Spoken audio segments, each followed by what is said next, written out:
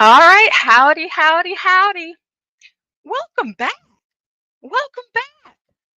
You are here at the Urban Landlord, and you are watching Politicking with me, Portia. So happy to have you guys here with me tonight. I had to make sure that I started late just to be in the spirit of the holiday of the month. So if you expected that I was going to be on time tonight, that is your bad. But we're here, and I'm so glad to be here with you guys. We have so much to get through.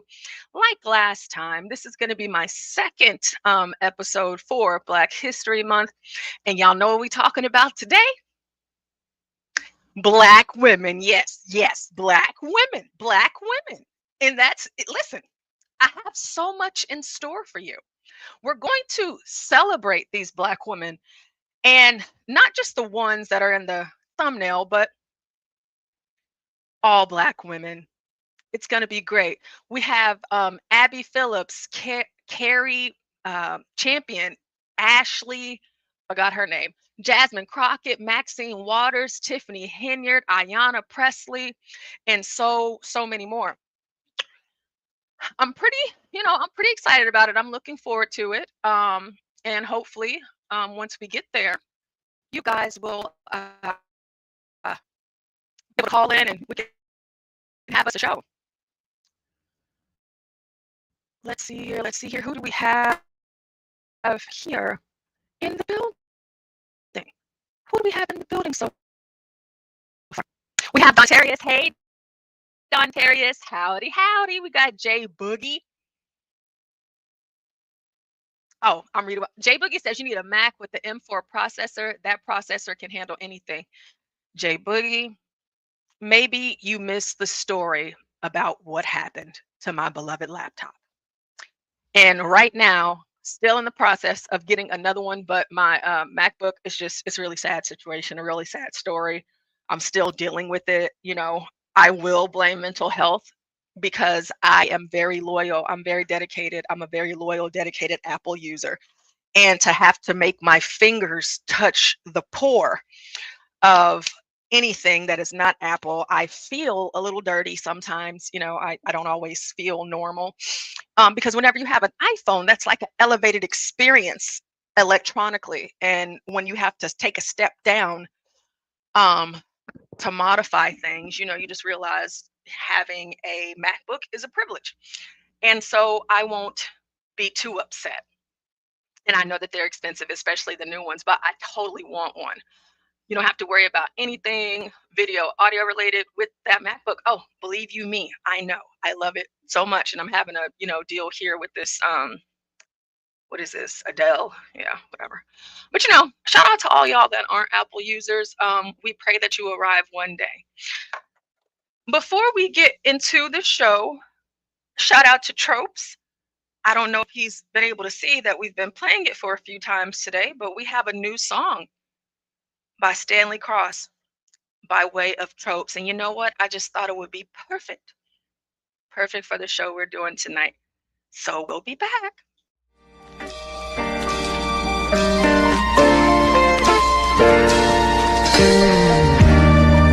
When I was a little boy, growing up, I remember the old saying,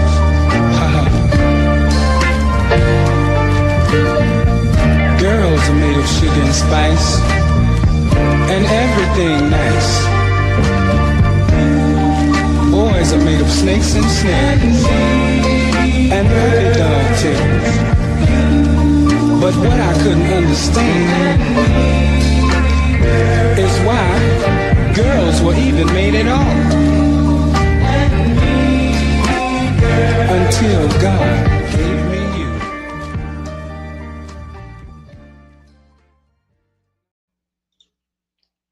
Shout out to Stanley on the ones and twos. God gave me you. God gave me you. God gave all of you Black women. He also did that. He did that too. And because of his loving and kindness on extending something so beautiful to women that look like me, I want to take you guys back to a time that's well before my time for sure. A lot of the people that I'll be talking to you about tonight are before my time, but you know, it's okay. We're going to be talking about the Black woman and comparing and contrasting from back then and now, and examining how far we have come. And is it a cause to celebrate? Is it a cause to celebrate? I think so. I think it is. Back between the 1920s and 70s, just to give you guys a bit of context on what it is that you're going to be watching, it's a panel of Black women who were born in the 1910s, 20s, 30s, and they grew up, of course, and now they're living through civil rights and all of these things like that. But in this particular segment that I'm going to use as the base tonight to bring into what's happening today, one thing that you'll notice about these women, and of course I'll pause here and there, is the fact that a lot of these women that you guys will see, we know who they are, and they have paved the way. And they have made examples of what they fought for and how they proved themselves worthy in the midst of all of the things that were around them. And of course, as you can imagine, being born in the 1910s probably wasn't all of that. You know, it probably wasn't. And we have come together further in time, right? So all we can do is move forward, because we quite literally can't go back in the past. We can't do that. We can't change the past, but we can change our futures. Another thing that you'll see whenever we get into it is even through their struggles, you don't hear about these women talking about their weaknesses and what they could not do. And of course, since today, a lot of Black women have platforms that extend far beyond this nation. You know, they didn't have the internet, social media, all that stuff like that. They can reach a larger audience. They have more power than they may not realize.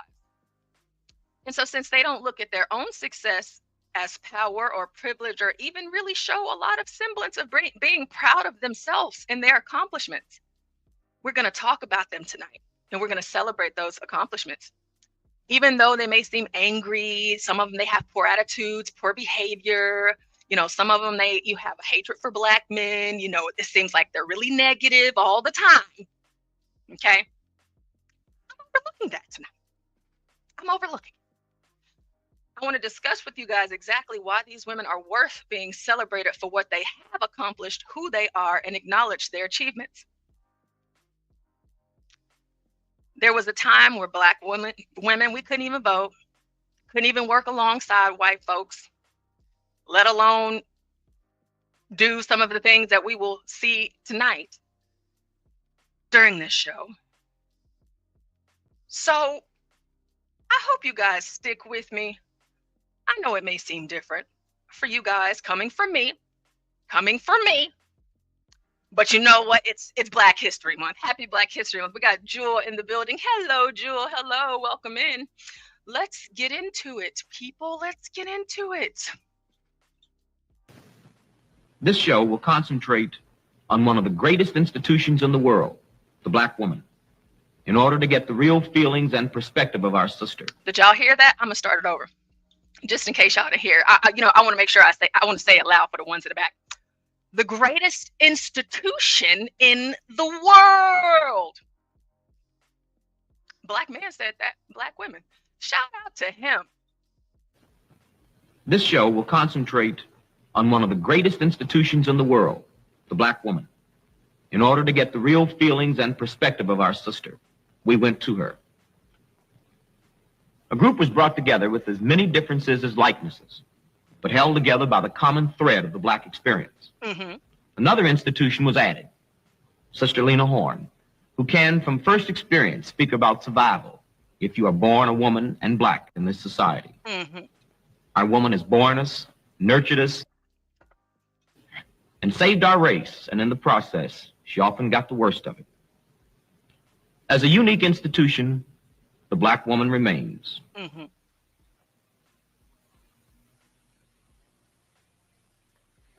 I believe the role of a Black woman is to work for a just society, and the kind of a society in which children can grow up without fear, in which they can hope. Don't you think so? Really, to boil it all down, Black woman is mother civilization. That adds it up. She is. She's actually the mother. That's it. She's the mother of the earth. She bears forth fruit, fertilize the soil.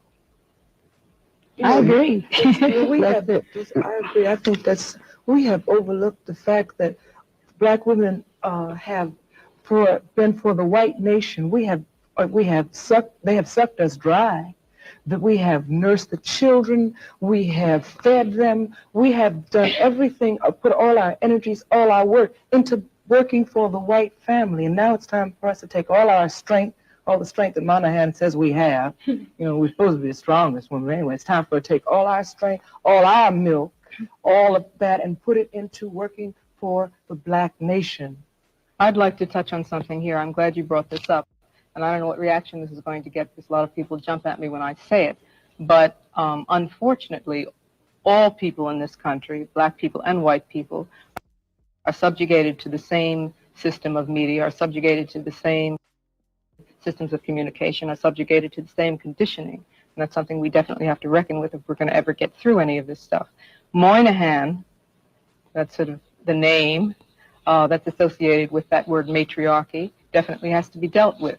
I'd like to deal with him face to face. Right. I think that unfortunately, a lot of us, Black men and Black women, believe in the myth of that matriarchy.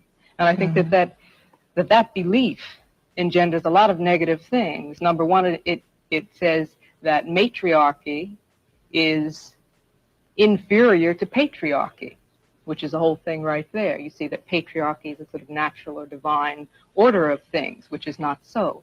Two, that Black men have believed and internalized the myth of white womanhood in this country and Anglo-Saxon impositions, so that they place us in relation to where white women are.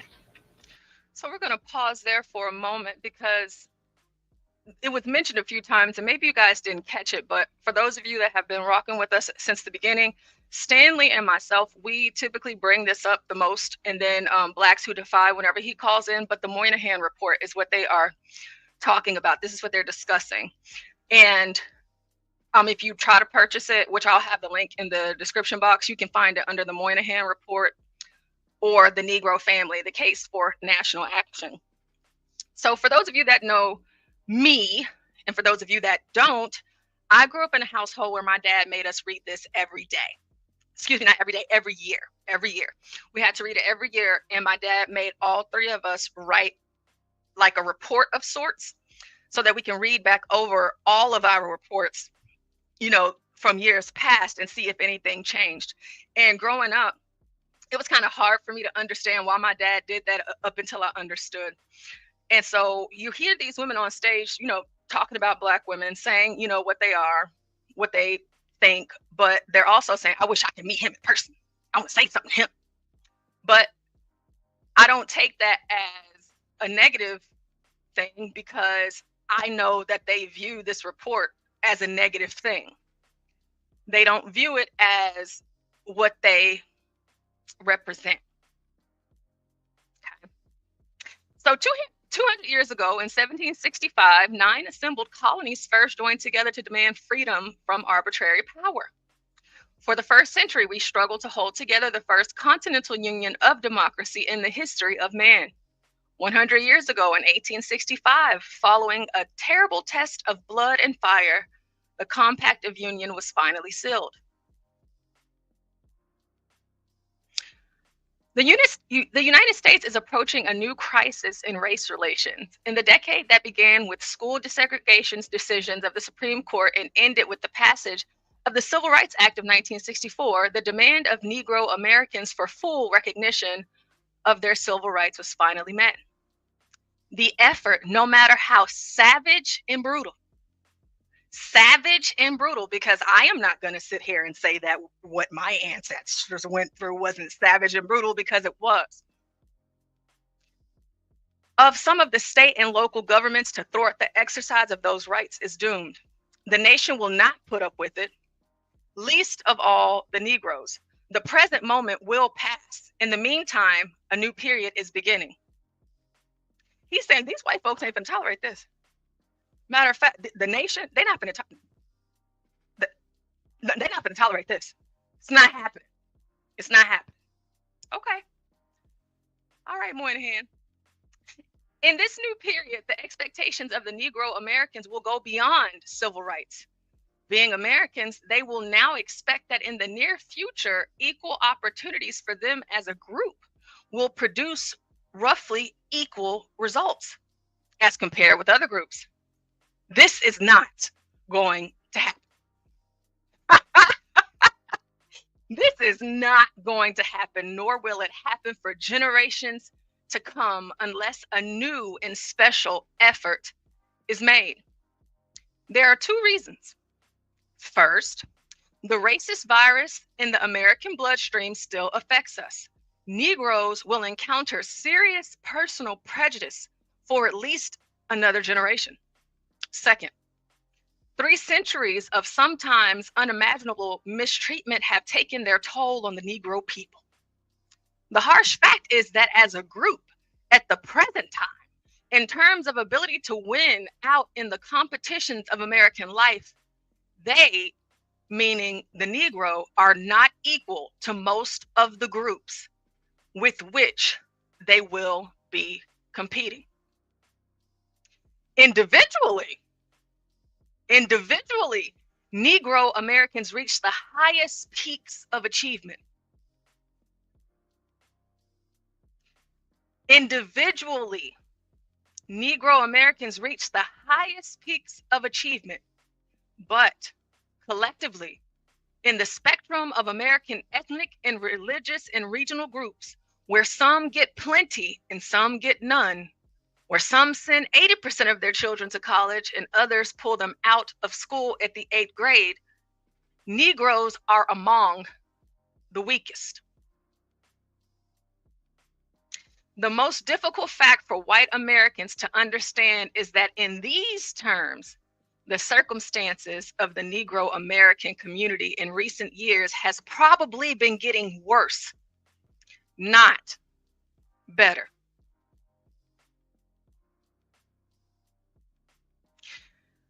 I'm going to pause there for a second I'm going to play something for you guys, and then we're going to hop back into it with these lovely Black women.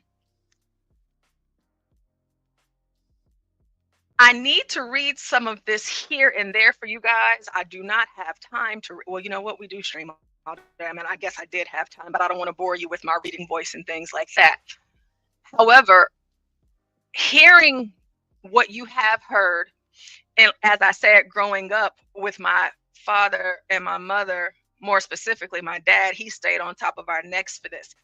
Y'all gonna read this every year, okay? You're gonna write about it, and then we're gonna see what changes and how you feel by the time you get 18. Because once you leave my house, you can do whatever you want to do. You ain't gotta read it no more. You ain't even gotta write a report. But I still, to this day, even though I'm long past 18, I still read it every year. I did it for like 15 years, 14, however many years. So what eventually happened for me over time is that I became angry, but not angry and I want to cuss you out, go off on you, this, that, and the third. It was just because of him saying what would never happen, what we could never be, what we would never achieve as a group. Now, individually, oh yeah, by all means, y'all are finna rock out, and y'all are gonna see one by one tonight how individual this success is to the Black women that I'm going to be presenting to you. Now, this does not equate to me leaning on the words of this white man that wrote this report. I'm speaking to it because we've talked about it before. This is what they're talking about back in the 70s, whenever this show was recorded. But also for you guys to get to hear and see that, yeah, he said all of that, but you do not have to represent that, right? So up here earlier, he said, where did he say? Where is it at? Second. Where is it at? Where is it at? Where is it at? Lord, my eyes.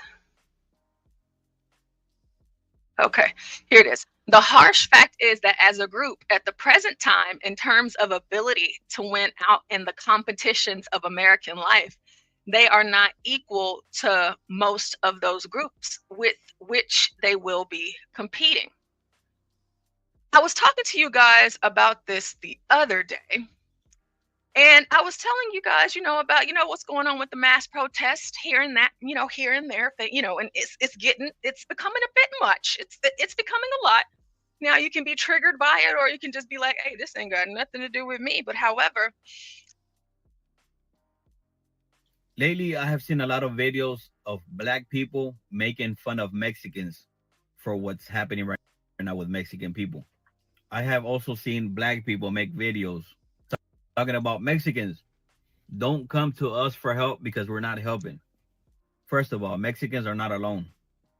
They have Honduran people, they have Salvadorian people, they have Guatemalan people, they have Nicaraguan people, and a whole bunch of other countries that are willing to join forces with the Mexican people. Black people, what makes you think that Mexicans are going to come running to y'all for help? What for? Y'all Black people can't even help yourselves. That's wild. Mexican people are hardworking people. Mexican people stick together. They make it work. That's the total opposite of a Black person. You want to call me racist? Go right ahead. I'm just keeping it real. Like I said, Mexican people are not alone. They have all of us. What makes you think that a Mexican will say, oh, okay, well, we have the Blacks. Let's go to them. Come on now. Y'all don't even trust each other. What makes you think that a Mexican will trust you if you don't even trust your brother? Get your popcorn ready and watch how Mexicans make this work. Get your popcorn ready and watch how they make it work. Now here in the chat, Drew says, it's the arrogance with which he writes is astounding. And over time, what happened with me is that I felt like, and again, I can recognize a point at which he said individually, I am an individual, that's for sure. But it kind of started to trigger me a little. It pissed me off. I didn't like that. this. I didn't see this growing up. I don't know what he's talking about. As a collective, for me and my family, I didn't know what he was talking about. But where you hear this guy saying, hey, we don't need to come to y'all for help. I mean, and for those of us that's asking for y'all help, to be real, I don't even know why they're doing that. Y'all don't trust each other. Y'all don't come together. Y'all don't do this. Y'all don't do that. What do we need y'all for? That's today. This is from years ago. Years ago. We have dollars of income, standards of living, and years of education deceive. The gap between the Negro and most other groups in American society is widening. The fundamental problem in which this is most clearly the case is that of family structure. So what you guys are about to hear them get into in this video is family structure and the black man and the black man. The evidence, while not final, but powerfully persuasive, is that the Negro family in the urban ghettos is crumbling. A middle-class group has managed to save itself, but for vast numbers of the unskilled, poorly educated city working class, the fabric of conventional social relationships has all but disintegrated. There are indications that the situation may have been arrested in the past few years, but in the general post-war trend is unmistakable.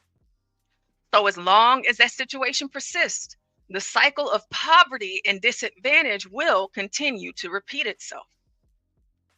The thesis of this paper is that these events in combination confront the nation with a new kind of problem.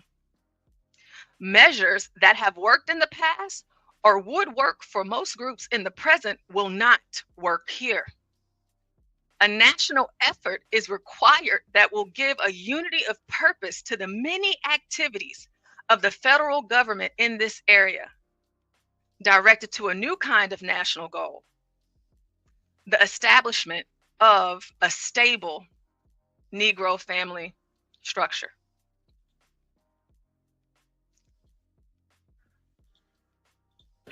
There's two things a woman, I believe, being a black woman and a very proud black woman, can do for a man: make him or break him. And then you take into consideration how the black man has been berated by the white man. His woman, adequately couldn't have the luxuries of another woman born the same just like her. This man has to, black men have stood by for a very, very long time and been humiliated by the system. He can't get the job that this fellow can get. You must understand that his wife might have to go on welfare. He has to stay in the humility of that. He has to watch the plumber duck if the welfare worker come in there. Mm-hmm. You understand me? He has always been made to feel he's below the next man. So you must take into consideration.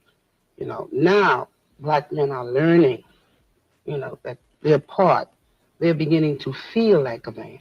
They're getting their dignity and their pride back. So he needs a woman to keep on pushing it. Vice versa, when you say about, in the system, this system has destroyed actually the black man, because everything that we've ever done, there's no part of this country that you can say, if you touch that a black man didn't bring it in here. Everything that they built, they've never been able to share with it.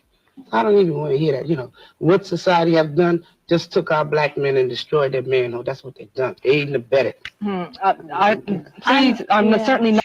Aided and abetted. Out of all of the ladies that are on this panel, I don't know. She can cook. It's all in her. She's aided and abetted. Like she just keep it real. Keep it real.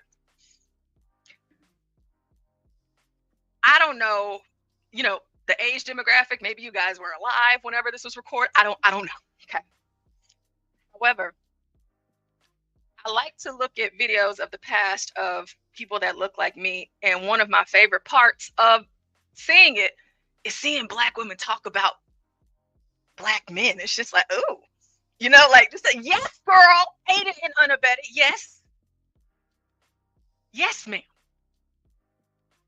Because me as a Black woman right now today, not to say that there are more Black women that are, more successful or whatever than Black men, but it seems as though the Black woman has a different type of strategic voice, that permeates across the nation, more so than that of the Black male. So whenever I was reading some of the Moynihan report to you guys, you heard where he mentioned this will never happen. Okay, listen, it's never going to happen. It's going to take something else to bring that change about. And oddly enough, if you look way back then, or even look to something that you can touch to right now, Trayvon Martin, Mike Brown, George Floyd, it took for the deaths of Black men to bring the Black women out to what looks to me a celebration of a Black man's death. But I'm pretty sure Moynihan wasn't expecting BLM whenever he wrote this. Pretty sure he wasn't. Okay. But he speaks about the family, the Negro family. There is no Negro family without the Negro father. And these Black women, as you will hear, they celebrate that, they recognize that, they uplift that, they understand that. And I think it's beautiful. I think it's beautiful. Not in disagreement. I'm in 200% agreement with everything you said. I think we all are. Mightn't it be, like we understand that what the brothers are going through now, as you say, the cultural national, but mightn't it all be very revolutionary, and you might be the better woman for understanding that they, at this point, they need you to walk a few feet behind and get their manhood together. So if it takes that, then I'm going to do whatever the brothers need now. I mean, I've been doing a lot of research on slavery and talk about wiping out and ripping off a people. They did it to the Black man. They did it. And if it takes, at this point, a cultural national say you got to walk 4 paces behind me, baby, slow. If that might be revolutionary, I'll do that. I mean, I'm going to do anything at this point that's needed. Is that revolutionary? She said that is revolutionary. If I have to walk 10 paces behind my man slowly, just to make sure that I don't disrupt or interrupt his manhood so that he can have his manhood and his dignity, I'm willing to do that.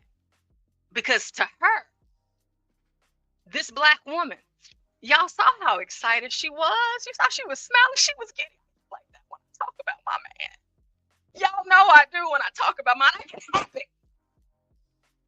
And she, a Black woman, while back in the 1970s, doesn't matter, okay? This is what they are talking about as a collective to see their people advance in this country. And as you may have noticed, right, these ladies, they're soft-spoken, they're just having a conversation. It ain't no, sister girls, this and that, neck rolling. And, even though you guys will hear some of them disagree, it is still very feminine. And they can have very civil conversations with each other. But it's just, when you look back, even with Martin Luther King, Coretta, hey, okay, well, baby, you go out and you do your thing. All that. I'm stay at house. I'm stay at the house with the kids. I got you, whatever. I'm going to let you do your thing. And it is what it is.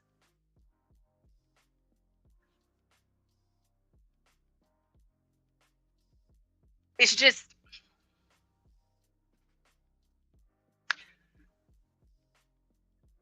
it's not everywhere in American society, right? Because we don't see everything on the news all the time, but there is a lot of influence, social media, things we see, and it may seem as though Black women, of course, are angry, upset, always trying to fight, argue, this, that, and the third. We ain't got nothing good to say. We don't really bring nothing good to the table.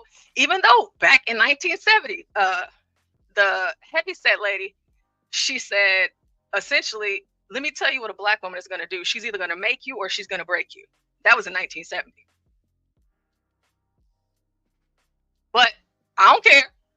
break mine. We're going to keep it going. They always say history repeats itself. And so I know that I'm not, you know, one of those, I'm too proud to have a man, black woman, but I know that I'm not alone. Let's keep listening before we get into some today.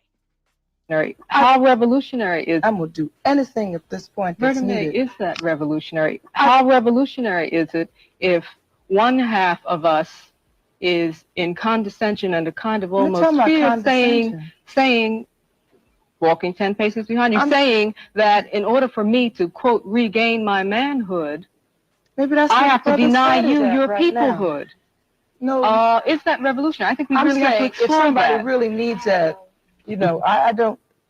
We just have to do whatever we need to do to help that these says black to me men that get you together. really believe that there has been this thing called a matriarchy, that as Moynihan I put believe it, we've been ripped off as a people. Black people have been ripped off. No, we haven't been ripped off. but you're not dealing with the internal thing that really. I take that back. Black people hasn't been ripped. Black people have been raped of every ounce of human things that's entitled and do another human being. Right. Do you know how we really can't get this together? And really, because to me, this is very alien, and we shouldn't be sitting here talking about defining something which has been defined for us. We should be about redefinition. And I don't particularly care whether I walk alongside, in back of, or in front of. That is going to have to be defined for me by my man. Her man. We know too well what our being is all about in the United States of Europe. We have to deal with that. That's why I started out by saying, are we talking about changes within existing systems? Because that's all we're talking about. We're talking about a black nation within a European nation. And if we have to deal with that, then let's redefine our own culture and stop being a subculture. Stop worrying about the man. That's deifying him. Who is the man? Who is the man? She said, I'm not finna decide if I'm finna walk beside my man, to the left of my man, to the right of my man, to the front of my man, or the back of my man. I ain't finna decide that. You know who finna decide that for me? My man. Him. He's gonna decide. And she didn't say it with anger and animosity. You could even hear in her the pride when she spoke those words. Oh no, baby, listen. No. He makes those choices for us. So there is not the man, there is my man, and my man is the one who I am going to follow. And then she follows up. I said, but who is this man that they speaking about? I mean, why are you worried about them? Who you what's going on? Well, has any of that changed today? Have we grown or gone from a system of, just using this as an example, just a little bit of comparison, from your man, or are we still seeking out the man? I don't know. First up on the docket today, Jasmine Crockett. I am tired of the white tears. Listen, if you are competent, you are not concerned. When I walk into Congress every single day, you know why I don't feel away and why you can't make me doubt who I am is because I know that I had to work 10 times as hard as they did just to get into the seat. When you look and you compare me to Marjorie Taylor Greene or me to Lauren Boebert, there is no comparison. And that is the life that we have always lived. So the only people that are crying are the mediocre white boys that have been beaten out by people that historically have had to work so much harder. This is why they don't want us to have education.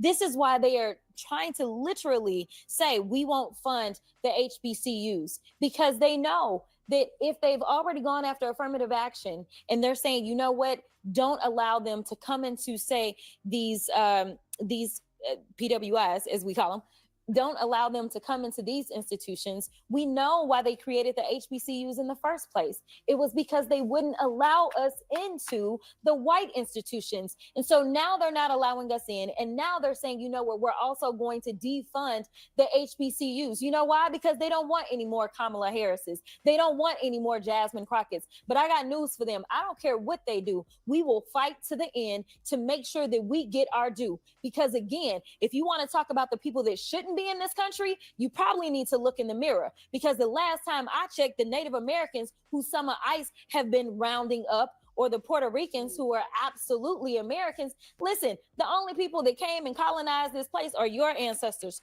Trump.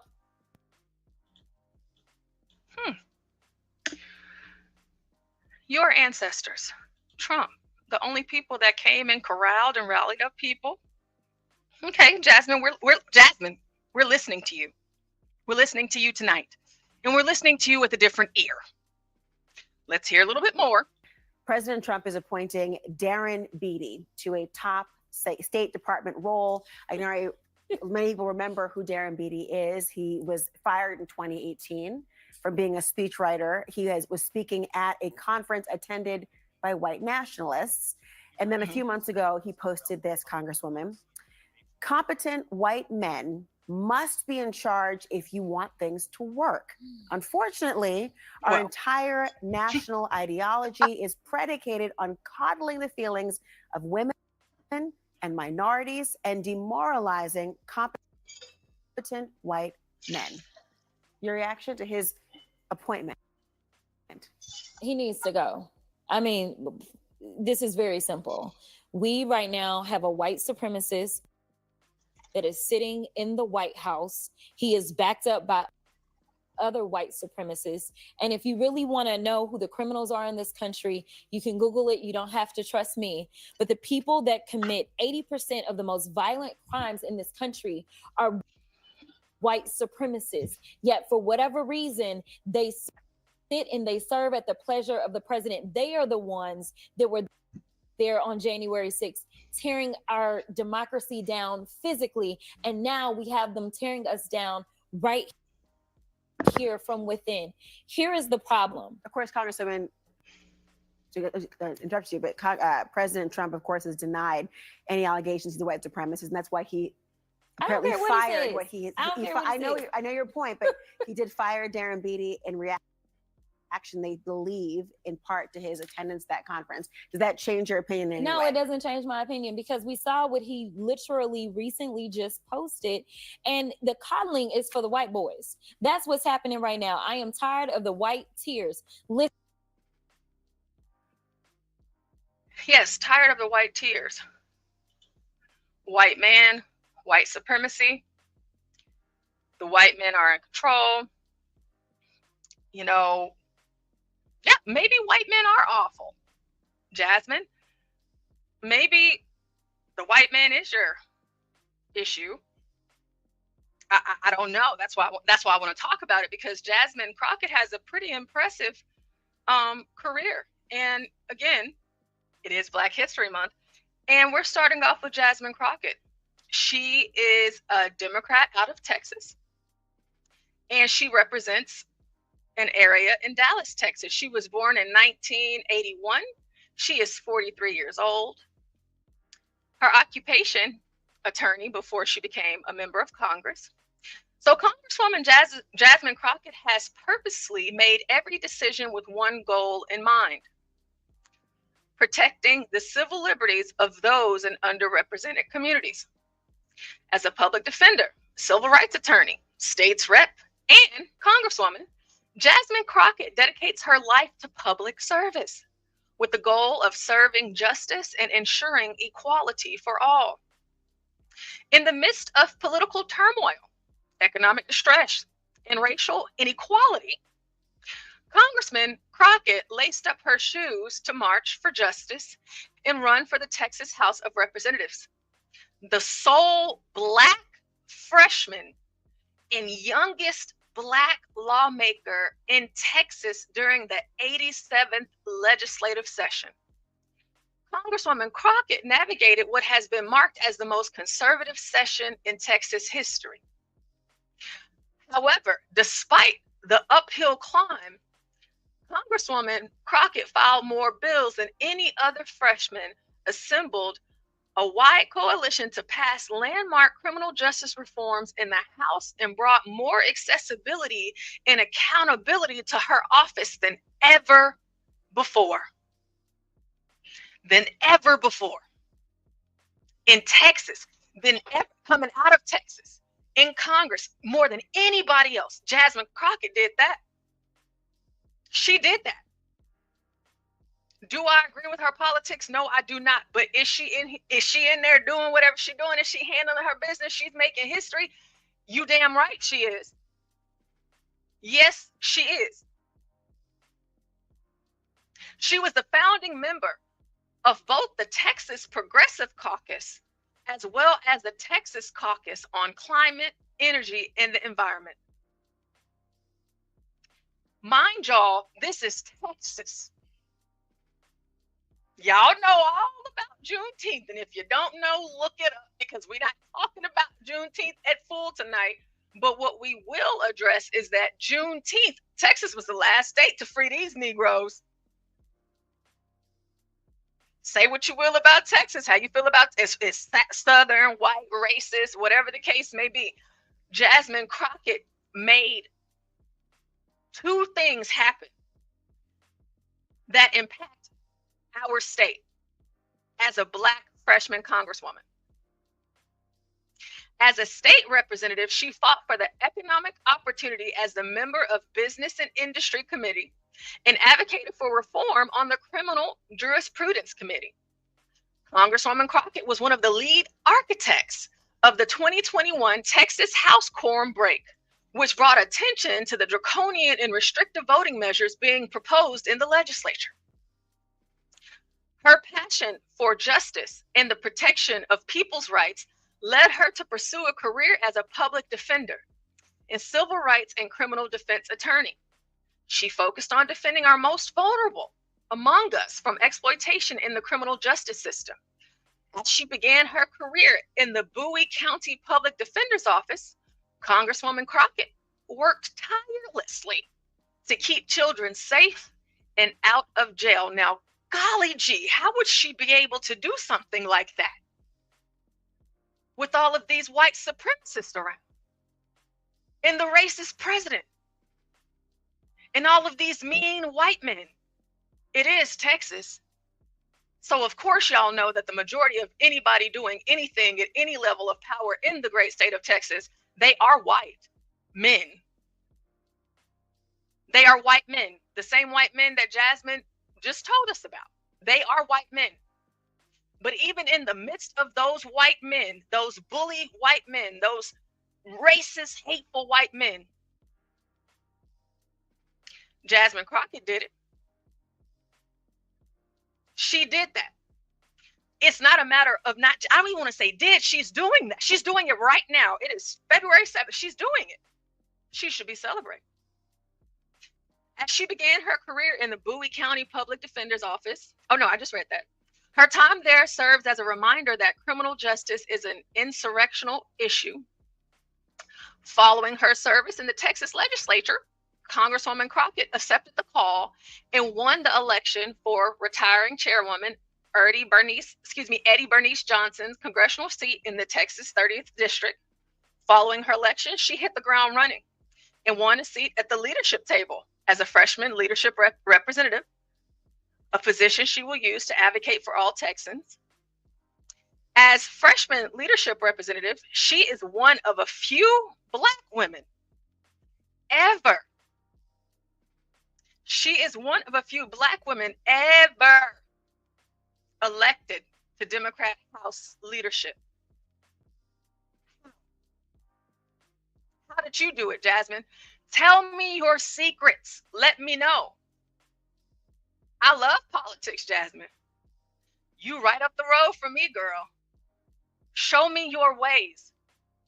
Because when I listen to you, Jasmine, sometimes I just feel like I can't ever do any of this. I can't do any of this. whenever I listen to some of the things that you say sometimes, Jasmine, I hear the Negro family. I hear the Moynihan report. You sound just like him to me. In the same book that I read growing up, listening and ingesting the words that this white man is telling me what I would never be able to do, I'm listening to you say the same thing. And Jasmine, why? Why? But just like Moynihan, he said individually, individually, Negro Americans reach the highest peaks of achievement. Individually, Jasmine. But collectively, in the spectrum of American ethnic and religious and regional groups, where some get plenty and some get none, where some send 80% of their children to go to college and others pull them out of school at the 8th grade, Negroes are among the weakest. Negroes are among the weakest.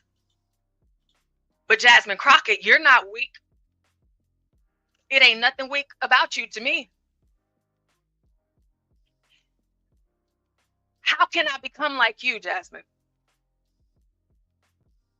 And why does it take for some girl who's never voted for your party? I've never voted Democrat and I never will. I never will.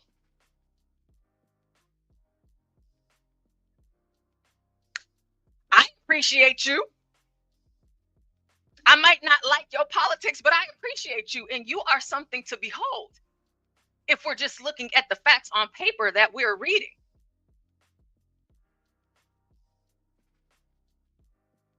In Congress, Congresswoman Crockett hopes to continue to build on the legacy of Chairwoman Johnson and will fight to expand access to health care, voting rights, economic opportunity, and dignity for all. She will fight to protect Medicare, Social Security, and expand critical social safety net programs. She will continue to be a tireless advocate for civil liberties, immigrant rights, and economic equity for women and the diverse communities across the state of Texas. Oh, maybe y'all thought I was done. I'm not done yet. Oh, no, I ain't done yet. Congresswoman Crockett earned her BA in Business Administration from Rhodes College and her JD from the University of Houston. And I can tell you right now, that program is not easy to get into. Not at U of H. You can get accepted into the undergrad, but they don't play about their JD program at the University of Houston. So she had to be sharp to even get in there. Of course, we can say affirmative action, whatever. Listen, she got in there, period. She got in. She is licensed to practice law in Texas and Arkansas and federal courts. Crockett is a past Bowie County Democratic Party chair.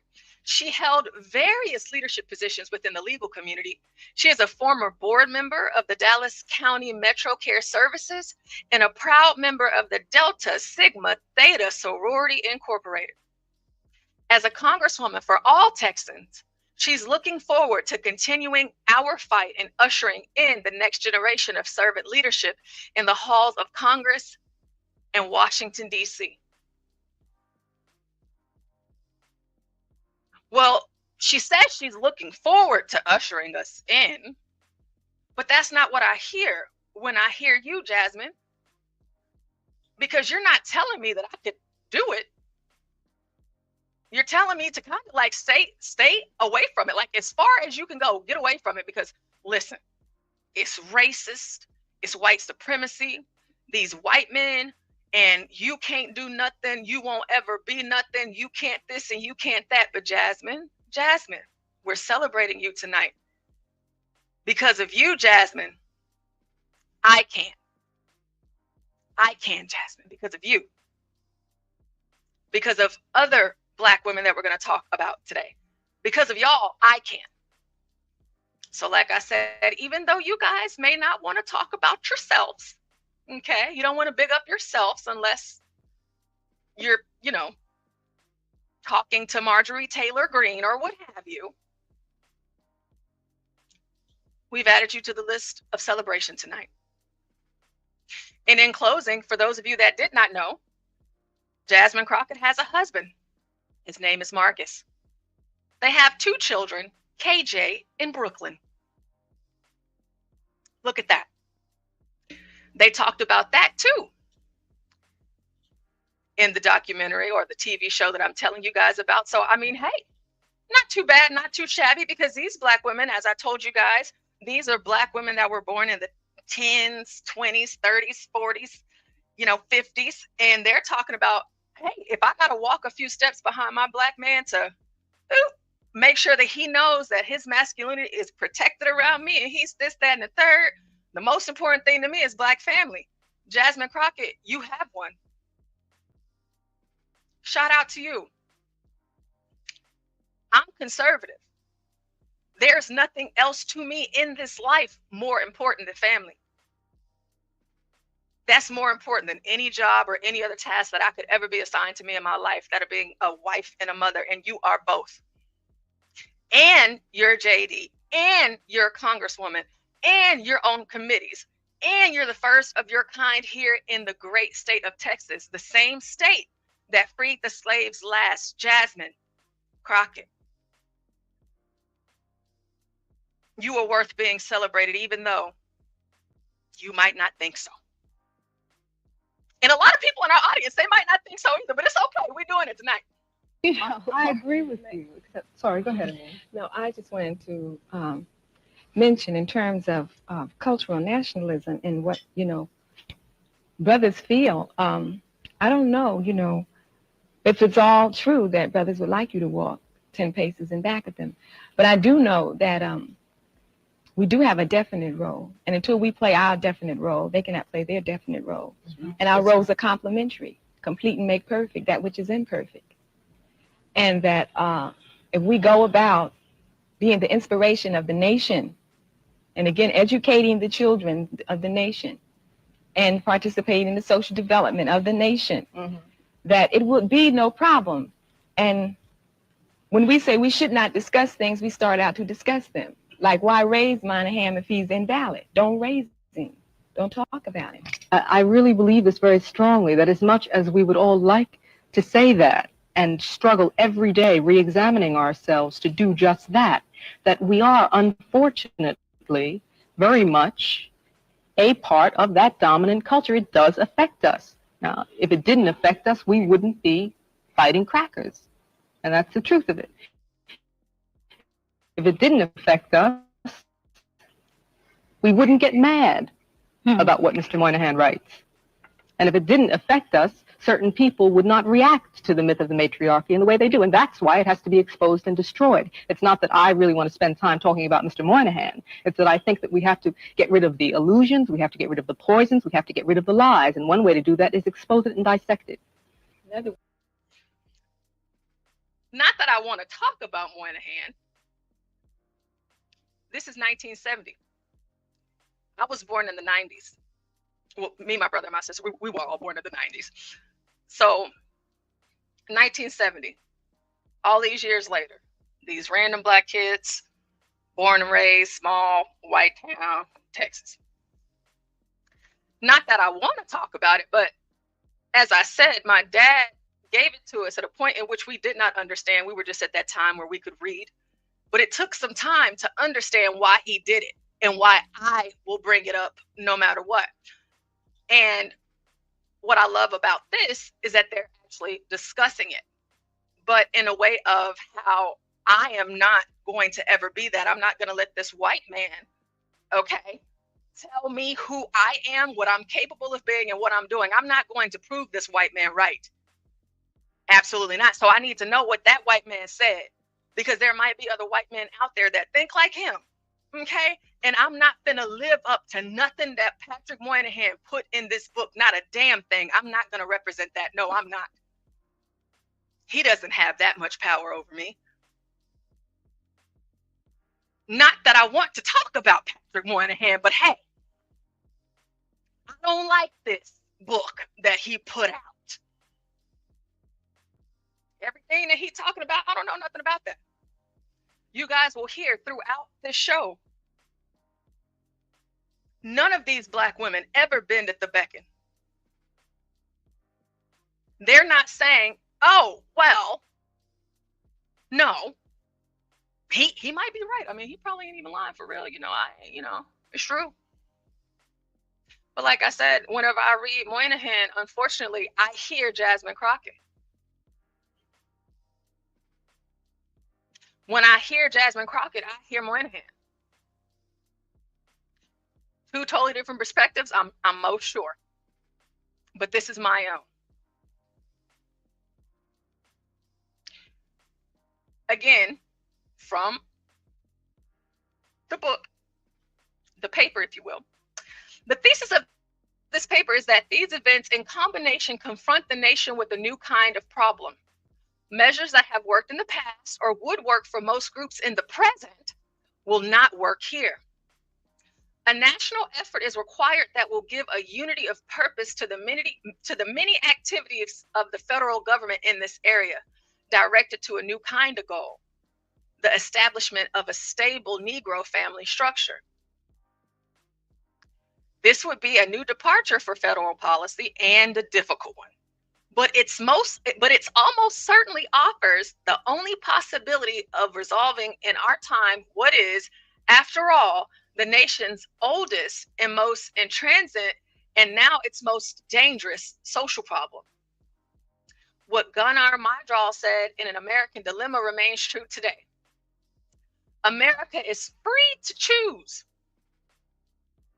whether the Negro shall remain her liability or become her opportunity. America is free to choose whether the Negro shall remain her liability or become her opportunity. If we create a new life, a new value system, and live it as an example. That's what I'm talking about. That's it. That would probably be the best way, because then people could see it as a living thing and not as a theory. Because what we need to do is to reestablish a new value system. That's what Black people need. Right, a value and how system exactly, and how do we go about that? We go about it the way you go about daily work. First of all, you decide what you want. You establish your values and you start to live it. Mm-hmm. And the people in your community, you start talking to your neighbors.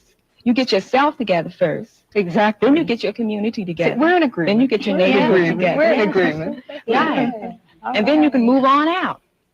But in the beginning, you got to make sure you got yourself together. Right. Okay. You have to start right here. Yeah, you make sure you get yourself together, like Jasmine Crockett did. Yeah, you do that. You go ahead and do that. You make sure you get yourself together. Y'all have heard me here. For those of you that haven't, I'll say it again for the new people that might be in the building. I represent my mother and father first. That's who raised me. That's where I came from. That's where I get most of my belief systems from. While yes, I was raised in a different area, but small town regardless, I had my mother and my father in the home. I tell you guys, I've told you guys this story before, but right by my parents' front door, there's a mirror. So there's a door, and to the right of the door, there's this mirror on the wall.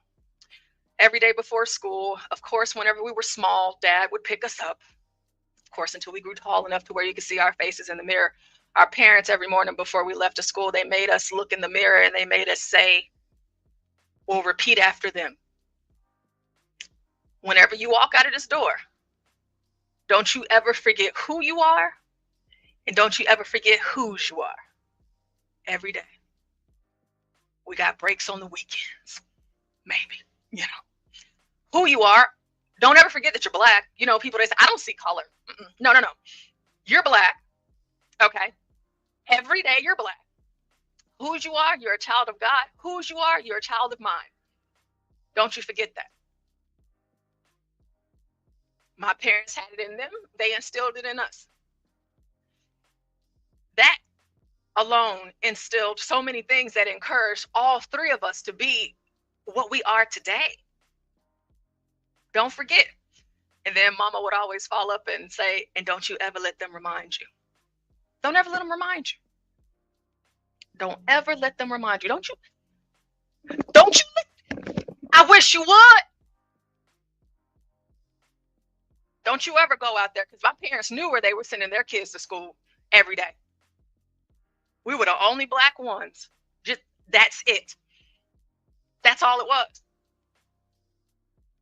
But don't you ever cry in front of them, and don't you ever allow these people to stare at you and make a mockery out of you and make you something or call you something that you're not. Now, mind you, I'm an adult now, but when I was a child, it was different.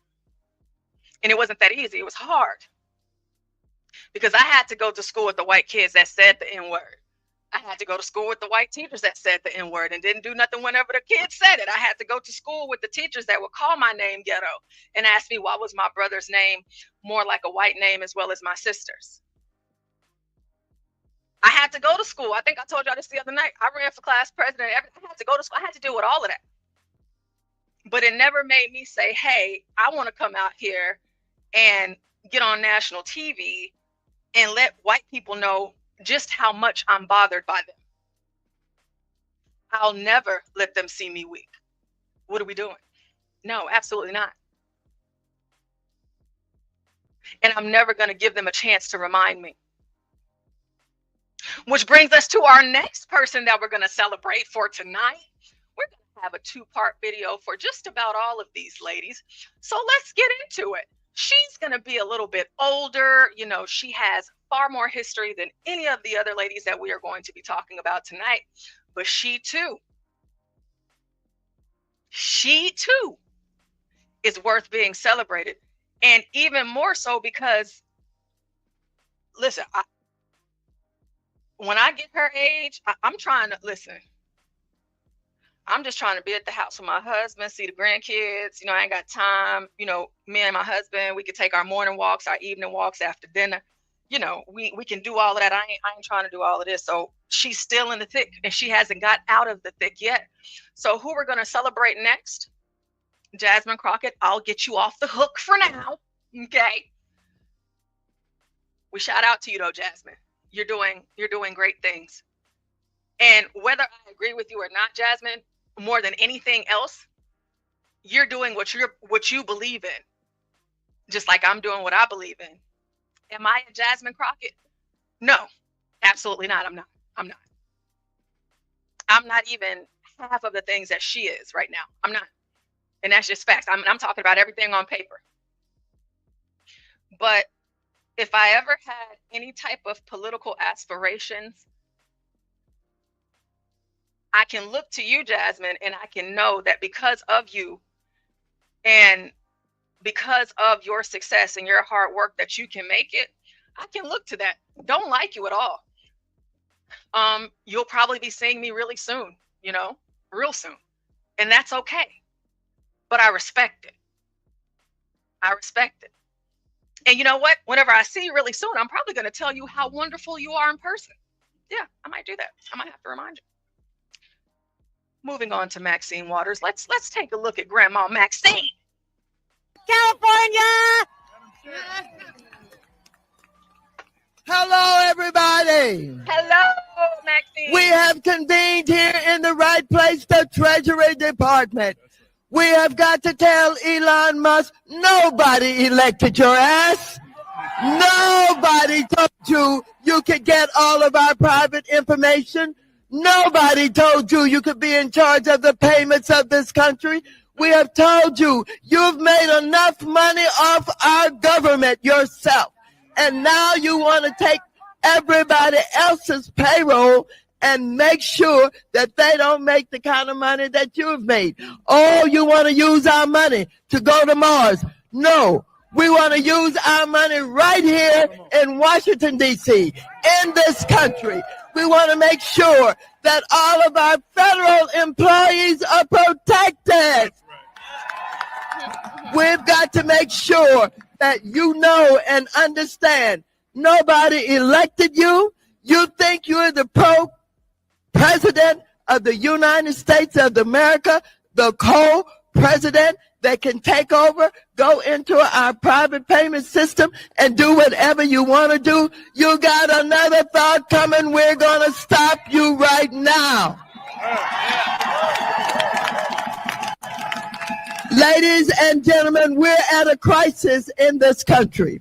We're having a crisis in this country because Trump and Elon Musk and the billionaires have decided they're going to put us all in our place. They're going to run this country. They're going to make sure that they take over everything. Are we going to let them do that? No. Are we going to let them run this government in the way that they can make even more money? No. And so they won't stop. It is so brazen. Every day they're taking new actions. They're taking executive actions. Every day they're doing something. Do you know that Trump and the billionaire class have created cryptocurrency? Do you know that that cryptocurrency is not a donation? It's not an investment. It's going into their pockets. Do you understand that the money makers are in charge, they think? But when the people decide that we're not going to be trumped on, that we're not going to be walked on, that we're not going to be stumped on, that we're not going to allow them to control our lives and push us out, that when they understand that, we will win. That's it. That's it. That's it. We've got to be prepared to be out here no matter how cold. All right, we're going to take a pause here for a second. We're going to rewind it a few seconds, just a few. We'll win. Hold on, wait. Just maybe a few more. Let me go back right here because we're going to focus on that. This for just for a moment, y'all stay with me. We're going somewhere tonight. We're going somewhere. That we're not going to be walked on, that we're not going to be stumped on, that we're not going to allow them to control our lives. We're not going to be walked on. We're not going to be stomped on. And we're not going to allow them to control our lives. What a wonderful message. Because you know what Maxine Waters did in her life? She ain't ever let nobody step on her. Let's talk about it. Maxine Waters was born in St. Louis, very similar to that of Jasmine Crockett.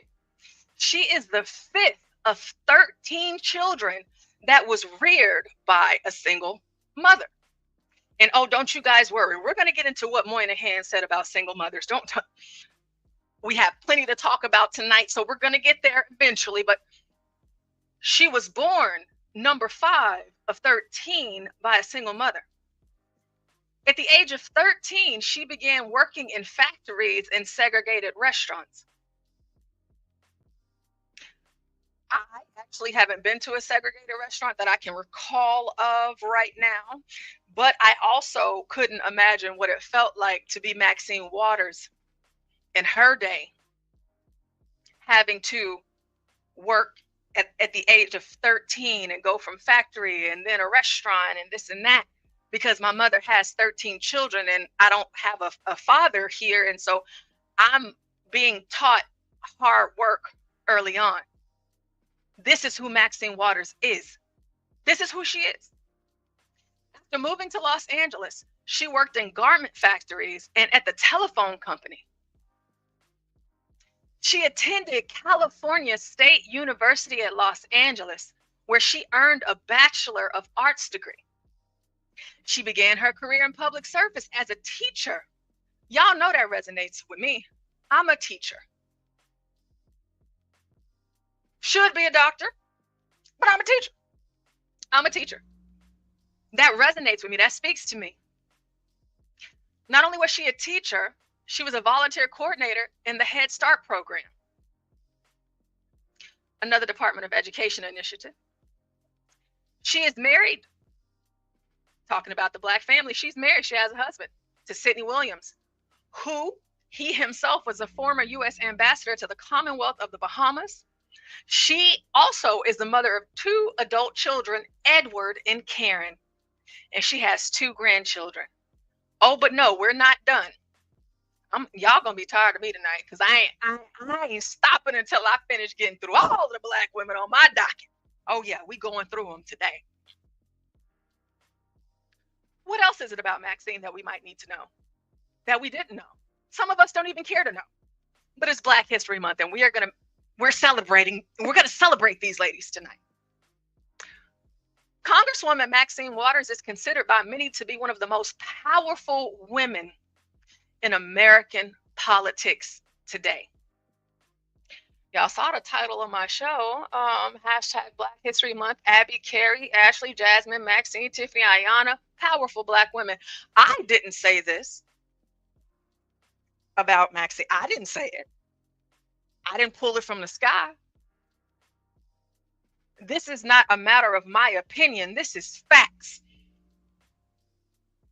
Because Maxine Waters is one of the most powerful women in American politics today. All on her own. She don't need no damn help.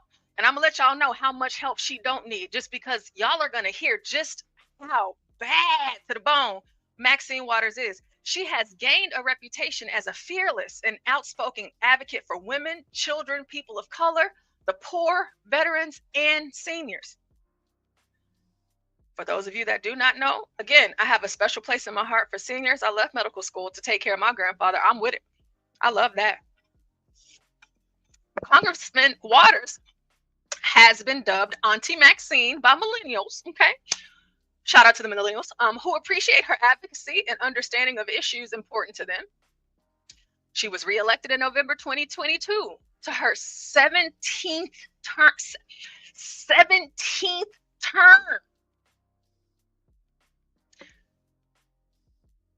17 times? I mean, that seems like quite a bit. You know, because I mean, I'd like to imagine that if the road wasn't so easy, Maxine Waters' ass would have been out of there 17 times. So whatever it is that she is doing something that her constituents love and they respect. And there is nowhere here in the United States of America where there are more Black people than there are white. And so for that, she doesn't just get the recognition of her own people. She gets the recognition of the majority of the people, no matter what they look like, where she is at 17 times. And for each 17 time, we're looking at more than 70% of the vote in the 43rd Congressional District of California. Congressman Waters represents parts of LA, including the communities of Westchester and Playa del Rey. The unincorporated area of Los Angeles County, comprised of Lenox, West Athens, West Carson, Harbor Gateway, El Camino, and Watts. The 43rd district also includes the diverse cities of Gardena, Hawthorne, Inglewood, Lawndale, Lomita, and Torrance. Congresswoman Waters made history. It's Black History Month, ain't it, y'all? It's Black History Month. Congressman Waters made history as the first woman in the first African-American chair of the House Financial Services Committee. She didn't break history on one front, she broke it on two. First woman in the first African-American chair. That is impressive, Maxine. I'm happy to hear it. An integral member of the Congressional Democratic leadership, Congresswoman Waters serves as a member of the Steering and Policy Committee and is the co-chair of the Bipartisan Congressional Task Force on Alzheimer's Disease. She is also a founding member of the Congressional Progressive Caucus and member of past chair of the Congressional Black Caucus. Come on now, Maxine. Let's talk about it. You old, so I mean, like, you've been doing this for a long time, a long time. I mean, we can double my life for as long as you've been in leadership. You've been doing this. You've not been ousted. Whoever else that is racist in as your colleagues within the party or whatever the case may be, the party, the opposite party, just in federal government, you're still here. You're still here. And you're still doing the things that you said that you were set out to do, whether I agree with your politics or not. You're still here. And that means something to me. Maybe not to you, Maxine, but it means something to me. Throughout her more than 40 years of public service, Maxine Waters has been on the cutting edge, tackling difficult and often controversial issues. She has combined her strong legislative and public policy acumen and high visibility in the Democratic Party activities with an unusual ability to do grassroots organizing. For those of you that do not know, grassroots organizing is not a joke, it is not a game, and it is not nothing to play with. That would be back then, which I imagine it was 1,000 times harder for her than it has been for me in my experience at the grassroots level. That's a lot of work. It's a lot of work to get your name out there. It's a lot of work to get people to trust you. It's a lot of work to get people to believe that your heart is actually for the people and that you're going to represent your constituent in the way that you say on the campaign trail. But Maxine Waters did that. Oh, Jesus. Prior to her election in the House of Representatives in 1990, well before it, which I was born, okay, I wasn't here yet, Congresswoman Waters had already attracted national attention for her no-nonsense, no-holds-barred style of politics. During 14 years in the California State Assembly, so before she spent 40 years, you know, as a federal representative, she spent 14 somewhere else. She rose to the powerful position of the Democratic caucus chair. She was responsible for some of the most boldest legislation California has ever seen. Maxine Waters, the boldest legislation California has ever seen. We're talking about a state that didn't even have slavery, for one. But two, whether they had it or not, that doesn't make anybody or any other area less racist or segregated or discrimination or what have you. But Maxine did that. The largest divestment of state pension funds from South Africa, landmark affirmative action legislation, the nation's first statewide child abuse prevention training program, the prohibition of police strip searches for nonviolent misdemeanors, and the introduction of the nation's first plant closure law. This is, we outside of California, when we start talking about the nation, we talking about the first plant closure law for the United States of America. Maxine Waters did that. She did that. Let's hear some more, Maxine, before we get to reading some more of her biography.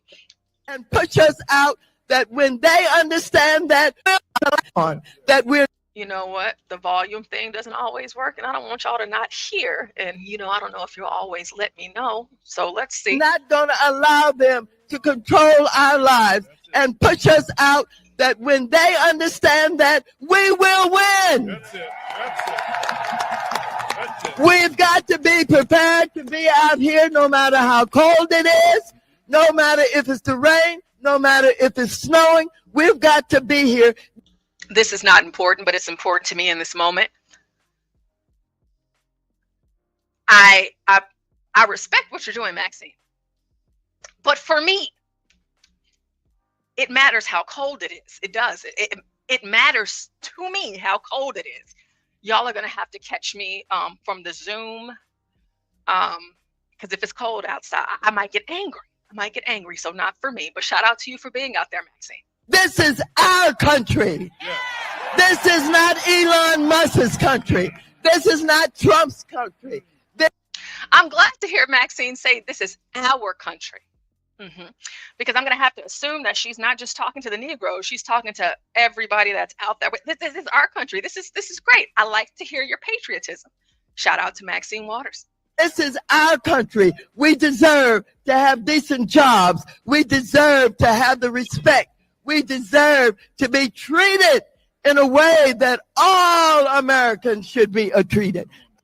Okay, we deserve to have decent jobs and respect. Let's actually get back into Maxine Waters' job. Seems pretty decent to me, but I mean, you know, Maxine, hey, this is a pretty decent job for 40 years. As a National Democratic Party leader, Congresswoman Waters has long been highly visible in the Democratic Party politics and has served on the Democratic National Committee, the DNC, since 1980. 1980, that's a long time. Yeah, it is, amen. She was a key leader in 5 presidential campaigns, amen. Senator Edward Kennedy, 1980. Reverend Jesse Jackson, 1984 and 1988. And President Bill Clinton in 1992 and 96. He didn't have any relations with that woman. In 2001, she was instrumental in the DNC's creation of the National Development and Voting Rights Institute and the appointment of Mayor Maynard Jackson as its chair. Following the Los Angeles civil unrest in 1992, Congressman Waters faced the nation's media and public to interpret the hopelessness and despair in cities across America. Black woman, her voice rang out across the country. Over the years, she has brought many government officials and policymakers to her South Central LA district to appeal for more resources. Now, you know, anybody that's out in South Central LA right now, be careful, be safe, be careful, okay? Take care of yourselves. They included President Clinton, Vice President Al Gore, Secretaries of Housing and Urban Development Henry Cisneros and Andrew Cuomo, and Alan Greenspan, Chairman of the Federal Reserve System. Following the unrest, she founded Community Build, the city's grassroots rebuilding project. She has used her skill to shape public policy and deliver the goods. 10 billion with the B, Trump billion with the B, in Section 108 loan guarantees to cities for economic and infrastructure development. Housing and small business expansion. 50 million appropriation for Youth Fair Chance program, which established an intensive job and life skills training program for unskilled, unemployed youth. Expanded U.S. debt relief for Africa and other developing nations, creating a center for women veterans, among others. This is the biography of Maxine Waters. With a respectable job, and dare I say, a black job.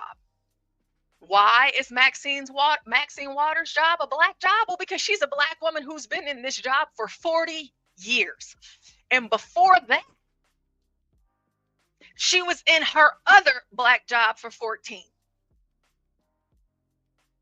Just like Jasmine Crockett, whom she replaced due to the efforts of her predecessor retiring, they hired yet another black woman to represent them. So to me, that is a black job. And believe you me, in my mind, if I just pay attention to any trends, I'm most sure that whenever Maxine Waters takes a step down, there will be another black person that will fill in the shoes and continue this black job, a job that is respectable, a job in which she has been elected by her constituents 17 times, 40 years in the same position.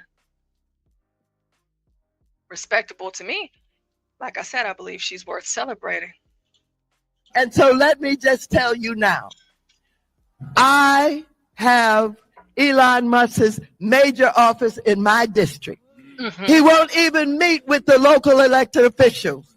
He said he was going to tunnel under from his office all the way to the airport so he didn't have to be among the measly people on the ground to get to the airport.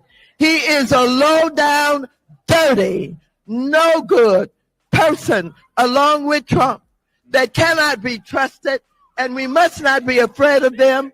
Again, when the people fight, we win. When the people fight, we win. When the people say that you'd better see us because we damn sure see you. Thank you very much. We better fight and we better win. Well, this is her position. This is her opinion. And of course, you know, she has to do what it is that she needs to do in her position, but we better fight and we better win. But tonight I want to talk about how Maxine has already won. She's already won. Maxine Waters continues to be an active leader in a broad coalition of residential communities, environmental activists, and elected officials that aggressively advocate for the mitigation of harmful impacts of the expansion planned for Los Angeles International Airport.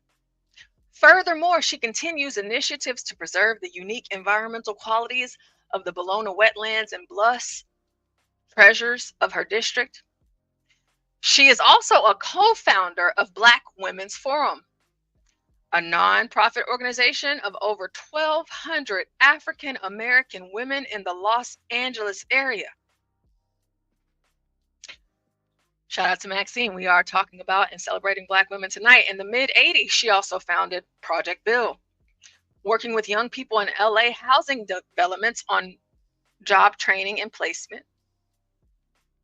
As she confronts the issues such as poverty, economic development, equal justice under the law, and other issues of concern to people of color, women, children, and poor people, we're not going to talk about Skid Row tonight, guys. We're not going to talk about Skid Row tonight. All right? With the poor people and the drugs, we're not going to do that. She's advocated for it.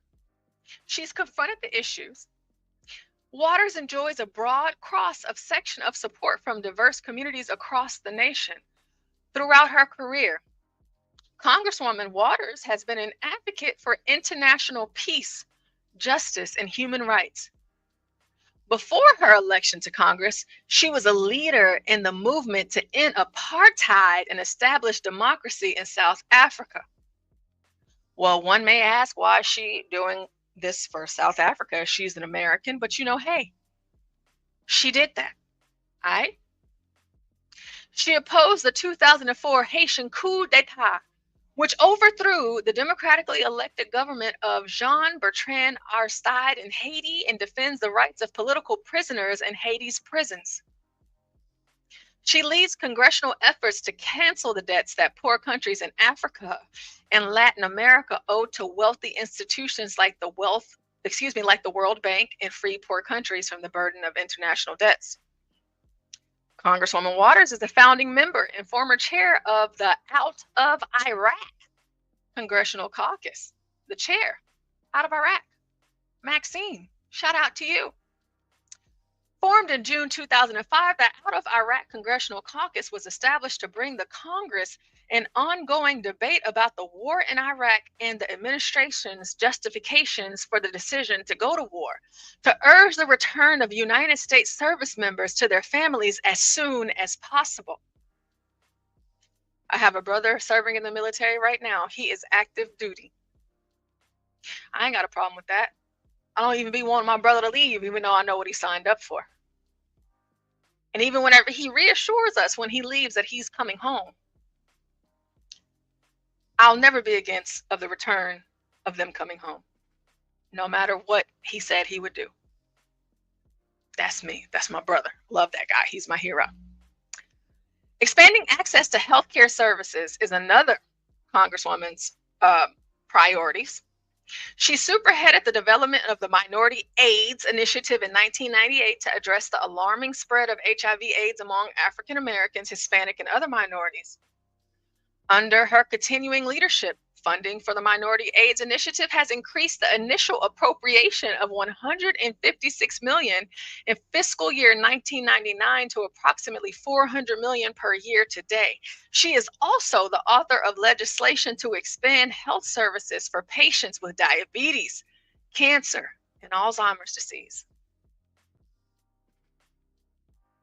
Congresswoman Waters has led congressional efforts to mitigate foreclosures and keep American families in their homes during the housing and economic crisis, notably through her role as chairwoman of the Subcommittee on Housing and Community Opportunity in the previous two Congresses. She authored the Neighborhood Stabilization Program, which provides grants to states, local governments, and nonprofits to fight foreclosures, home abandonment, and blight and restore neighborhoods. Through 2 infusions of funds, the Congresswoman was able to secure $6 billion for the program. Maxine Waters did that. $6 billion, yeah, no, she did that. Yeah. She did that. I imagine, in the early 1900s, she wouldn't have been able to do all that. Wouldn't nobody, I'm pretty sure they ain't trying to hear from no black bitch. But the future, you move along and other people, they come after you because you have already paved the way for me to come through and be able to do these things and do them effectively as Maxine Waters has. She is lauded by African American entrepreneurs for her work to expand contracting and procurement opportunities and to strengthen businesses. Long active in the women's movement, Waters has given encouragement and financial support to women seeking public office. Again, I say, you, Maxine, just like Moynihan, I hear you and I listen to you. You know, everything sounds great, you know, when I'm looking at you on paper, but whenever I hear you on a public platform, which a lot of people have access to, I'm listening to you say the things that you need to do or that we need to do or whoever it is that you're talking to. I get that, but it's just, I just rather you do it. And like your website, update it, let us know. Yeah, because for some reason, whenever you talk about it, you don't sound like, hey, to me, my opinion, my perception, we're going to have different perceptions. I'm not hearing what you think you might be saying. Not to me. You're doing this, you're doing that, you've done this, you've done that, all this, that, and the third. But I don't want you guys to forget the story that I told you about my mother and my father in the mirror by the front door. And never letting them remind you of who you are. Even after 40 years in the same position. No matter what it is that you do, you hold steadfast. Whatever your issues or gripes are with white folks, you handle that behind the scenes. They don't need to know all of that. Everybody ain't got to know what you're working on all the time, Maxine. Keep it to yourselves. But sometimes, unfortunately, even in positions of power, where she might not have seen it this way, and other black people may not have seen it this way. All I see is them reminding you of who you are, Maxine, and her black other people there with her, other congresswomen, but we're not going to be focusing on them. I don't have them in the thumbnail. We're going to keep it pushing. Right now, you're looking live at the Department of Education. Members of Congress, they're being denied entry into the building. The doors are locked. There's a security guard there. I'm guessing that's who's in the brown, tan-looking shirt, but we don't know for sure. They're having a tense conversation. Kind of want to listen in for a second here. Show them your ID. Were you told to stand here, or did you decide to stand here and block members of Congress from entering the Department of Education? Access to federal buildings. We're allowed in there. So a private security contractor do you know who members of blocking members of Congress. We're all members of Congress. Maybe you didn't understand. A private security contractor is making the decision to block members of Congress from a public access entrance. I don't think he knows. You have the authority as a private security contractor to block members of Congress. That has been knighted and granted to you. Shout out to everybody that is in the chat right now. I'm so sorry, guys. I'm not looking at the chat as much. I'm trying to here and there, but I did just see that John Galt is in the building. Shout out to John Galt, the man with the plan. Let's keep going. And you know what? Shout out to all of you guys. You know what? Honestly, let me take out some time for a second to look at the chat. We got Dan in the building. We got Chris Reed in the building. We got Nate in the building. Palomino, Ricky Z. Howdy. Welcome to the show in the chat. Your name is new to me, but I'm happy to see it. Thank you for being here. We got Nobody Cares. Shout out to you. John is in the building. Shout out to you, Stanley. Our beloved Stanley. Love Stanley so much. We got Abby. Hello, Abby. Thank you so much for being here. We got Zang, zang, zang, zang in the building. Thank you so much for being here. Like I said, we have our man with John Galt. My name is John Galt. I'm the urban landlord, John Galt. John Galt is in the building. We got Bob. Hi, Bob. Bob would not like my position on anything that I'm talking about tonight, but you know what? I do love Bob and Mrs. Lisa. I think they are fantastic, and I love the both of them. We got Tom Gully in the building, or we had him. I mean, I'm a little late. We got Dirty Dude in the building. Shout out to you, Dirty Dude. Who else? Who else? Oh, Mayo. Hey, Mayo's in the building. Shout out to you, Mayo. We got Clarice in the building. Crown Reese, DJ MFB. You wait. You wait, MFB. Shout out to you. And that's as far as I can go back. And for those of you that I've missed, I do apologize. Bob says he didn't do anything yet. He didn't do anything yet. It's something about Bob that is so powerful that whenever he shows up in someone's chat, something is bound to happen. And Bob doesn't recognize the greatness that he brings, right? But it always happens when Bob shows up. And then if Bob is shown up and then Crack shows up shortly after, it's just like, what in the hell is going on here? What did Bob just start? But shout out to Bob. We love Bob so much. And just to give us a quick little break here, we'll take a little music break. We'll have a few of those little commercial breaks, here and there. We got Stanley in the building. Shout out to Tropes. I don't know if you've been here to hear it yet, but we are talking about powerful Black women. And we have Stanley and the Stanleys with You and Me, Girl.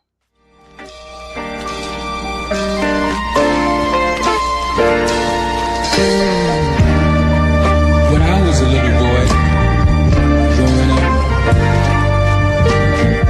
I remember the old saying,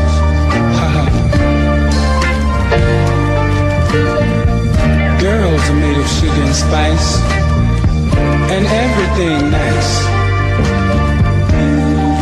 Boys are made of snakes and snares, and dirty dog tails. But what I couldn't understand is why girls were even made at all. Until God gave me you.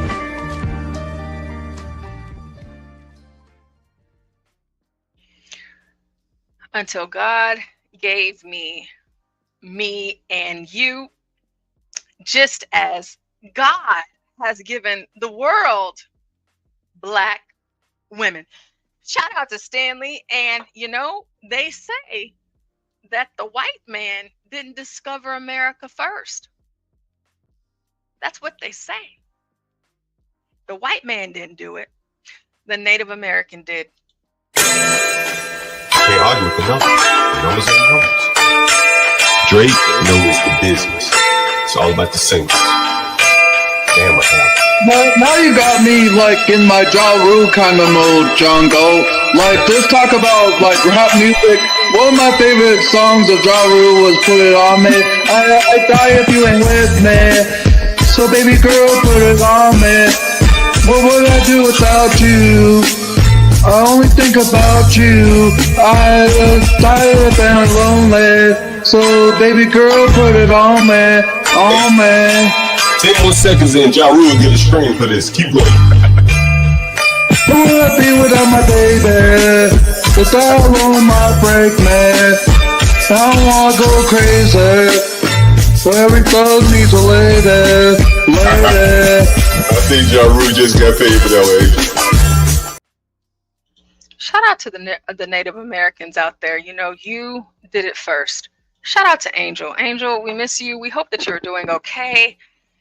Ultimately, I'd like to know that that you were still alive. Shout out to you, Angel. We miss Angel. Let's get back into this.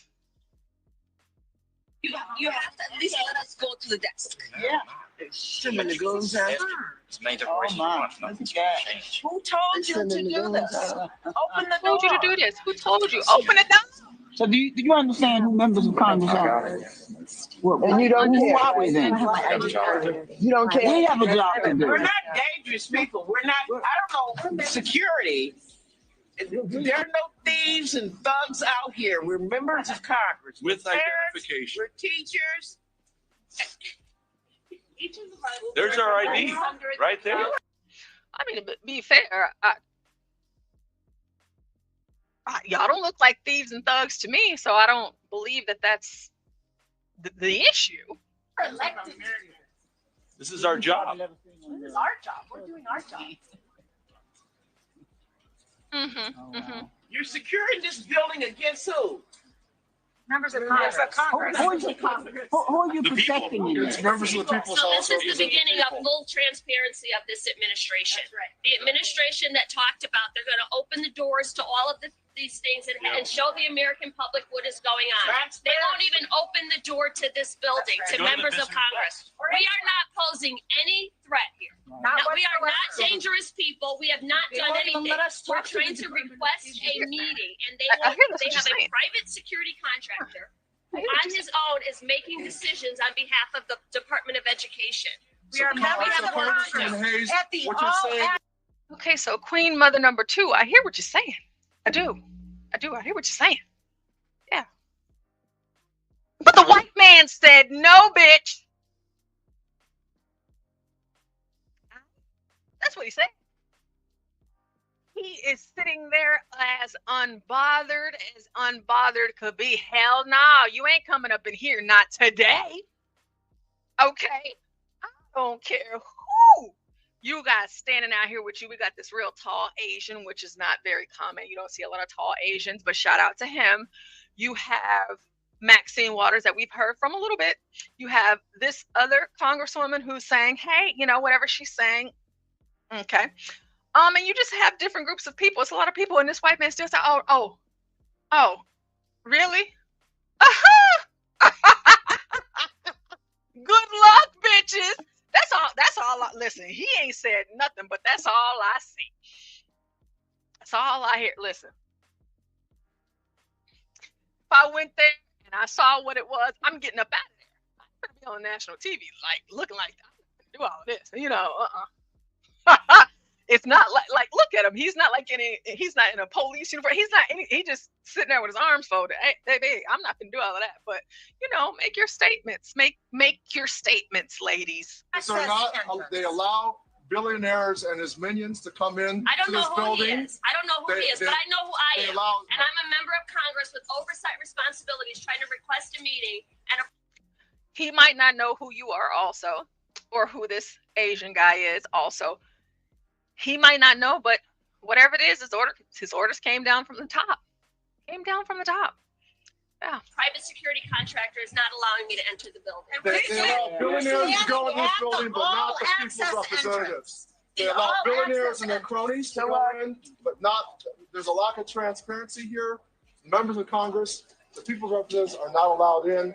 This is not transparent. They're locking our kids out. Well, Have y'all ever had one of those hard days at work where you're just like, I'm ready to go home. I'm going home. What time is it? I'm ready to go home. That's all I see on this guy's face. He don't give a damn about nothing that none of them saying right now. Not a thing. not only are they not letting us in, now they've called the Department of Homeland Security. We are members of Congress here to talk with the Department of Education, and they're treating the us. kids deserve to have us go in and fight for them. The children of this country deserve that battle. This is a public institution. This is not Russia. Let the camera see him. Let the camera see him. Who is he? This man here. We are. Listen, Auntie Maxine, as referenced in her biography, let the camera see him. We need to see this white man. This white man said no. He said no. Now, you might not be able to see back here, there are federal law enforcement and state law enforcement here in this building, and they're on the other side of the door. He's just standing in front of it with his arms folded, but there are other law enforcement officials that are actually on the other side of the door, just in case y'all didn't catch that. Members of Congress. Come in. They're and blocking I want you us. to see this man here, who is a federal employee. He told No, us. he's not. Are you a federal employee? No. Huh? Yes. No, he said he's a federal employee. We pay him. We raise money to make sure that we have a Department of Education. Everybody that's hired at the Department of Education are here because we pay for them to be here. He's standing here today, blocking the door, and he can't give us a good reason why he's blocking this door. Make sure they see right here. All access entrance. Well, I think it should be clear to parents in the United States, if you want to advocate on behalf of... We're about to hear from another Black woman. Shout out to her. Happy Black History Month. We're celebrating powerful Black women. Let's keep going. Your children, you are not allowed to come into this building where you pay taxes. Yes. Parents who have children who are disabled. Yes. Access is being blocked. You voted. You Yes. voted for We members voted. of Congress Yes. to advocate on behalf of your children. Children with disabilities, for young women who have been victims of sexual assault in our classrooms, on our school grounds. Members of OCR are fighting for your children. We are not allowed in the building to talk to them. We are not allowed to advocate on behalf of America's children. America, we have a problem. Now, everybody stand back and let the camera see. They're calling all of these gun-loading people out on us. They're calling. Y'all can see it is not just like a couple. It's quite a few police officers in there. But we're listening to Auntie Maxine, and she is letting y'all know, hey, listen, I tried. You know, I brought a few of my friends with me. You know, they spoke up and everything like that. You know, we tried, but if we're going to use him as the beacon, this white man just had to say, hey, listen, I don't give a damn about nothing y'all talking about right now. Bye. Let's keep going. Calling them out on us. Look behind this door. Who do you see back there? The doors will open. I see other white men, Maxine. I see more white men. I see more. Prepared to shoot us? You want to get We shot? want I'm in. going to shoot you, Maxine. It says on the door. Because that's another discussion if they try and shoot you, It says Maxine. all entrance. All government. We don't want that.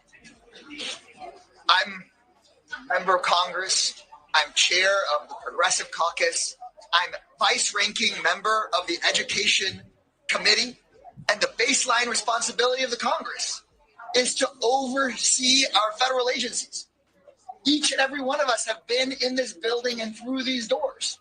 But of course, as soon as we get word that Elon Musk and Donald Trump want to shut down the Department of Education, suddenly they don't want to let members of Congress in that ask questions. Musk and the Republicans, they say they're supposedly about saving us money, bringing transparency, seeing where the dollars really go. No, they're the ones that lock the doors and make sure that your elected representatives can't even ask questions. We can't ask questions, can't you? That they're responsible for all of the student loans in this country? I hear that they want to cut those student loans and give them as tax cuts to their billionaire friends. And are they aware of Title I, where mothers are getting up, going to work for minimum wages, and they cannot afford the education that the billionaires have for their children? And we try to help them by giving money to this kind of person here, and the people who work here, including all of the people in this country, and those Title I families who need some help, both in urban areas and rural areas, and mothers who can't even afford the child care that they need for their children while they're taking these jobs, making minimum wages, and we're helping them with Title I. And this man is blocking the door. He says he's a federal employee. He won't tell us who gave him permission to do this. All he knows is he's going to stand here and tell the members of Congress who are elected, who vote for the funding for all of them in this building, and for the student loans, and for the Title I families. He's going to tell us that we can't come in and talk with anybody. Is that right? Does this remind you of All right, we are watching what is an epic scene. We have members of Congress. An epic scene. Members of Congress. Yeah. Might not have worked at that moment, but that doesn't take away from who Maxine Waters is. But sometimes you might find yourself in a position where you have to be, you know, reminded.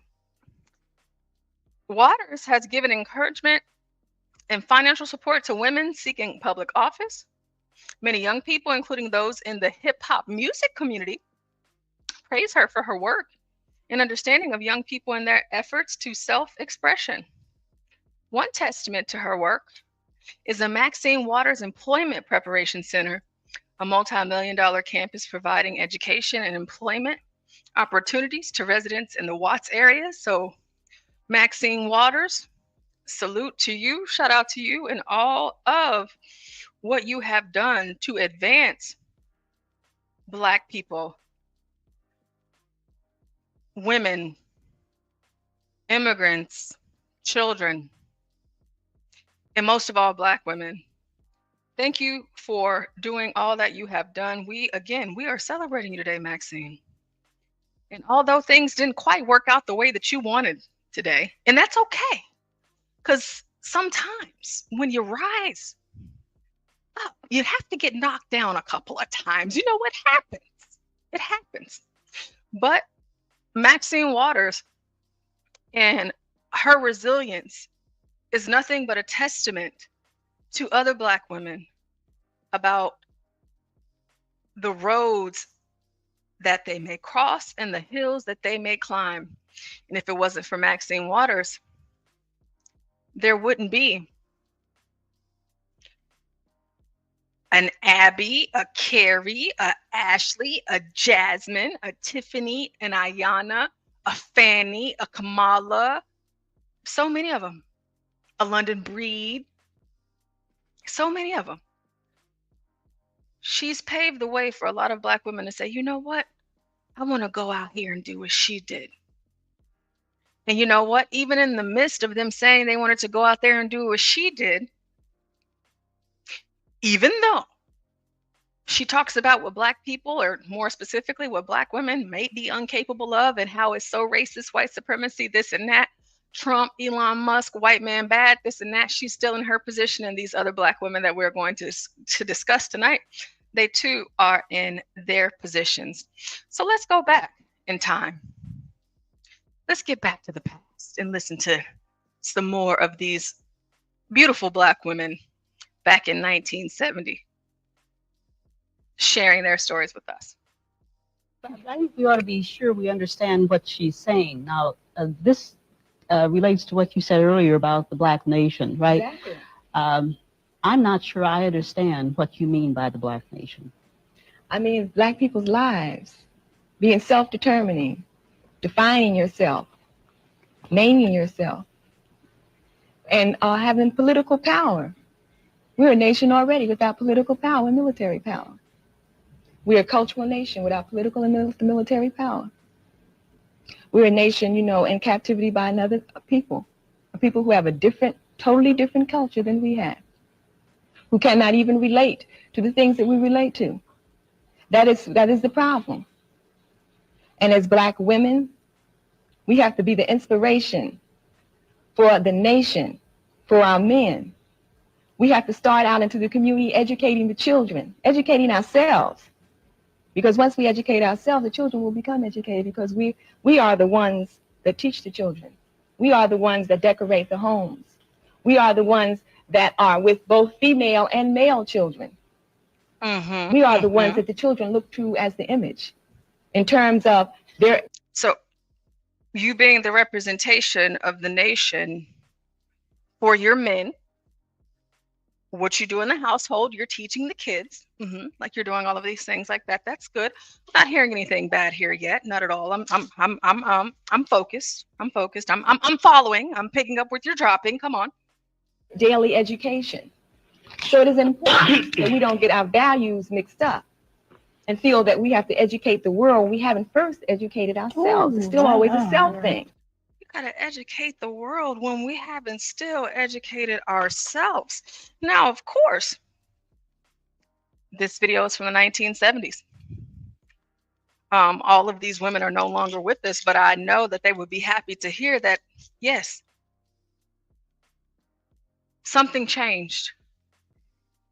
And if they saw you whenever they were younger, you know, this is, like I said, after my time, but maybe they watched this or they found it just like I have, or whatever the case may be. And they took a hold of that and they said, you know what? Yeah, she's right.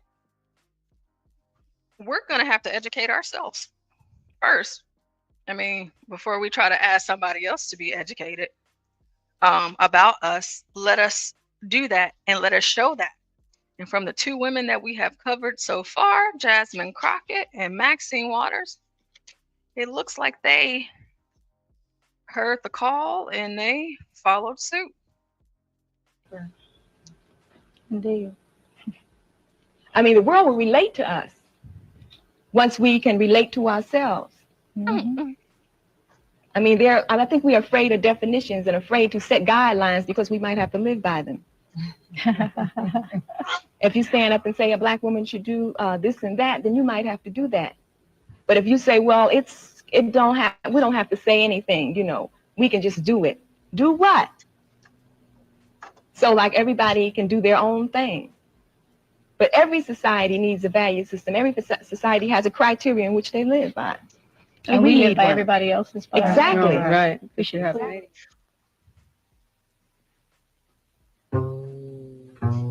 Now, of course, when she says do what Jasmine Crockett and Maxine Waters have done so far.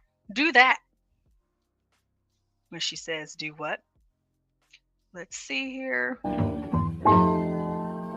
Who's fighting? Sisters, take care of better business. All right, we're going to get into Lena Horne.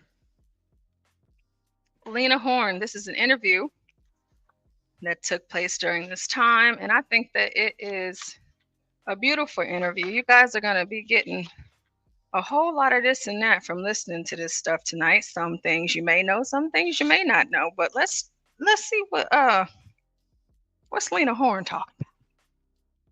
My face. Poem for a lady whose voice I like. So he said, you ain't got no talent. If you didn't have a face, you wouldn't be nobody. And she said, God created heaven and earth and all that's black within them. So he said, you ain't really no hot stuff. They tell me plenty sisters take care of better business than you. And she said, on the third day he made chitterlings and all good things to eat and said, that's good. So he said, if the white folks hadn't been under your skirt and been giving you the big plate, you'd have had to come uptown like anybody else.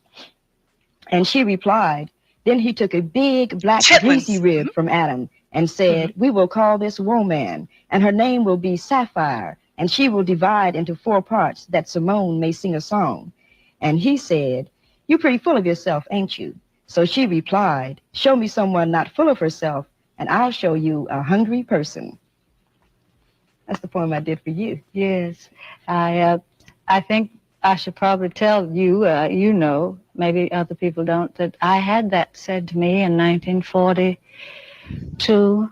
I worked at the Howard Theater in Washington. And Lena Horne, beautiful woman, talented woman. Shout out to her. Just timeless. One of those beauties. Let's keep going. Black band leader told me, there's millions better looking, sing better, and it hadn't been for you being picked by white folks, you know, you couldn't make it. And it stuck with me a long, long time in my life, and I'm still trying to learn how to sing, but I say inside every black woman, there's an Aretha screaming to come out. You better believe it. And that's me. That's, yeah. You know, I don't think it. You are the most imitated singer, black or white, as they say, in the world. I think that happened because I was picked to like the man said, I was picked at that time to be what they thought a black woman was like. I was picked even before my own development. And when they picked me, they found they had a tiger by the tail because they really didn't know what was inside of me. And I was made to look like someone, not me. I was made to look like I had to learn to sing, and I was not allowed to imitate rhythm and blues records because they weren't played very much, and I was raised by middle-class people who didn't believe in singing the blues. And I was made to look like Hedy Lamarr and so forth and so on. That's way before your time. Oh, nobody remembers Hedy Lamarr. Nobody remembers that. But You know, it's so funny watching this, hearing her say, way before your time, baby. You don't even know you was young, girl. That's before your time. It just makes you think about, of course, me in this time as we're looking at this. And it's just, you know, sometimes it's the same old, just listening to her. But of course, she's, you know, talking about they made me out to look like this. They did this, they did that, because you have your Dorothy Dandridges and others that, you know, who can break into this white man's society? Who can break into the white man's world? And that was going to be for, you know, anybody in music during that time. But I guess I would have to imagine what it must have felt like, or how that would be today as a performer trying to break in to the mold of being accepted as an artist. They didn't teach me how to sing. I learned how to sing, or I just had that gift in me. Like, that's just who I am. I couldn't imagine, you know, SZA, Tiana Taylor, Beyonce, what is her name? Jennifer Hudson, Fantasia, Whitney Houston. What's the lady that Diana Ross? Like, so many of them. You know, Kelly Rowland, Queen Latifah, like from rap to hip hop to blues to jazz, even country music. I mean, gosh, Beyonce just won the Grammy for, you know, the best country music album of the year. And while she too is light skinned, we get it, you know, racially ambiguous, if you will, that same nation that told Lena, hey, we're going to have to make you, hey, you're going to have to, listen, this is how it's going to go. All right. This is what it's going to be. But if not for her sacrifices along with the other Black women, we wouldn't see the ones that we see today. And not just the ones that we see today. They come in all different shapes, sizes, colors, this, that, and the third, and all of that. And you know what? That's worth celebrating. Ain't no way back during this time they would have had a Lizzo to present to you. I don't care if she was light-skinned or not. But we have that. There's diversity among the talent of Black women, and the diversity among the talent of Black women, they are on platforms in which we can see. And so, to me, it's worth celebrating. The sacrifices that they made, the conversations that they had way back when, to see where we are today. And even though some might complain, we've come a long way, a very long way. So I think then the girls who began to have the opportunity at that time, because they had finally opened the way for one, they began to put them into the same image too. And so we had a whole decade or so of girls who thought it expedient to imitate me because I was making it, you see. They say you've been trying to change your image. I don't know what that means. Well, I think what it means probably is that since Greensboro, as recent as that, and sit-ins, I was able to flee my establishment stereotype because young people had freed me. And it was the young people. I think that since I always have been what I am inside, that I've been able to survive because they really didn't kill anything Black in me. I was, because I remember you were out in, I think, Las Vegas, and you beat that guy bloody. Yeah, and so, yeah, I had to go through this. I went through all of this. Trials, tribulations, it was hard. This 1970, she talking about, girl, this is before your time. I'm talking about back in the 1940s. You know, I'm an older woman now. I'm a woman of a certain age now. But seeing the youth, you know, the Black youth, it didn't make me give up. It made me keep going. And maybe I didn't understand, and I didn't fully have a grasp on what was happening with me in my life. I just knew, hey, this is something I want to do and I'm going to do it. And she did it. But I don't give a damn what they're talking about. Yeah, it took me some time to realize what they were doing. But once I realized what they were doing, I was like, oh, hell no. I got to stop doing this. That's Lena. This is Lena. With your shoe. Yeah, well, I drew a little blood. It was in Los Angeles. It was in Los Angeles. That probably was the first time I felt less lonely. By the isolation that was imposed upon me by very nature of its definitive isolation from my own people, from white people, this middle thing that I was in, had kept me very much alone spiritually too. And I got insulted. I had frequent isolation from her own people, isolation from white people. You know, some people they go through that, you know, today in today's time. For me, you know, I'm not Black. Although I am not, because I disagree. Of course, from colorism, slavery, Jim Crow, civil rights, whatever the case may be, as I read to you guys earlier from the Moynihan Report. Individually, but as a collective, nah.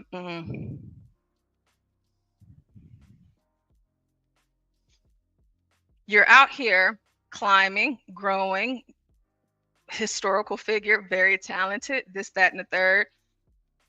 But she was still struggling with Black acceptance. But even in the midst of that, she found the joy and the light in her path. And she, again, kept going, even if she had to receive pushback from both sides. She kept going. It didn't stop her. I'd done so, but I hadn't done it at the place where there were a couple of reporters around, and the guy made me mad, and I struck him violently, because I am violent in a way. You trying to say violence purges the soul?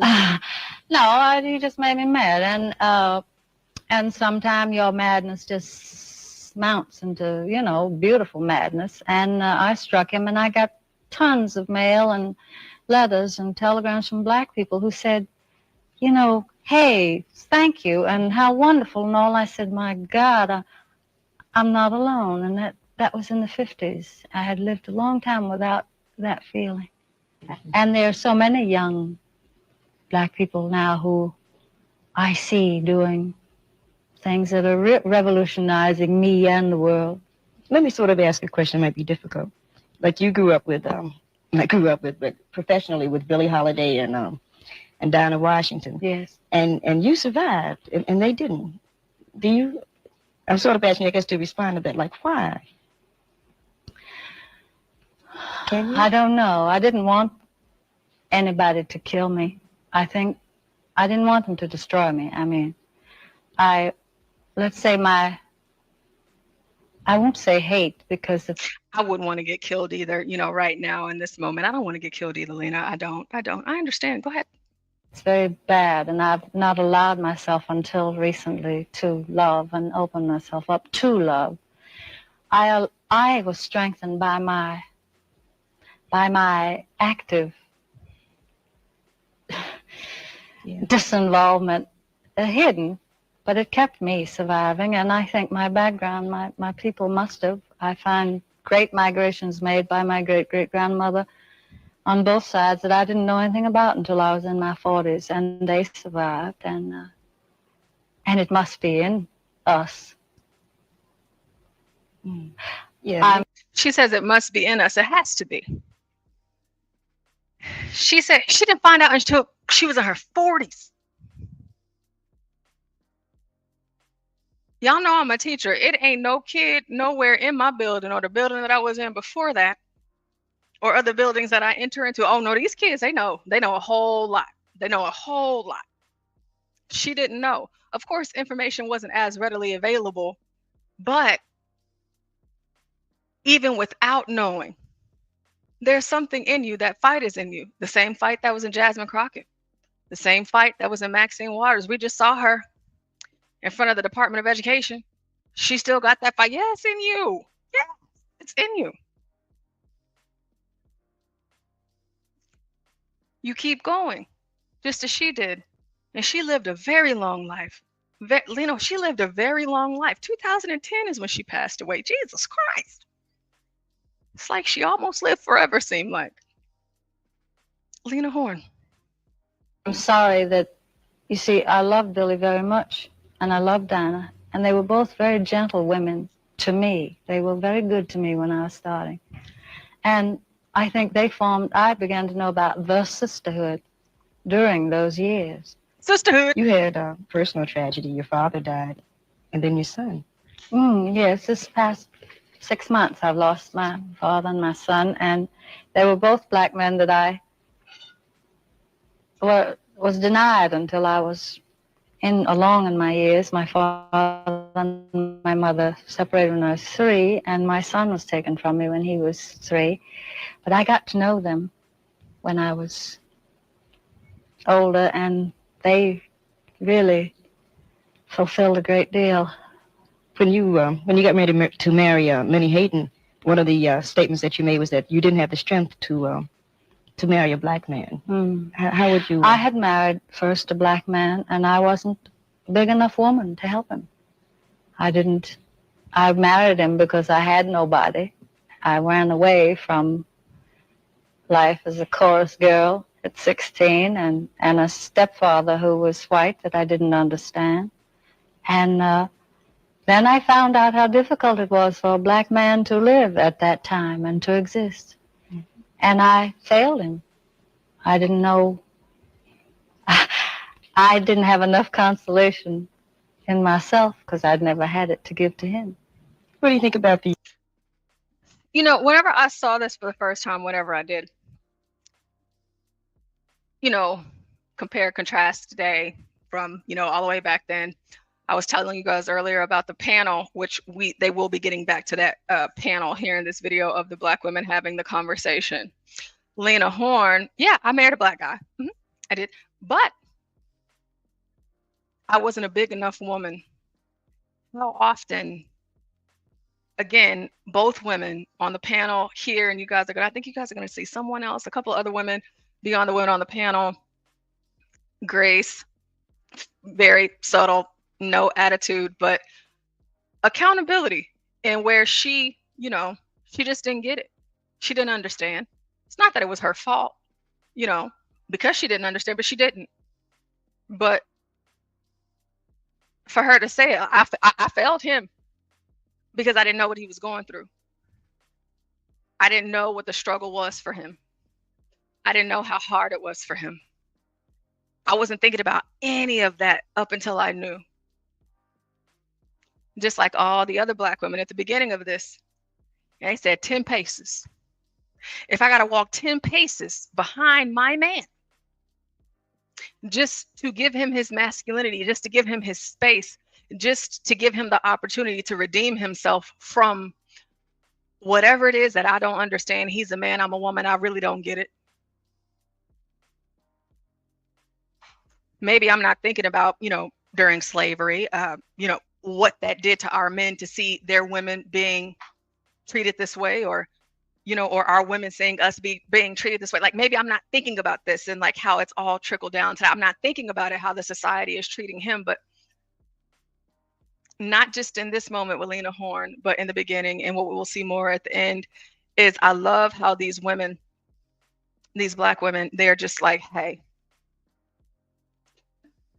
I'm with y'all. I'm not going to leave you guys. I'm there with y'all. And again, You know, we got the red pill, manosphere. Yeah, maybe a lot of the Black women today, they don't reflect what you guys see here in this video back in the 70s. But just because you may not see it in a lot of these social media spaces and things like that, it doesn't mean that Black women like that don't exist. And it's not a, I guess like an overall rule book that you go by to go ahead and say, hey, yeah, all Black women are like this. They claim they're the most educated. They say this, they say that, they do this, they do that. They don't like us, they don't love us, they don't support us. But if we look to our ancestors, a lot of these women, they paved the way for a lot of us to be born. And so don't always think it was lost completely in us. Not always lost. And then, you know, too, Lena, she was lost. She found out later on. But you can be found. You can be found. Happy Black History Month. Yeah, Angela Davis case. What do you think about Angela? I think that I hate to see another one about my young women being destroyed. When Angela was arrested, they had a thing uptown. Her mother came, her sister was up there. And one of the parents at 13, I believe, one of the young ladies was saying, you know, they can say Angela is beautiful and they can say she's brilliant, but she's right in the same women's detention home that the sisters that walk the street are in. What I'm so afraid of is this actually is a calculated genocidal move in many instances, because the threat of this kind of strength that these young people have, which may not always be comparable to the kind that our ancestors had, is so positive and so fearless that it frightens people. And I don't want to see this continue, but sometimes I worry that it's a concentrated, thought-out effort to not have a young generation so strong and so beautiful. Not such a concentrated effort to see our younger generation come out so strong, because I fear for them. I fear for them, of course. Again, time period. I'm not going to keep that from you guys tonight. This is from the 1970s. But whenever fear was really a thing for Black people. Okay, Angela Davis.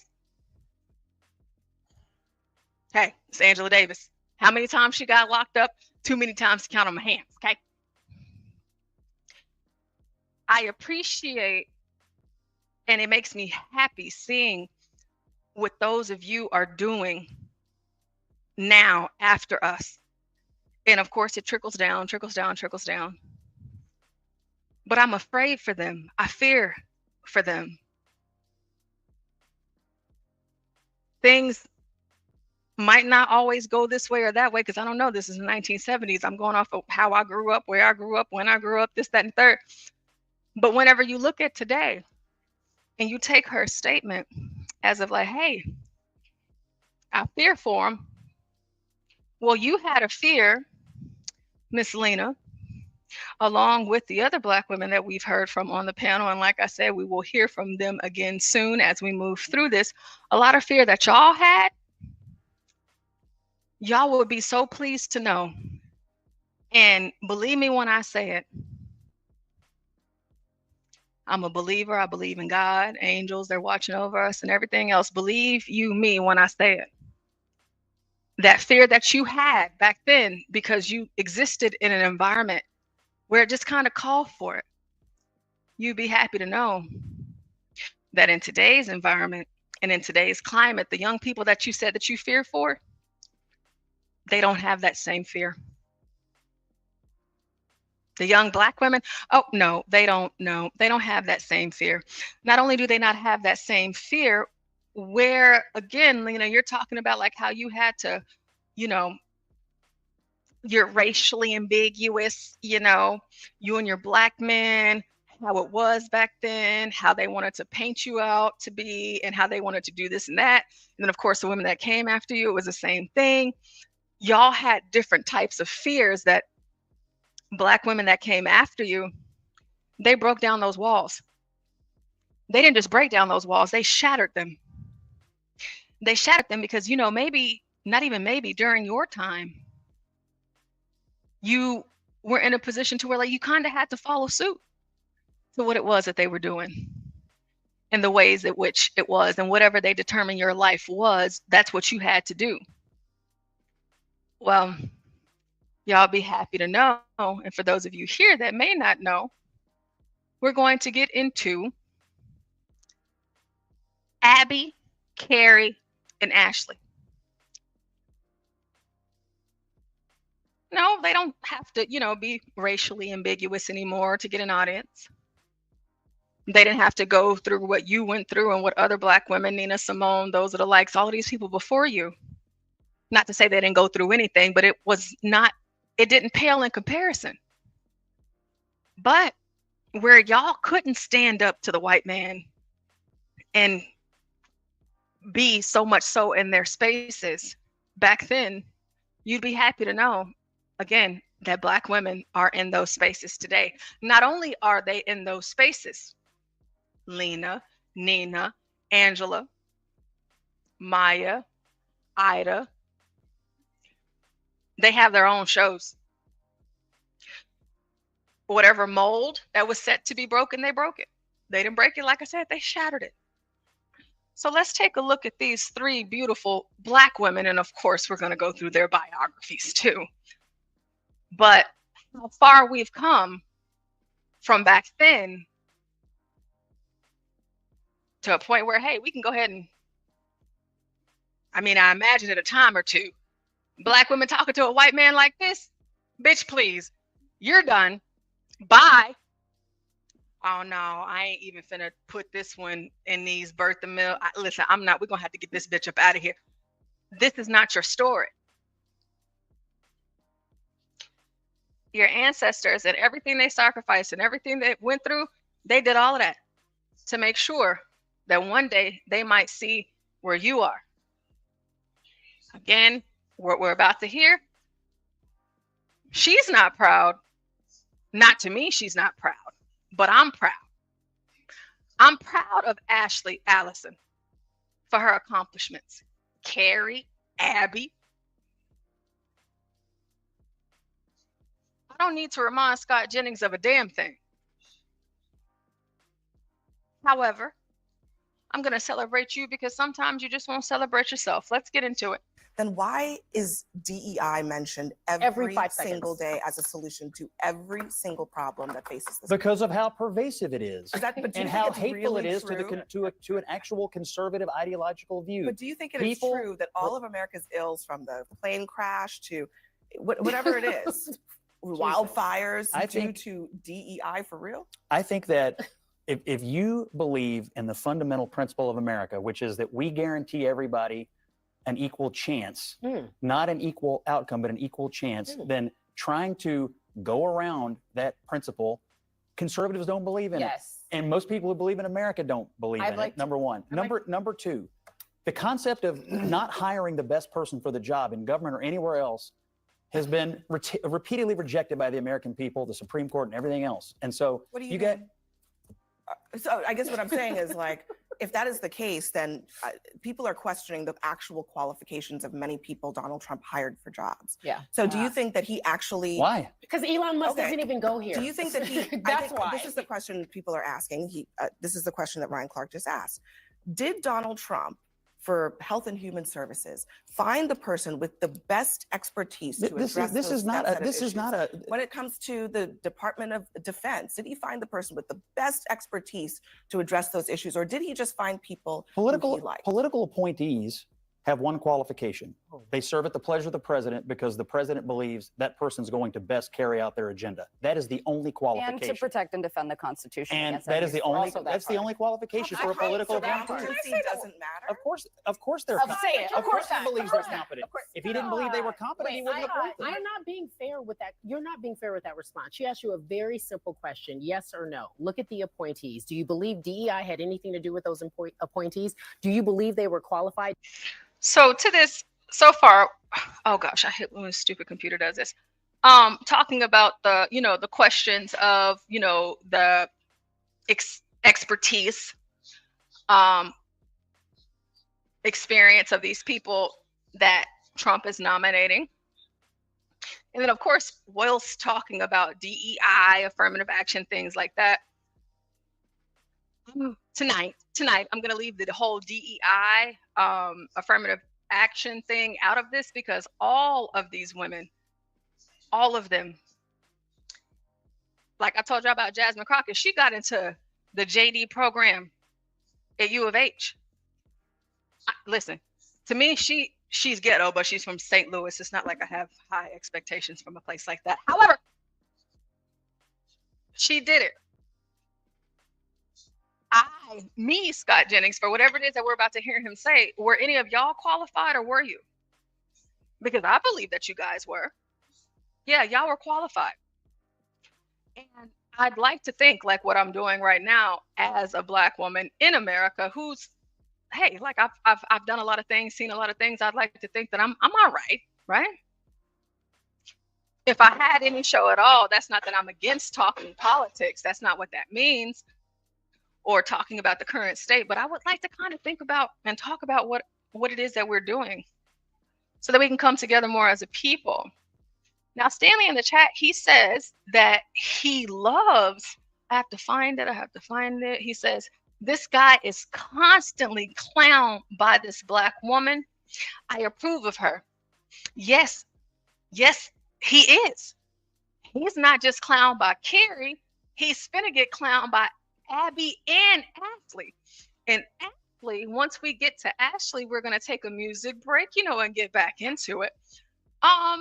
Ashley kind of crashed out. She kind of crashed out. Scott Jennings is always getting it. But there was a time where a Black woman wouldn't dare do no shit like what these Black women are doing on this panel, on this show. CNN. White people own this. They work for white folks. They work for white folks. There is no way that whenever Angela Davis was sitting in her jail cell, writing all of the beautiful things that she did and all of the sacrifices that she made, that she ever thought, and I don't have to say there's no way, because I've met her and I've read the shit that she's written. There's no way, because a white man then would have threw your ass in a gulag. You'd be locked up writing letters on the ground in a prison cell, jail cell, where you're being held because you're trying to do something for Black people that they just quite literally do not want you to do.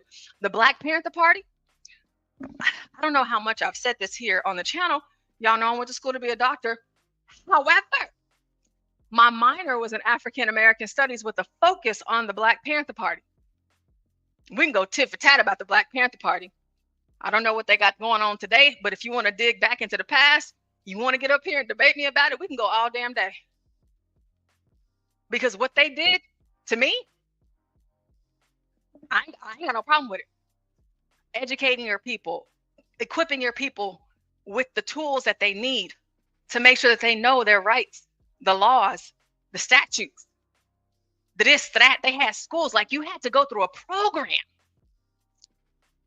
a whole entire program before they even said, okay, I'm gonna let you in. They didn't just take any Negro. They took the elite Negroes. They did that. And Angela Davis, her ass still got thrown up in there. But you, Cari, you, Abby, and you, Ashley, especially, they fought for a chance to be able to be in these spaces. More or less, they wanted to be, if you want to call it, they wanted to be closer to white people. They wanted to be accepted by white people. They wanted to be involved in their, their industries, their infrastructure, this, that, or the third. Y'all are in it. You've come so far into the white industry. They're making and voting for y'all to be CEOs of their companies. They're giving you shows on their networks. Yeah, they're doing that. They're giving you platforms in which you can speak and you can tell me how bad white people are and how bad America is from your cush position that a lot of Black people will never see. However, a lot of Black women before you, they fought to be in those seats, and that's why you're in yours. We can make amends, build bridges, have discussions. I'm not against it. But I told you guys a story about the mirror at my parents' house by the door.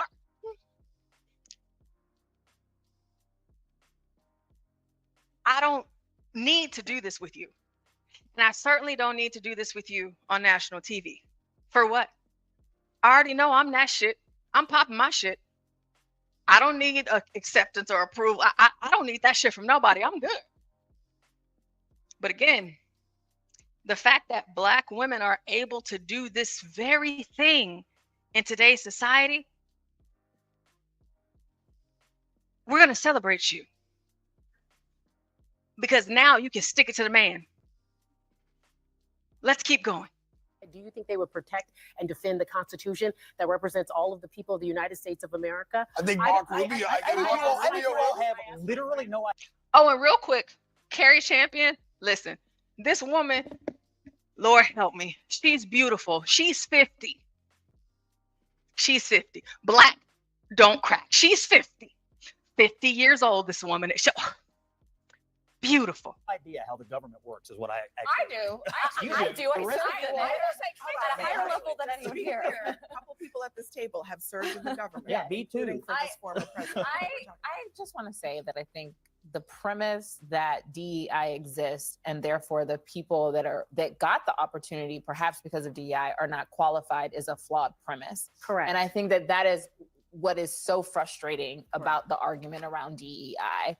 We know in this country historically, and even today, there are still injustices in this country based on race, based on gender, based on ideology. Based on who your daddy played Golf golf with. Yes. Okay, And that so happens every single day. We know But it that. happens every single day all over the planet. That's the what I'm planet Earth. It is And human so- nature. That's It is human. No, and we're the best at it. We're the best trying to Donald Trump's our president. Arthur, I guess that's exactly my point. I agree with you.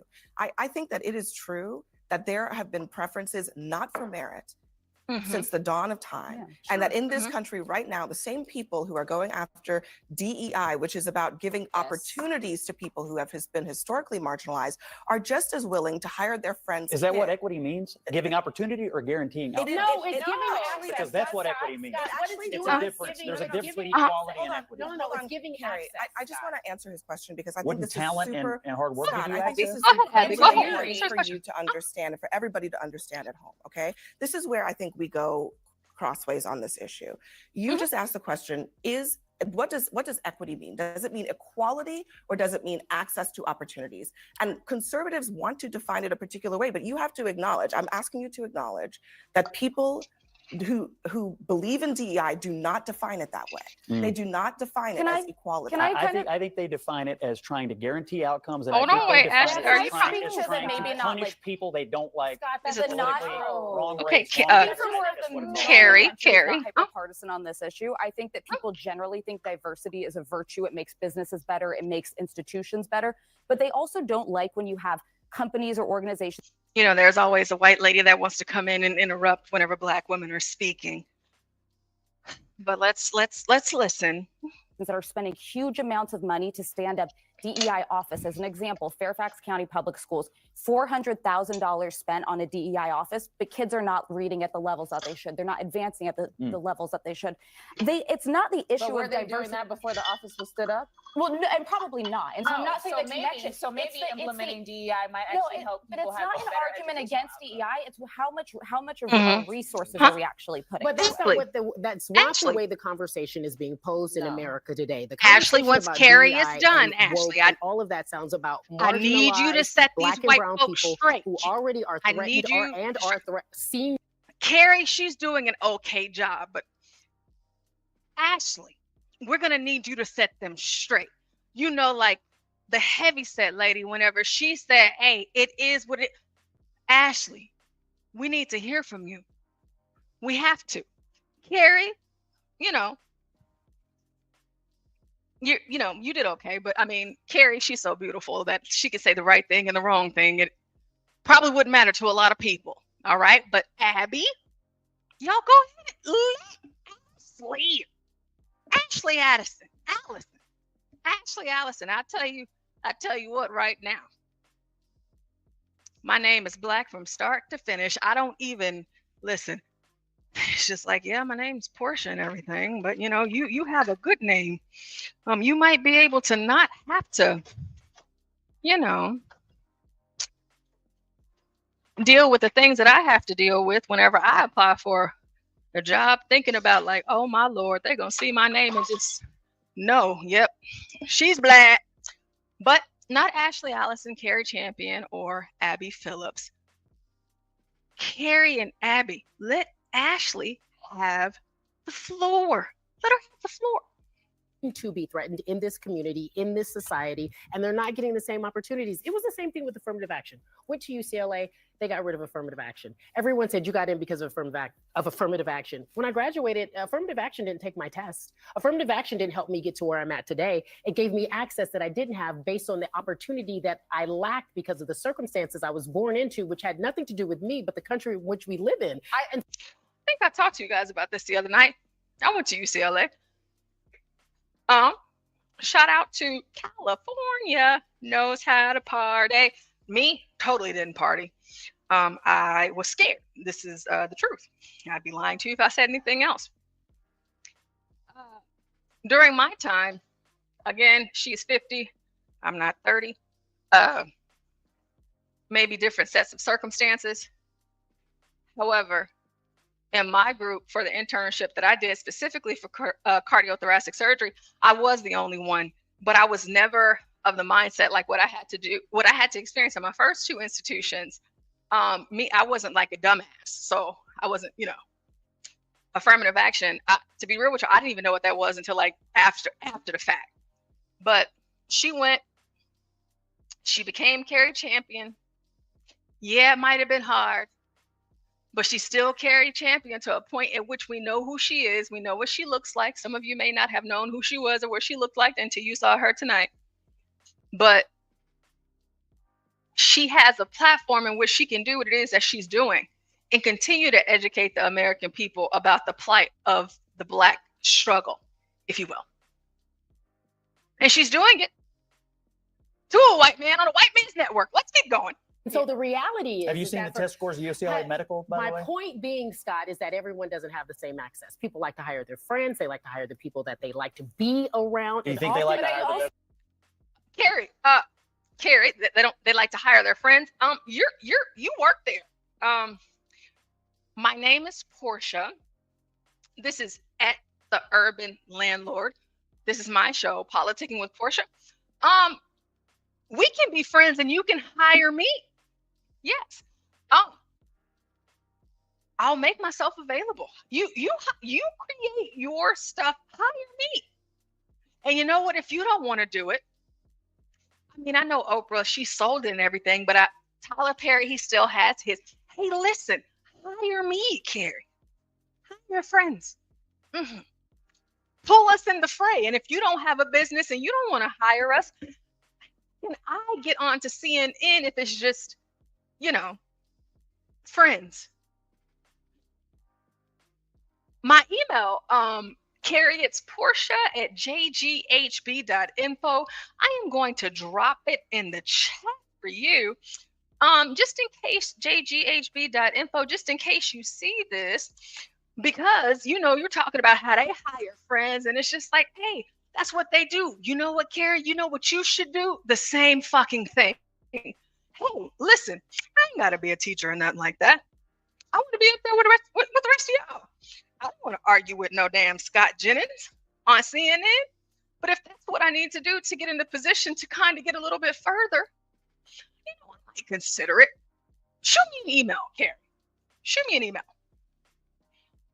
Do you think, but I also think around the idea of diversity. No, Donald Trump hired all of his friends. But I want to go back to people that are in his cabinet right now. You know, because you are a smart man. Is he wrong for hiring all of his friends? Because that's me. I told y'all the other night. Yeah, you know, I'm kind of discriminating, but like it kind of is what it is. You know, that's just kind of what I'm doing. That's the type of time I'm on. Yeah. Yeah, that's the type of time I'm on. Yes, Cari. Yes. Hire your friends. You about the only group that doesn't do that shit. We'll be hopping back into 1970. You know, we're time traveling today.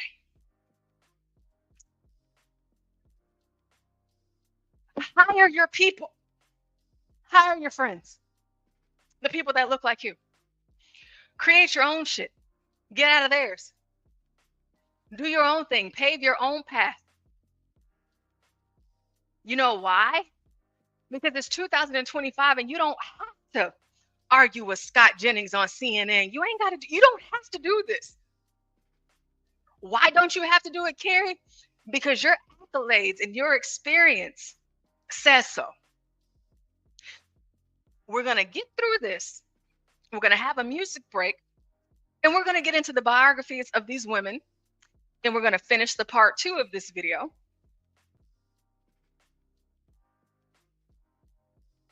You're saying hiring friends, this, that, and the third. Listen, all the groups do it. They all do it. Especially for those of us down here in Texas, you know, you might be Midwest, up north, East Coast, all of that. Y'all might not be as familiar in the experience, but I mean, hey, hell, here in Texas, oh no, they come together and they band together as a group. They don't hire nobody else but their own people, period. They still do that right now. It is 2025. They ain't doing none of that shit. Y'all didn't see all of these protests. Y'all didn't see them breaking out all over the country. Y'all have also heard the Hispanics talk about how, why would I go and ask a black person for shit? Y'all don't even look out for each other. Y'all don't do shit. If I needed some help, you think I'm gonna ask a black person? For what? That was not always your story. That was not always your story. Cari, Abby, Ashley, Maxine, Jasmine, Joy. That was not always your story. Period.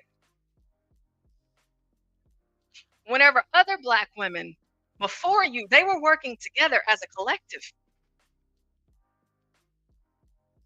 But here you are finding ways to cross paths with other people to tell them that you support them, the Black and Brown Coalition. We're one, we're together. Are you? Or are you only together whenever it makes a difference for you? For you to push this narrative and to walk away from the pride of being who you are and what you represent.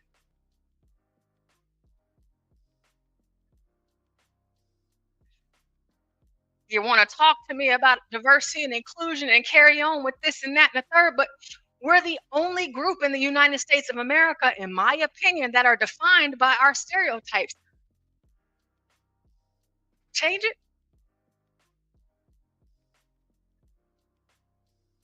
I told y'all about the mirror in my parents' house. Don't forget who you are and whose you are. I can't do this shit. I couldn't. Because even if I am weak, even if I am broken, even if things may be a little bit more difficult for me, even if I have to work 10 times hard, it doesn't matter what the road looks like for me. You ain't finna fucking know it. I'm gonna tell the whole world. Nah, I'm gonna just do it. And it's not that I'm mad that you guys are telling the world, but me, you know, since you talk about black people so much and black women so much, being the most educated, since that's what you talk about, I don't want to hear or see your arguments with fucking Scott Jennings. Okay? I want to see what it is that you're doing right now from your position to make a change, like Jasmine Crockett is. Y'all are on CNN. Jasmine Crockett is in Congress. Talk about that kind of shit. Yeah, Cori Bush, she lost her way. You know, she didn't get reelected. Maxine Waters is still in there. You got Ilhan Omar, you know, immigrant, whatever the case may be. You have Iyanna Pressley. We got the Black Supreme Court Justice, Ketanji Brown Jackson. If this is your position, tell me, a young black woman, Hey, talk to us about them. Fuck Scott Jennings. It's 2025. If Black people want to know what white people are doing and how they think, they can look it up. But, let's keep going because we have to get to Ashley, because Ashley is going to be the only one that sets the record straight. She has to let this white man know and other white people know what her struggle is. And sometimes you have to crash out. Maybe, maybe not. I don't know. I don't know. But she did it. And she was allowed to. She did it and she was allowed to. Nobody stopped her. Your ancestors were stopped, Ashley, but let's keep going. No, you know this. Why don't you understand how political appointments work? I don't understand. It's not about, but this is, I don't this get is, it. but this is, can we just go beyond, can we just go I beyond, definitely get can we it. just go beyond the cabinet? Can we just go beyond the cabinet? Okay. Let's go beyond the cabinet. Let's do that. And we're going to hop into the next clip, the part 2. We're going to go beyond the cabinet. That's what we're going to do right now. Okay. And we're going to hear what you have to say here. Let's get you loaded up. All right. And the Senate is now for. All right. So let's listen to a few seconds of this and we'll have our music break and we'll get back into it. Crashing out. Because yes, the president gets to pick whoever he wants, and the Senate is now for the Republicans. And I would have hoped that some of them would have been had more profiles and courage, but they didn't, and they actually put people in that I do believe in your party you have more qualified people who could be in that cabinet. I'd like to think that, but that's not what they chose. Secretary of That's not what they Defense. chose. So go for it, okay? I think the issue in this country right now is we. Okay, all right, okay. So before she gets into that, we're gonna have a music break. You guys stay with us, stick with us. I am going to be dropping the link so you guys can call in and we can talk about whatever. And I have a few more videos left for you guys. And I'll be ending it because Stanley's going live tonight. And we want to make sure that you guys are able to be there with Stanley and to hang out with him. And I don't want to spend too much more time on this because I don't want to cut into Stanley's time. So music break.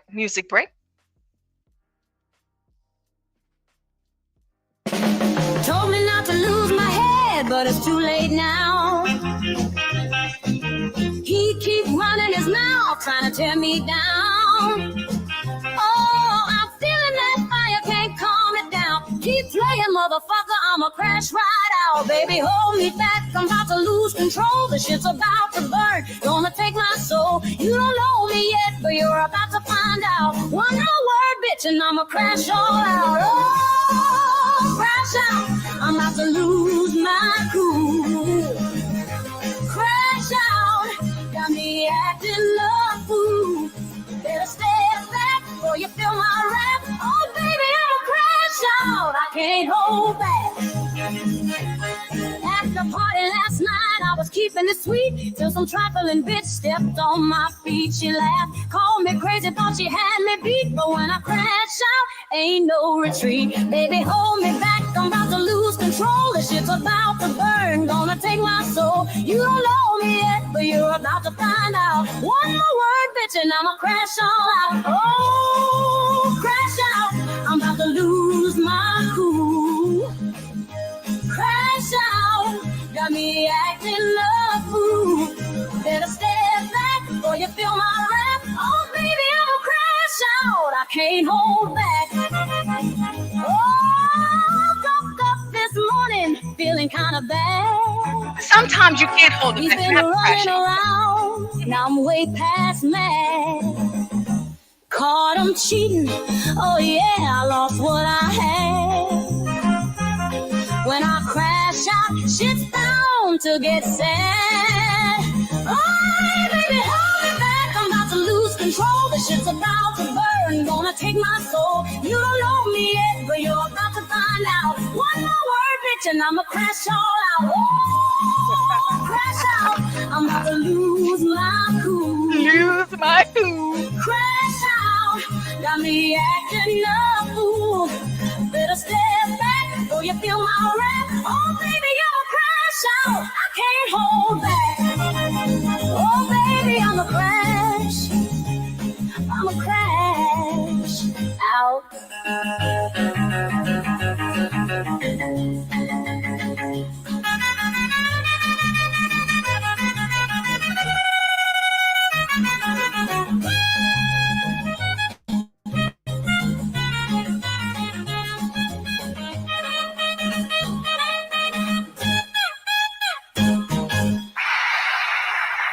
Yes, ma'am. Shout out to Crashing Out, you know.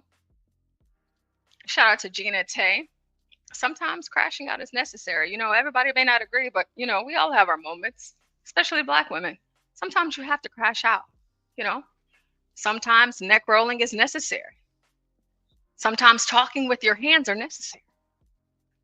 Sometimes talking over other people on national television is necessary, because if Allison didn't do it, who else? Who else? And crashing out, it's not a bad thing. No, it's not a bad thing. She had to let Scott Jennings know, everybody there know, to include the Black women that were also there with her. She had to let everybody know. She had to make her point known. And that's what you guys are about to hear. And because of moments like this in American history, maybe by the time I get there, if I ever arrive, if I ever choose to pursue it, I too can clap back at Marjorie Taylor Greene whenever she tries to come for me. And it's okay. I too can be like Jasmine Crockett, you know, Ebonics and stuff like that. That's fine in Congress. They need to know. I'm just being myself. Maybe I too. So crashing out, you know, it is what it is. However, we're going to get back into it. And let's see what Ashley had to say. Because I believe what she had to say for our beautiful Black woman, our ancestors, women, our ancestors, even for the likes of a Maxine Waters who has been there for 40 plus years. If it weren't for you, we wouldn't be able to talk to white men like this, on, especially on their platforms. I mean, golly. But we can, though. We can. We can. And I know for a fact, if CNN tries to let go of her as a correspondent on this show, yeah, she's going to have some backlash. Yeah. She will have people rallying around her to cancel CNN because they got her up out of here. There's a different level of power that Black women have in 2025 that they have never had in the entire existence of their presence in this nation. And because they can do all of this and carry on and all that, it's testament. I've shown y'all some videos of me in town hall, city hall, school board, and y'all know I'm in there like, no, it ain't that. It doesn't matter who my message is being directed towards. It's just the fact that I can speak. White women can vote before Black women could. I'm just in here talking locally. I'm not, you know, I ain't on CNN, but you know what? The fact that I can, it's testament enough for me. Let's see. Ashley Ellison. We live in different realities. That's right. I live in a reality where I know I do not have the same opportunity as you. I know I don't. And you know and that I know too. what Scott. And you know that. Let me just tell you about me. I'm gonna let you finish, but I want to answer this. I'm not talking about how you feel. I'm talking about how I feel. Me, a Black woman in this country. Not in this city. And I will run. And if you want, I'm a New Yorker, not in this city. You cannot say that. You can't say that in this city. I have a. I'm not talking about New York. I'm talking about actually let her finish. right here. I got a law degree, a master's, and 2 bachelors. Probably more education than all of y'all added up together at this table, right? And I have always. Okay, yeah. So added up for everybody there at that table. That's what. You know, that's what she said. So for me, I'm not gonna lie. I want to know more, because she is who she is. And hey, ain't nobody else there on her level, not even the Black women that are up there with her. They're not even on her level, not at all, not even close. Because she is the dude. But I would like to talk about what she is, who she is. And I want you guys to know this about Ashley Ellison. This is from the White House under President Barack Obama. Here we have Ashley Ellison, Associate Director in the Office of Public Engagement, for the Black president. Ain't no way those ladies back in the 70s would have ever thought America would ever see a Black president. Oh, hell no. But they did. We did. America did see it. May your souls rest in peace. But like I told you, I'm a believer, so that I know that they're sitting high looking low. Yeah. Black people. Yeah, we did that. And in the midst of doing that being done, we have a Ashley Ellison. Ashley Ellison is the Deputy Director in the Office of Public Engagement. In this role, Ashley manages a team of associate directors who work with leaders in the African American entertainment industry, faith, disability, Jewish, international, women of color communities. He also works on the policy areas of criminal justice, my brother's keeper, an economic ladder of opportunity. Prior to Ashley joining the White House, she served as the National Director of Partner Engagement and Outreach that Enrolls America.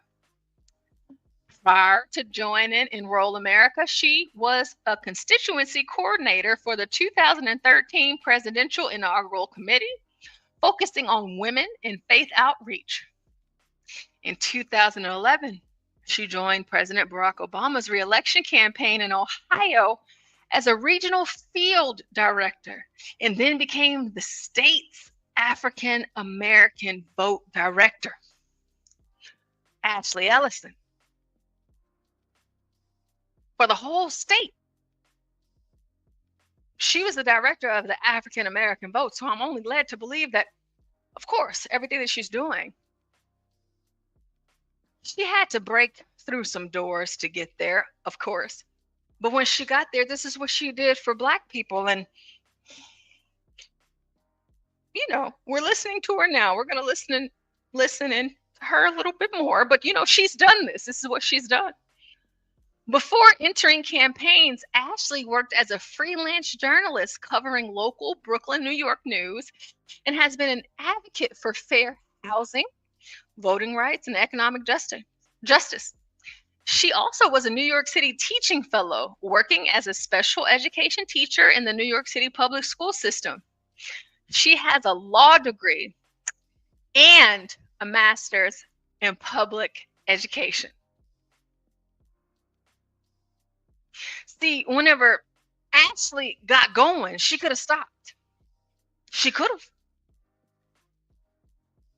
She didn't have to keep going. But no, she took her ass back to school. Yeah, she did. And not only did she take her ass back to school, she became a JD. Told y'all about Jasmine Crockett. Jasmine Crockett did the same damn thing.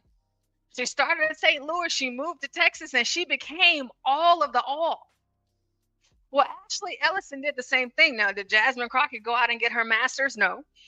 Not, in the way at which Ashley Ellison, I guess, for everybody else that's a Black person that's on this panel right now, I'm smarter and I have more education than anybody else in this room, period. She's an attorney and she went back and got her master's in education. I salute you, Ashley Ellison. You're worth being celebrated. Because even you, in the midst of whatever you may not realize or see that it is that you're doing for young Black women like me, hey, listen, I ain't mad at you. I ain't mad at it. You might wonder, where did she go to school? Let's take a look. Ashley, builder, creator, advocate, and organizer, Ashley Allison is an Obama Biden administration and a Biden-Harris campaign senior staffer with more than 15 years of experience building campaigns and strategies that lead to victory. Well, just like I told you guys about Maxine Waters, her dealings with Alzheimer's and dementia, y'all know I dibble and dabble here and there in politics, and I too have ran a many of campaigns that led to successful wins. Again, different parties, but same goal. As a national coalition director for Biden-Harris 2020 presidential campaign, she led nearly 500 staff. She was responsible for 500 people. That's a lot. 500 people that were expected to listen to her and follow her lead as she guided them to be the beacon of what would happen in support of making sure that Joe Biden got elected. This woman here, we saw Lena Horne, and of course, we're going to be getting back whenever we continue our time travel. Ashley Ellison is a big, dark-skinned Black woman. And I don't say that out of disrespect at all. I don't. I say it because there was a time where dark-skinned Black women, they would not see the doors in which she's walked through.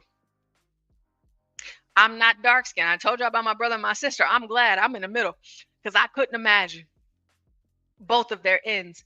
But Ashley, she didn't let that stop her. The stigmas, the colorism, the house slave, the field Negro, this, that, and the third. Ashley Ellison. Fuck all that. Listen, I hear you. I'm not going to sit here and act like that I don't know that this is a thing. I'm not going to do that. What I am going to do is I'm going to be better than good enough, and I'm going to take my time to go out here, whether student loans or not, scholarships or not, whatever it looked like upon my life, I'm going to go out there and get what is for me. I'm not going to make any excuses. I'm going to handle this. That's what Ashley did. She did that. Sure did. She did that. Ashley's commitment to racial equity and civil rights has been proven through her career. Of course it has. I wouldn't know who the hell she was, honestly, but I know who she is enough to know that she's on a platform in which I can speak about her. I mean, who knows me? You know what I mean? I ain't nobody. But she's doing enough within her space and in her position to make an impact on young Black women like me. She served as the executive vice president at the Leadership Conference on Civil and Human Rights from 2017 to 2021. That's a lot of years. She did that. Under her leadership, she led the organization's strategies on how to run campaigns and policy efforts during the resistance. Prior to joining the Leadership Conference, Ashley was a deputy director and senior policy advisor for the Obama White House of Public Engagement from 2014 to 2017. She honed her crisis management skills while leading the White House efforts on criminal justice and policing reform. Ashley's organizing skills were first noticed in national politics when she joined the Obama campaign in the most contested battleground state of Ohio to run African American outreach for the Obama 2012 election. Before entering politics, Ashley began her career as a high school special education teacher in Brooklyn, New York. Shout out to Kimmy Cakes. And earned her master's in education. She earned her law degree with a specialty in public interest law focusing on housing rights, voting and democracy, and racial equity. Ashley serves as the board chair for the Color of Change PAC board and is a member of the Free Press Action Fund board. is a political commentator for CNN and the former host of the podcast Pod for Cause. That is Ashley Ellison. Ashley Ellison. She's come so far and she's done so much that for me, again, I'm a young Black woman looking at this. I want to be more, of course, in the political arena to where I can actually affect change by legislation if I ever decided to go through with it. But nonetheless, I'm talking about her because I know her name.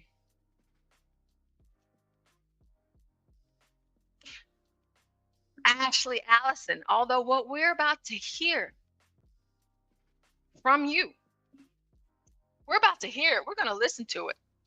I'm not going to even sit up here and say, Ashley, you're wrong. I'm not going to do that to you. I won't do it to you. To say that you're wrong, but what I do want you to know, that you've done all of it. A lot of it. Yeah, you have. Congratulations to you and happy Black History Month, Ashley Allison. Happy Black History Month. You had to work 10 times harder to do this and that and the third, but you know what? You can sit up here on this CNN panel and say how 10 times much harder you had to work to compete against the white man. I just encourage you not to forget Ashley Allison, about the white man that will break your ass down to your knees, grab a rope, and string you up on a fucking tree. Might rape you a few times, yeah. Have a baby that not you, but he would deny. Getting sprayed down by water hose and thrown in a gulag like Angela Davis with her light-skinned ass. For you, the opposite of her in every which way. To be able to sit up here and do what it is that you're doing today. One of my most favorite quotes.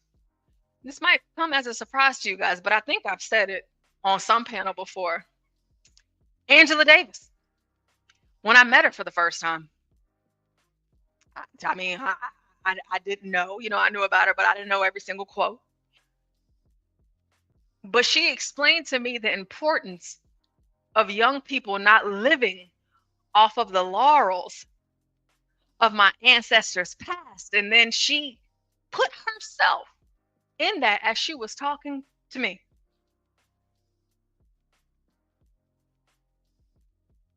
I must say, I mean, I don't know if it would have happened any other way. Yes, I'm at a PWI, but I got to meet Angela Davis a few times. Like I told you what I minored in. I told you guys. But these are the things that she's telling me. She's saying, hey, I'm not mad, Portia, at what it is that you're doing. I'm glad you are. Don't stop. Don't stop, Portia, but don't start at what I ended. Don't start there. Portia, start with you. You write your own story. Yeah. You pave your own path. You make whatever differences it is that you make. I've been doing this for a long time. And once upon a time, it was a Black community because that's what it looked like. That's what it was. But it doesn't look like that anymore. So you do what you can do, where you can do, how you do. May sound crazy coming from me, right? Conservative, never voted Democrat, this and that. Trump supporter, whatever this, that, and that. But sometimes the Black conservative, I don't even want to say it's misunderstood. I just feel it's more or less of don't even want to understand. Yeah, I was raised like this, but of course I went to college just like every other Negro that's a millennial and might have gotten, a little wild ideas here and there. But I got to meet the likes of Angela Davis that told me, oh, no. If I could go back, I would have never got locked up. right? How much can I do from where I'm at? Do I regret it in a way of my future, this, that, and the third? No, it's just that if I could have spent more time bettering myself, picking myself up, and expanding myself all across the United States of America, I probably would have been better suited spending more time doing that than spending more time here. But I'm making up for that now because I'm sitting here with you. That doesn't mean you stop fighting. But this is where you fight. Education. Portia, get your degree. Do that. Whatever it is you want to become, and you want to do that. They'll never say that you can't. They'll never say that you ain't. And you be a part of the quote unquote revolution that is to be televised. You ain't got to be on TV. But you've already done so. And you don't need that type of recognition. You do it. You go on. You push. You guys are going to hear from Nikki Giovanni here in this video when we get back to it. From back then, I had the pleasure of meeting and spending time with her as well. She died here recently. Every single thing that you do is not meant to be televised. Black women and or Black people, but more specifically Black women, all of it doesn't need to be televised. A lot of times it's what you do where you are that makes the impact that you do where you are. I can't save everybody. We all cooning and buffooning out here. You know, me, I guess I'm coon Negro number one, but how many of y'all have sat down with Angela Davis? I'm curious.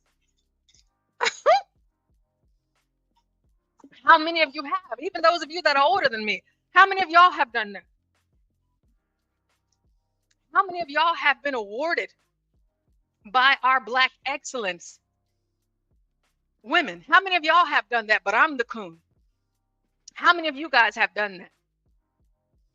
And as much trolling as it may seem like I am doing with the show tonight, believe you me, I am not. Yes, I was born in the 90s, but my mother wasn't. What I was showing y'all is from the 1970s. My mom became a doctor anyways, and she had us in high school. You can. I'm telling you guys, you can.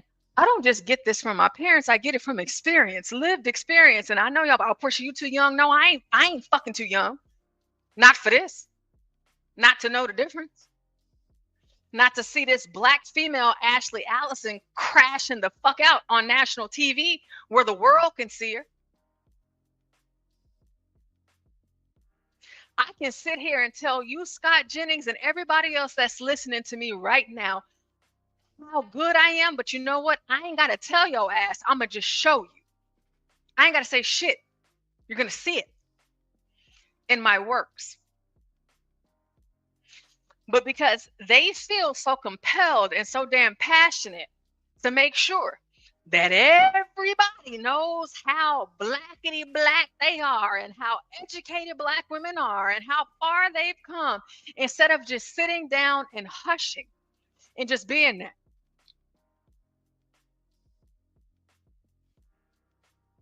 That's why I'm doing the show tonight. You can sit here, roll your neck, snap your fingers, do this, that, and the third. I get it. Kind of. I'm trying to. But you're already enough in this space. You already are. So just be that. Ashley. But, again, make sure these white people know.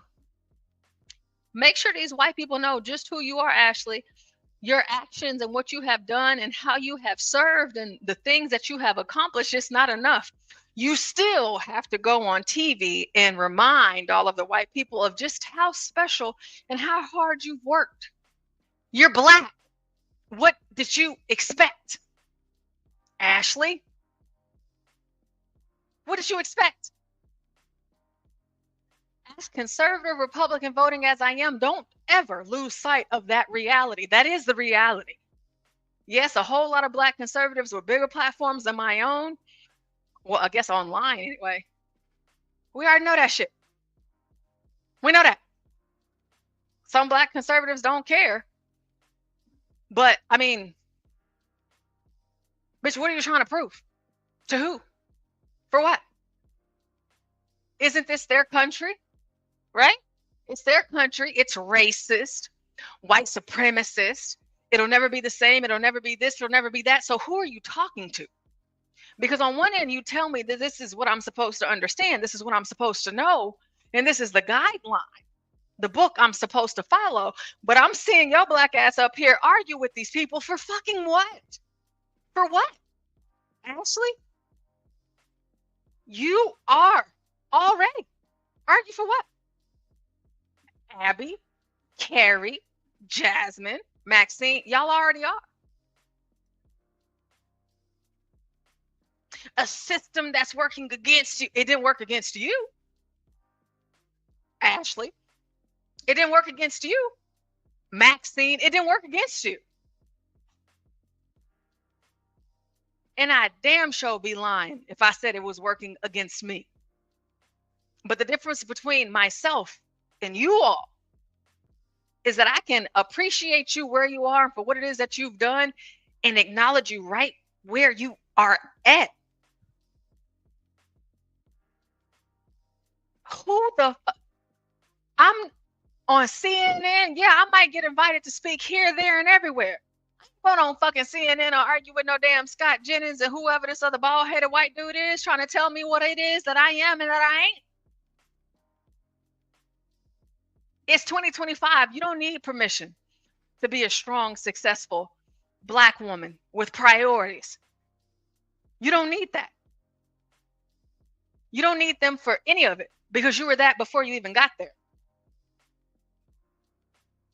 So we celebrate these ladies tonight. But we don't want to miss.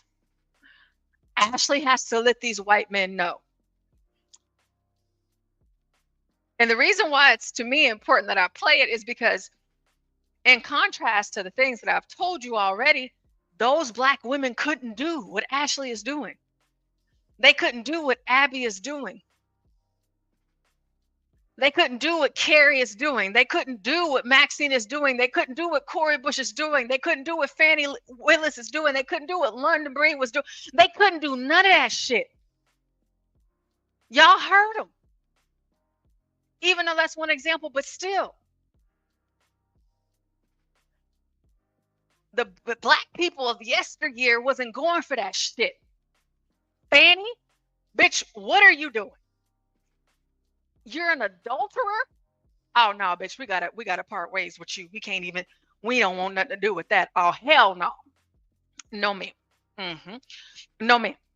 Because we believe in supporting our black men. And while we can acknowledge and admit that we don't know the struggles that our men go through, but you know what the fuck we gonna be is there, Fannie. That wife of his that he stepped out on too. You see, the children. Yeah. He did it, but you did it too. Black woman and a black woman, I thought we were sisters. What the fuck you doing pushing up on my man for, bitch? I ain't going for it. And I can't celebrate that, nor will I ever respect that. Why? Because I was raised quite a bit differently. But whenever I think about the history of black people in America and how families were torn apart, whenever black people decided to come together in love and seal their union, jumping the fucking broomstick, this, that, and the third. No, that's everything to me. It's everything to me. My black man, oh yeah, that's it. Hopefully he ain't ever got time, right? But the thing is that in my mind that like whenever we get married, I know that the only time that he has is for me because I'm for him in that way. But you got to worry about bitches like Fannie Willis's and black churches letting this bitch come in the pulpit and speak, knowing all of the things that she has done and who she is. That's a nasty, dirty woman. And yeah, white people do the same shit, but you know what? I'm not out here seeking for white people to be better than what they've always been. What the fuck am I doing?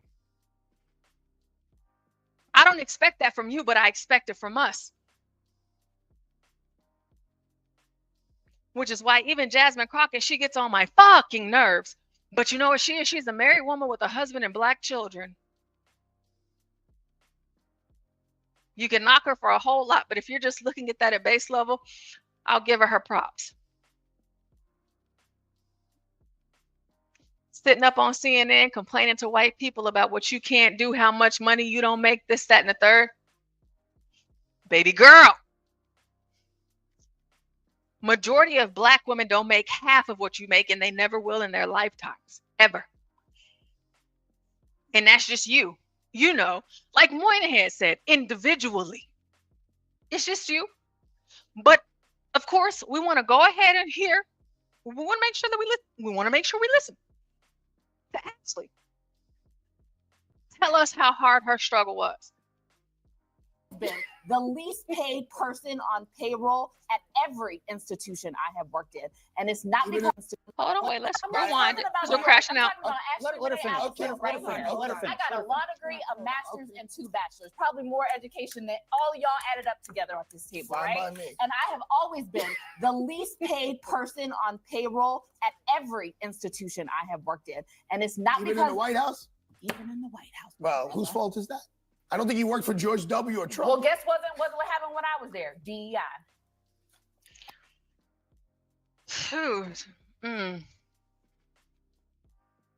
Let me go back a little bit. Well, guess what happened when I was there? She said, even in the White House.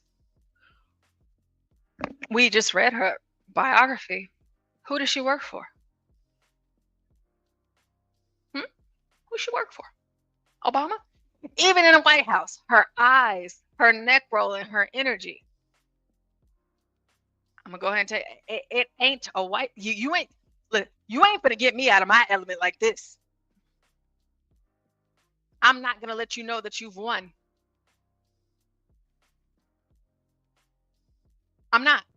Yeah, they may get paid more. This, that, and the third. I'm not gonna go on CNN and say this shit. Don't nobody know what the fuck I make. They ain't your goddamn business what I make. But I'm getting paid. I ain't homeless and shit. We talked about Maxine Waters in her district, Skid Row. Listen, there's a lot of people that look like you, women too. Whatever happened in their life that put them there, even young women like me. We're not where you are. That don't mean that we won't get where you are one day, but I mean, shit, there's a lot of single black mothers out here. You know, like Maxine, number 5 out of 13, she still became Maxine. And whenever Maxine was coming up back in her heyday, she wasn't doing the shit that you're doing. She paved the way for you. And those before, even Maxine.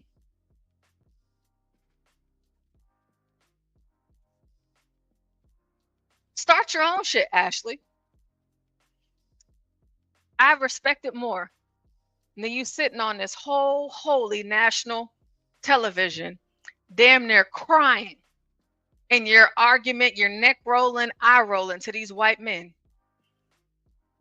that apparently don't have anything to do with your struggle, and they don't even have anything to do with your success. So because you were able to do that on both fronts, I'm not finna fucking entertain you.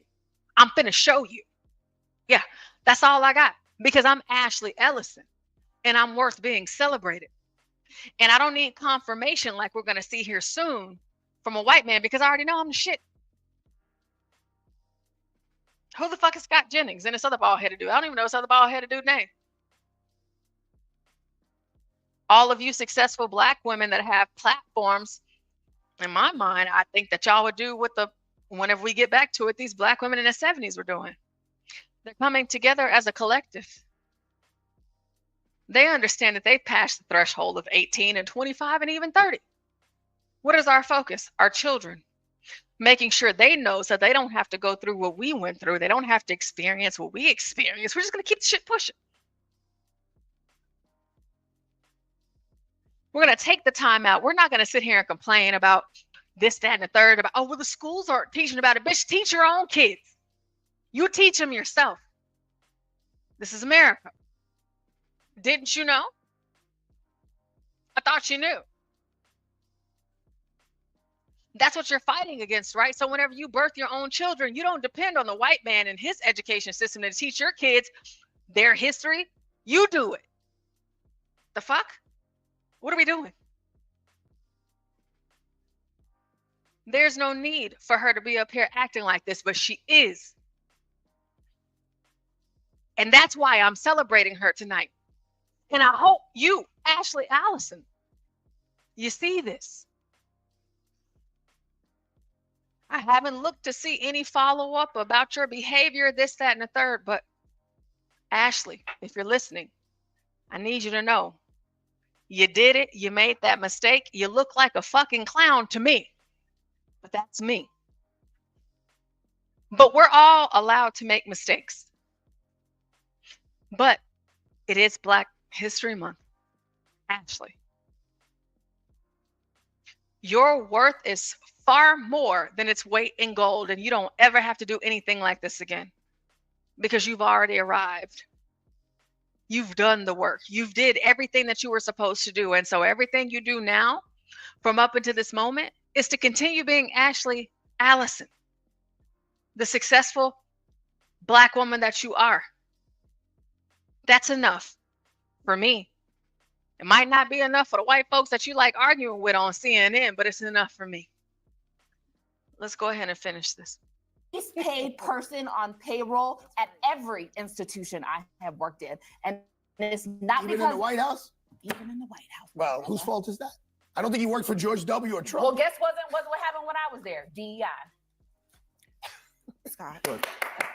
Look, I'm head Scott. Look, you're my friend. I respect you tremendously. I think you're probably the smartest operative in the Democratic Party, and they should listen to you more. That's number one. Number two, you and I share a comparable background. We're both from the Midwest. We both come from middle-class families, lower middle-class families maybe. I actually think we share a lot of similarities in our journey. But I think you made it, and you are the most respected voice often at every room or every table you're in, not because of anything other than your talent and your work ethic. And that's all anybody ever is asking for, is for people with talent and work ethic to make it. And that's what I see in you. That's how I see you. But let me tell you something about. And you know what? If the days were long, like how they were back in the day, a white man apologizing to this Black bitch after she just lost it.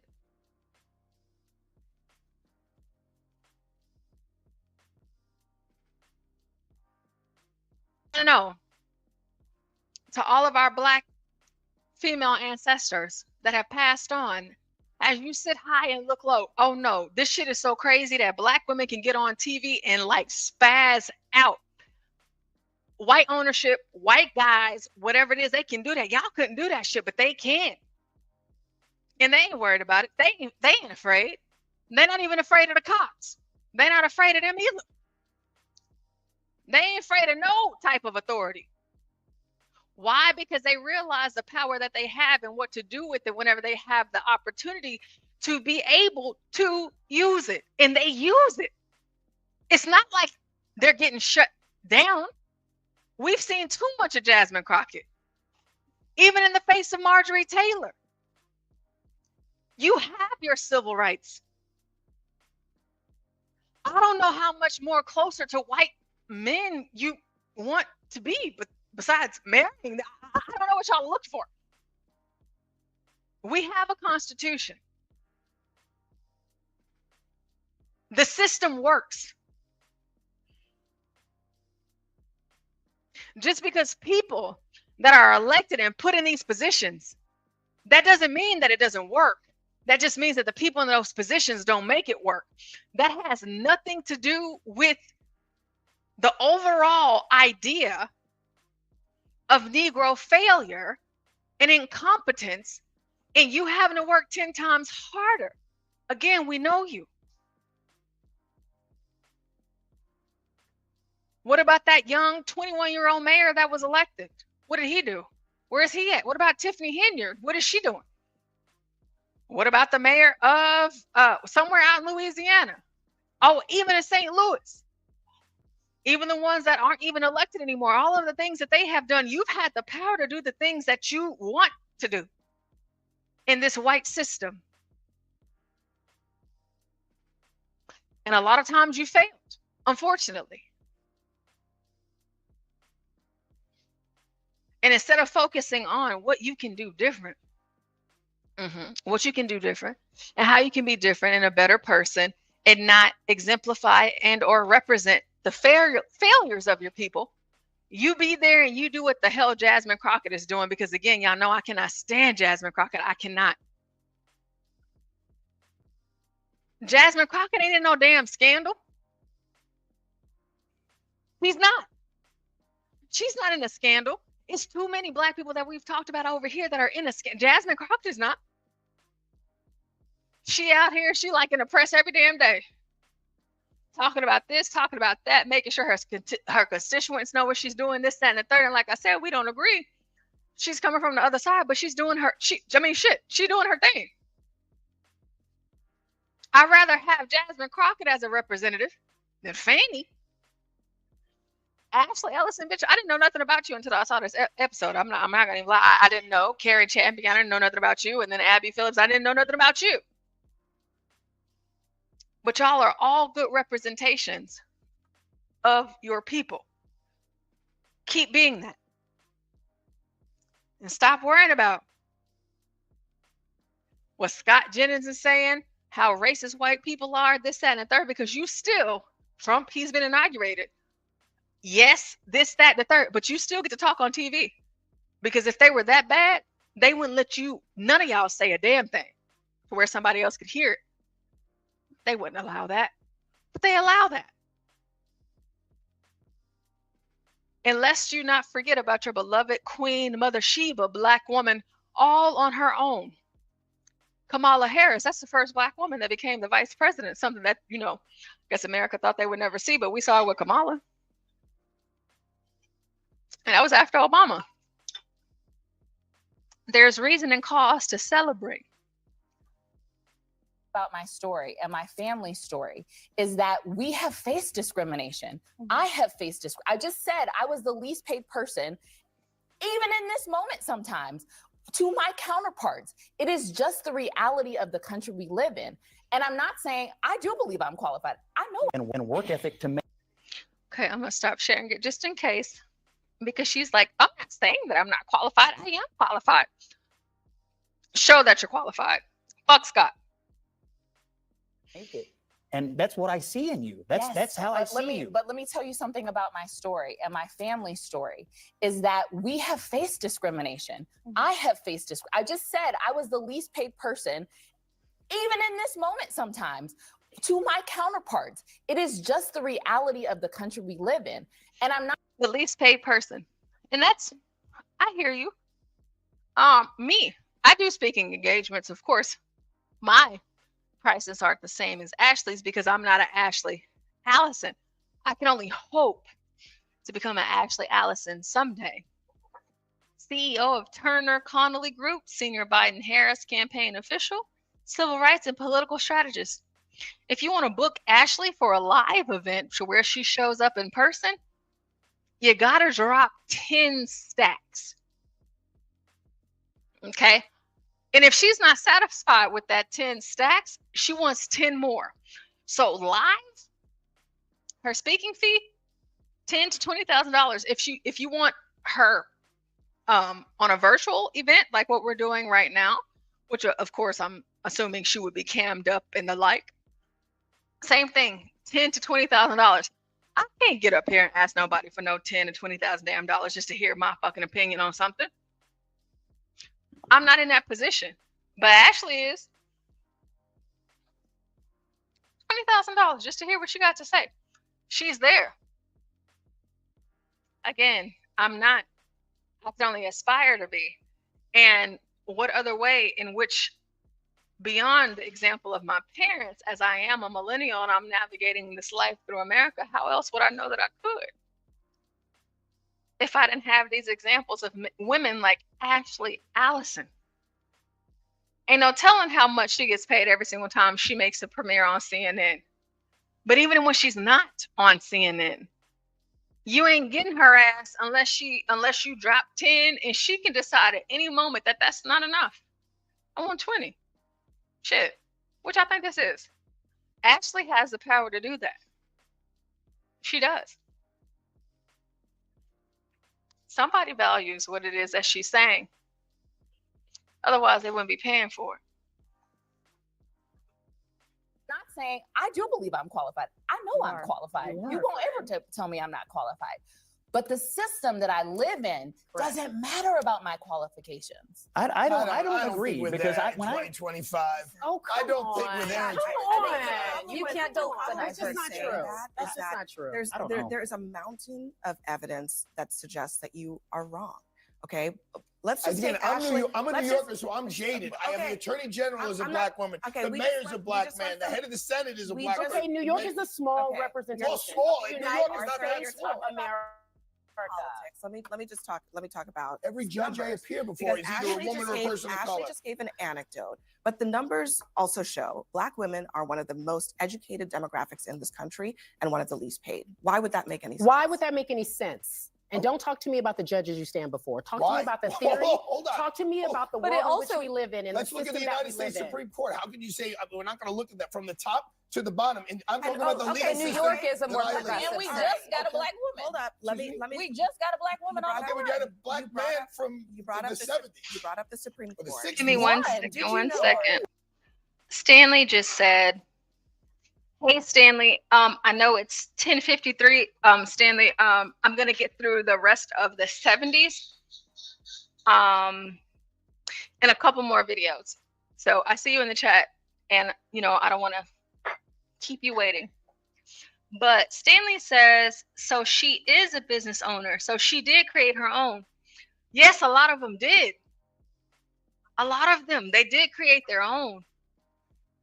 But instead of, see, for me, what I'm trying to do, like, how Crack does with his charting the course. Hey, hey, how can I get like you? I don't want to hear, like, yeah, there's going to be some roadblocks. Yeah, whatever it is. But you did it and you got all the way to this point. That's what I want to hear from you. I'm not, you already got your own shit. You might as well. Joy Reid, what I'm saying? Like, it's a panel, Abby Phillips, Cari Champion, Ashley Allison. How can we get where you are? And what is it that we're doing for our people as a representation of our people with our families to pull us further along instead of arguing with white people about why they should accept us and bring us into their fray? You're already in their fray. You're there. You haven't got fired. You're there. This was just from like less than 48 hours ago. You're there. I'm not about to waste my time arguing with these people. Just, if anything, yeah, we could talk about it, bring it to light, expose it, but keep it pushing. And what we're going to do for our future generations. So they don't have to have these conversations on CNN. But that's just me. But shout out to Stanley. Shout out to Stanley. Let's listen to some more of this. Hold on. What percentage of it does it represent the United States of America? Why does it matter? Why we gotta go by numbers? Why is it so hard to acknowledge what she just said? Why is it just one? Why is there only one Italian American? No, but why is it so hard for you to acknowledge what she just said about black women being the most educated? I did acknowledge it. I said that's not my experience. Okay, but because you're not a black woman. No, I'm a New Yorker. But New York is not representative of the rest of America. Correct. That's also what it's also the most diverse city in the country. Well, that's exactly. So of course there's more representation in women. And Scott, I think if you really see, you said something very beautiful. This is your friend. You guys share a lot of the same values. You guys think alike. You guys are literally friends off air. You text, you have good conversations. There is the yes and in that. There is something that says to me that you know what she's saying is true. You think she's smart. You know that she's smart. She's more educated than mostly everyone at this table. And so what she's saying isn't a lie. What she's saying is a real life experience. And so why is it so hard to understand why something like diversity, equity, inclusion needs to be a part of what we do in a system that never even acknowledged a group of people, never saw us as a human commodity, just literally never noticed who we were. And now here we are years later asking for some simple rights, some simple civility. She's asking to be paid like you get paid. She's asking to be acknowledged like you get acknowledged. And she knows that that is not the case because she is a Black woman. She had a high-ranking position in the White House of the United States of America. Dear friend, she is one of the most celebrated political operatives in the country. Do you know how hard I had to work to get that? Do you know how hard? Do you know how hard the son of a garbage man had to work at it? So I'm just telling you. I'm not saying that. But talent, and work ethic are everything. And that's why I think you're here. It's not true. It's just not true. It's just not true. The other thing is the access to opportunity is, I know you don't want to think that that is true, but access to opportunity is what DEI is supposed to address. And not just when it comes to race, although race is important, but when it comes to women, when it comes to people with disabilities, when it comes to people from different socioeconomic brackets, from rural parts of the country. I think that's the biggest issue. There's different socioeconomic brackets. So now more we're than trying race to and gender. say, now we're trying to say that everything is equal just because I say it is, even though all the evidence. Who said everything is equal? Well, that's literally, we're already living in a meritocratic society is what Scott and his colleagues want to say, when that's actually factually not true. Do you not think everything is equal? But I think it's generally, true. So it'll seek its own level. I don't think the government should be telling us to seek its own level. But you literally DEI is not about the government. Y'all are talking to private companies and telling them you can't do operate it. It's about both. the way you want to But operate. Arthur, you literally just said, I don't think it will seek itself out, because you literally just said human nature. That's how we operate. That's so right. sometimes, which is why the civil rights movement was so important. More socioeconomic This is why, like, when they talk about like canceling the Department of Education, why they talk about the federal government. The reason why the federal government was so important, particularly for Black people to seek justice in this country, is because it was the one bastion of hope that people had when states took control and they had discriminatory practice laws. The Supreme Court. What? How long ago? Tell me how long ago was that? How long ago was that? We gotta go. We gotta go, but it was not that long ago. I know. It was not that long ago. Yeah, it was in Ashley's father's lifetime. It was in my parents' lifetime. How long ago was that, they say? It wasn't that long ago, but I mean, bitch, it was long enough ago to where I wouldn't be seeing your black ass on a white network. But how long ago was that? No. Because we have a video that we're watching where the Black man said, hey, Black woman, y'all are the Mother Earth. Y'all are the everything. Even after you guys, those of you who have been there, y'all heard the way that the Black women said, we have not been there for our Black men. But however, through that experience, if I got to be 10 clicks behind him, it ain't nothing I would not do to make sure that he knew that I was there for him. See, you say for what? Listen. Y'all are still pushing back against them. And so for those of you that missed it, let's go ahead and share it again. Let me find my timestamp before we get back to the 70s, because you know we time traveling tonight. We're at 25:01. We're time traveling tonight. And you know what? If it wasn't for Black men, I mean, to be quite honest with you, we wouldn't even know about this. I mean, all of these years later, unless you were born then, y'all know it is 2025. I mean, I wouldn't have known this shit because I wasn't even close to it. I wasn't close enough to be able to comment on it. So we're going to listen to what this Black man has to say for the Black woman. Hey. This show will concentrate on one of the greatest institutions in the world, the Black woman. In order to get the real feelings and perspective of our sister, we went to her. A group was brought together with as many differences as likenesses, but held together by the common thread of the Black experience. Another institution was added, Sister Lena Horne, who can, from first experience, speak about survival if you are born a woman and Black in this society. Our woman has borne us, nurtured us, and saved our race, and in the process, she often got the worst of it. As a unique institution, the black woman remains. Mm-hmm. The black woman remains. Again. This show will concentrate on one of the greatest institutions in the world, the black woman. The greatest institutions in the world, the black woman. This is a black man in the 70s who was born in the 30s, 40s. The greatest institution, not America, in the world. We need to talk about this. And hey, shit, I don't just want to talk about it. Fuck me. Don't even listen to me. I want y'all to hear from them. Again, I'm not going to go all the way through it. All of the links are in the description box. These black women talk about what it is that they needed to be for their black men. It wasn't a competition. It's never been a not in my mind. Not in my mind. This is me personally. It's never been a competition. Never, ever. Why would it be? We want the same things. I told you guys earlier. These black women admitted to not being what their men needed for them, so much so that they left them. These women divorced these men because they couldn't understand their struggle. They couldn't understand what America meant to them. We have women's suffrage. They had to put in place laws for women to even be able to vote. That wasn't just a black woman, that was all women.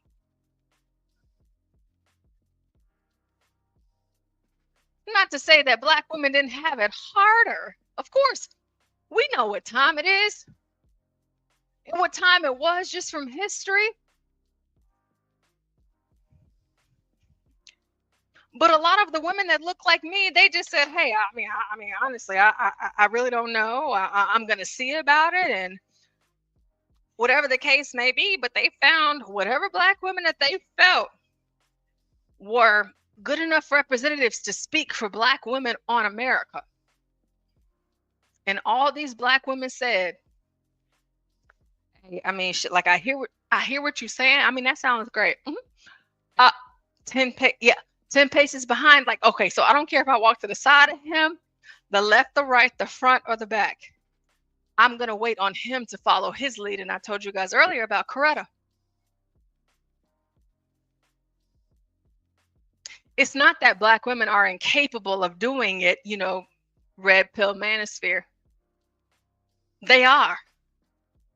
And the same black women that you see in this video, to me, in my opinion, there's far more black women that are like the women in this video than they are not.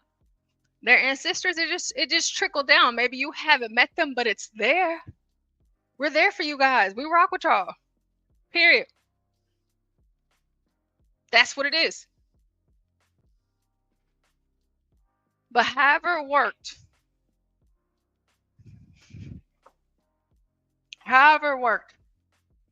and unfortunately, it still works that way.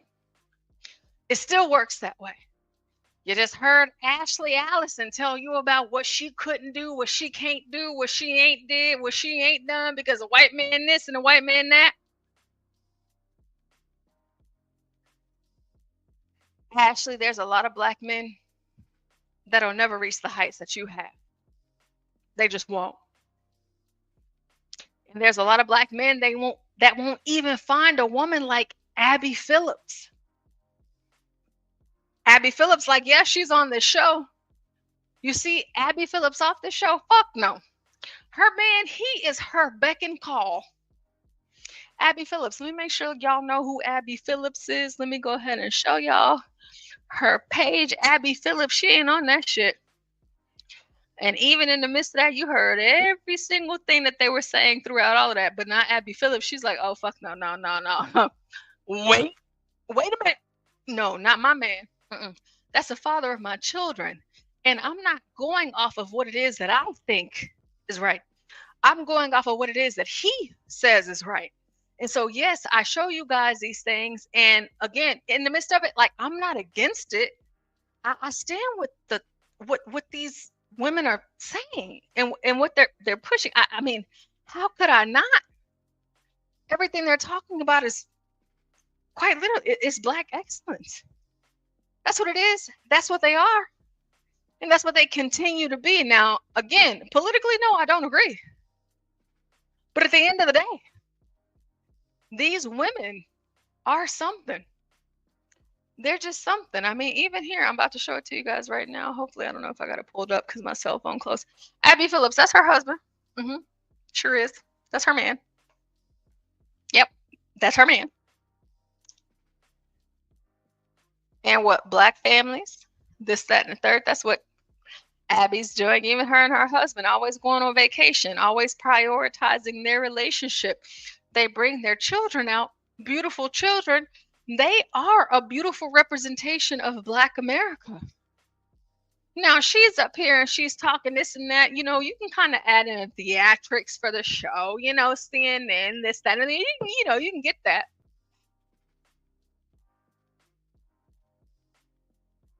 But I like to see this. That's what I like to see.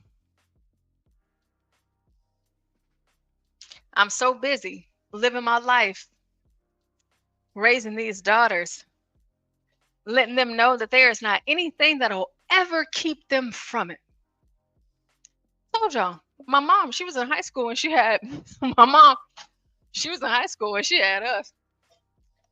She sure the hell was, believe it or not. My mom was in high school when she had us, and my dad was off in the military. And while my dad was gone, like I said, mom was in school, you know what I mean? Like, they didn't depend on their family members and things like that. We were at school with my mom.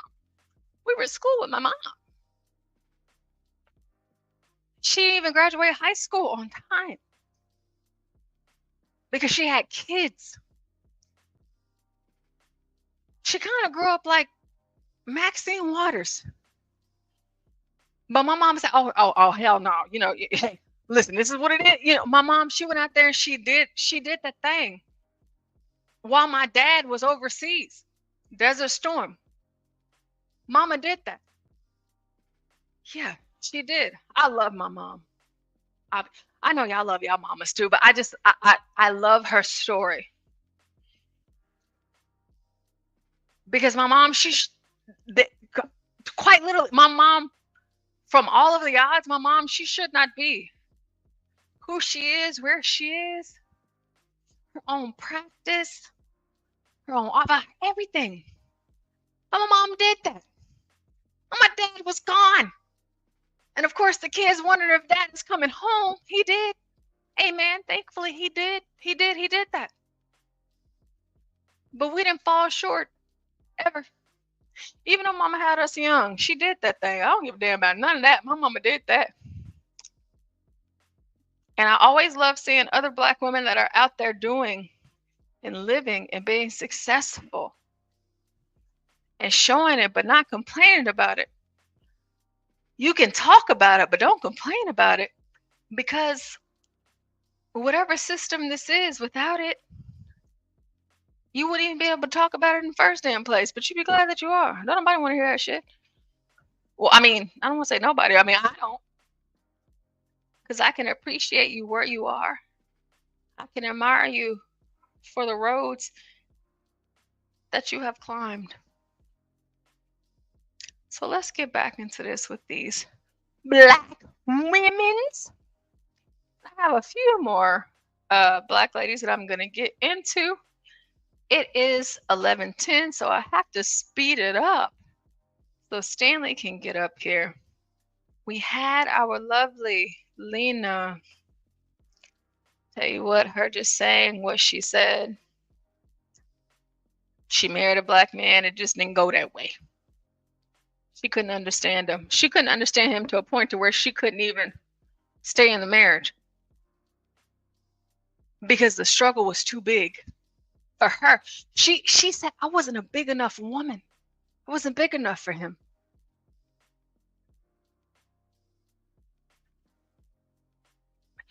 I saw this many years ago. whenever my dad came back from war after being gone for so long, you know, he can come then. But this was back in the day where, you know, they didn't have like iPhones and stuff like that. You know, we would get our letters. That's when we had to write letters.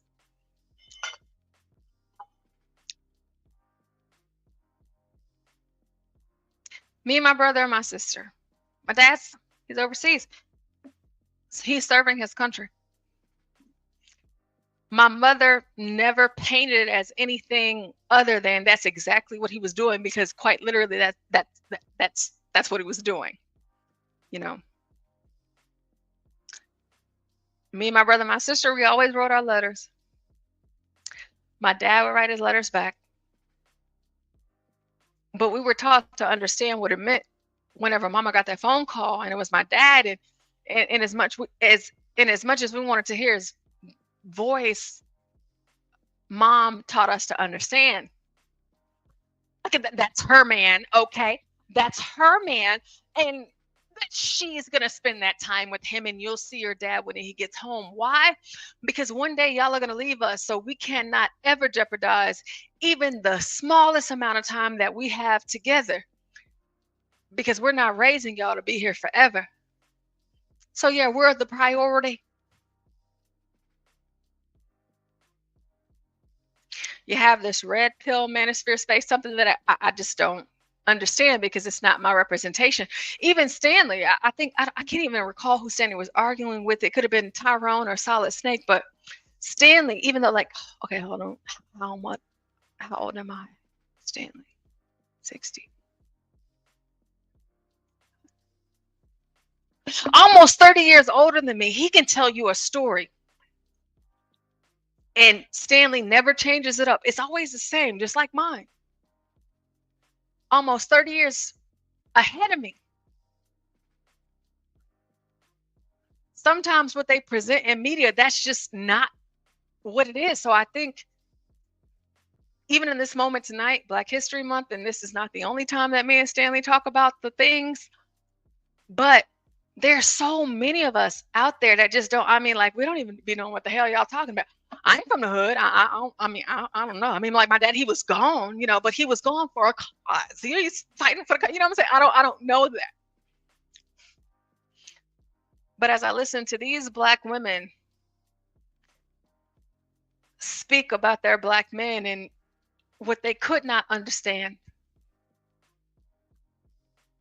I have to shout these women out, because they tried to understand, and even whenever they may have failed, they stayed. Now Lena, she left, but the other ones, and I was like, oh hell no, I'm staying, because we do this together. Jasmine Crockett, Maxine, well, I mean, shit, Maxine's still with her husband. Kerry Washington, not Washington, what is it? A Cari champion. She was married to a white guy, but it's okay. I mean, like I said, she's 50 and she's beautiful, so she can get away with a lot of things. I mean, you just had Ashley Ellison and Abby Phillips. I just showed y'all Abby Phillips and her family. This is where we win, to me. Maybe not to change the world, but we can have children and we can teach them, and that's what we do. Oh, water on my phone. I don't think, maybe all the sisters don't know what K building is. Well, K building is the building up in Harlem Hospital that was taken over by community people, I for one. And first time it ever was done. We're still fighting to keep control. But like we tell the doctors, we do our thing or don't be no thing. We blow it up. I mean that. I don't care if the CIA listen, blow it up, because it has to be a change. And people have to stand up, especially Black people, for their principles.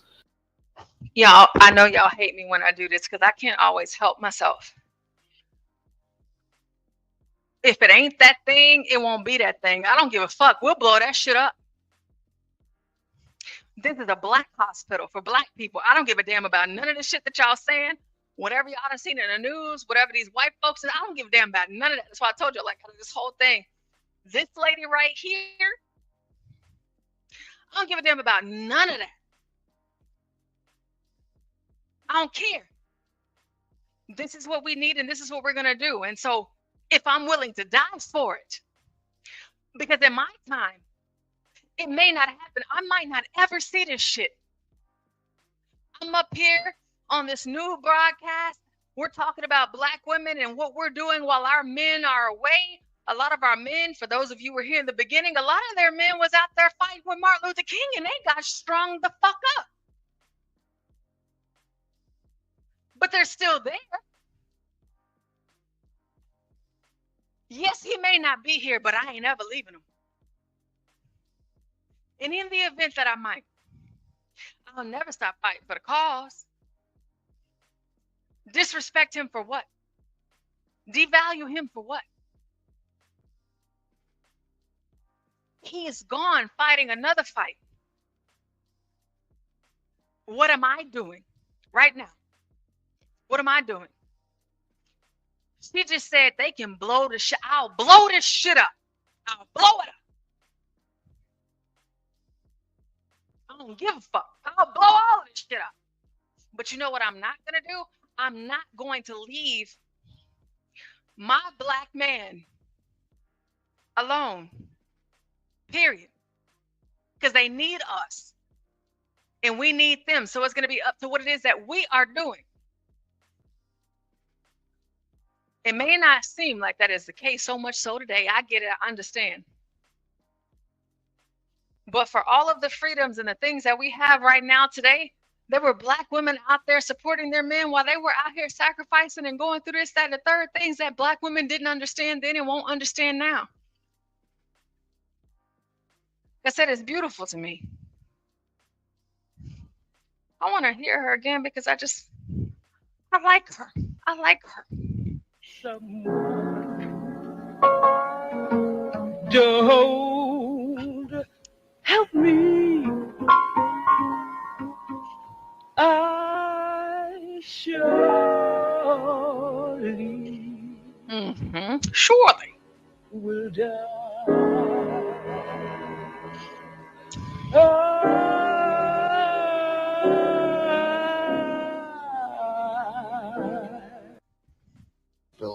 That was taken over. What K building is. I don't think maybe all the sisters don't know what K building is. Well, K building is the building up in Harlem Hospital that was taken over by community people. I for one. And first time it ever was done, we still fighting to keep control. But like we tell the doctors, we do our thing or don't be no thing. Do our thing. It up. I mean that. I don't care if the CIA listen, blow it up because it has to be a change. And people have to stand up, especially Black people, for their principles. Because, other groups don't think that we have too many principles, that it's nothing really that we want, that we think is worth fighting for. We can always go over in Vietnam and kill somebody damn near look like us. But we never, have banned our resources and our dreams to actually get something constructive. We're always fighting somebody else's wars, fighting for somebody else's ideals. We never really want to fight for ourselves. That's why, as the sister was saying here, K building meant so much. This was something for our people, something we believed in to the extent that we would have died right there. Yeah. And for me, myself, it's the first time I ever had anything that meant that much to me. It deals with drug addicts who wanted. Well, we opened it mostly because we took it. We had, just like you said, we went here, we went there, asking everybody, could we get facilities for adolescents? And every day you always heard, I'll call you, don't call me. So then one rainy evening, we decided to go up there and take 2 floors that were badly needed in a community of 150,000 addicts. Because as the sisters here say, you get tired of watching your people die. Yeah, you do. So we took it. Well, we had a principle. This is what I'm saying. You get tired of watching your people die. They didn't block the streets, burn down their neighborhoods, tear shit up. Oh no, see here, listen. I hear you, but this is what we finna do. Yeah, it could have been by way of something else, but we finna take over this hospital. We got these 2 floors. We don't know what the fuck y'all, what type of time y'all on, but I'm letting y'all know what type of time we on because we are tired of seeing our people die.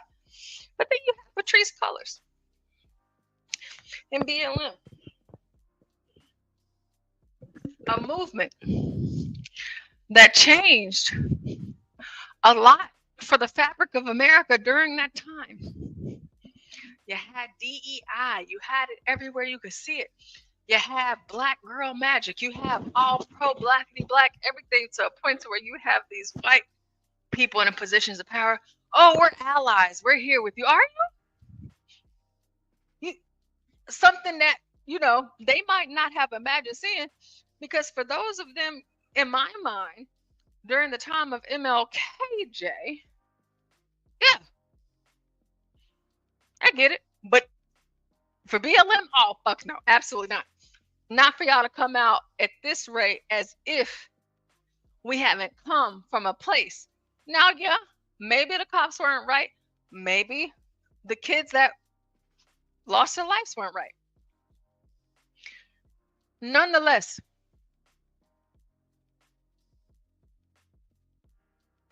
what they did is they said, hey, we're going to be in here.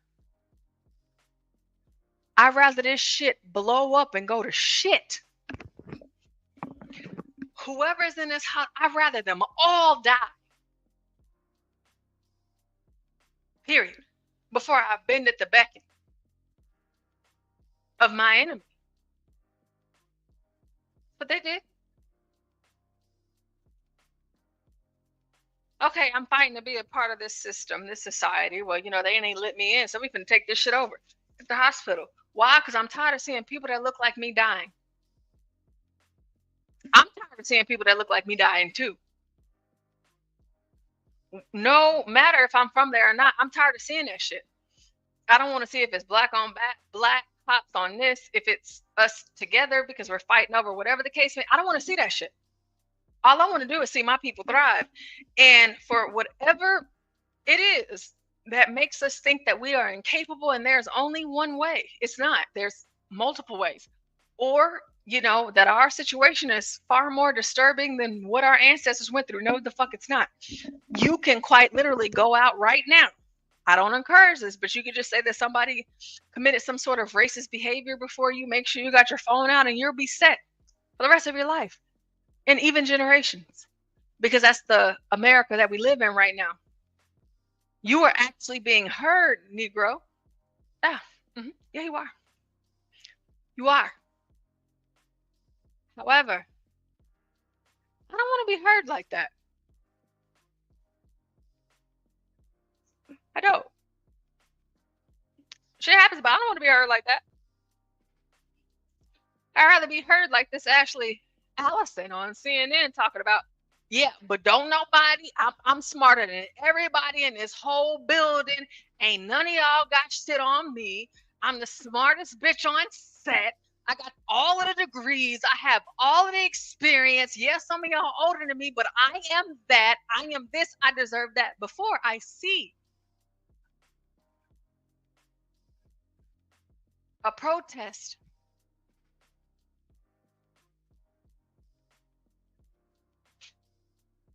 of people in favor of another one of ours gone, I don't want to see that. I mean, is abortion not enough? That's enough. That's more than enough for me. I don't want to see it.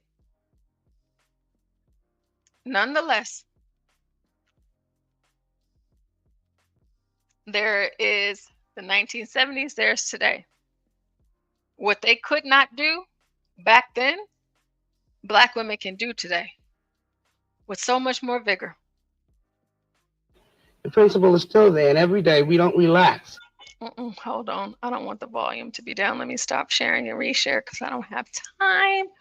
On StreamYard, they be playing YouTube. They are trying to get us up out of here, but we're not going to let them do it. We're not going to let them do it. We're going to keep it going. Especially Black people for their principles. Because, you know, other groups don't think that we have too many principles, that it's nothing really that we want, that we think is worth fighting for. We can always go over in Vietnam and kill somebody damn near look like us. But we never, you know, have banned our resources and our dreams. We'll die. People don't think like us. We'll fight for other groups. I showed this earlier, but I feel like I might as well share it again. Share it again with you guys.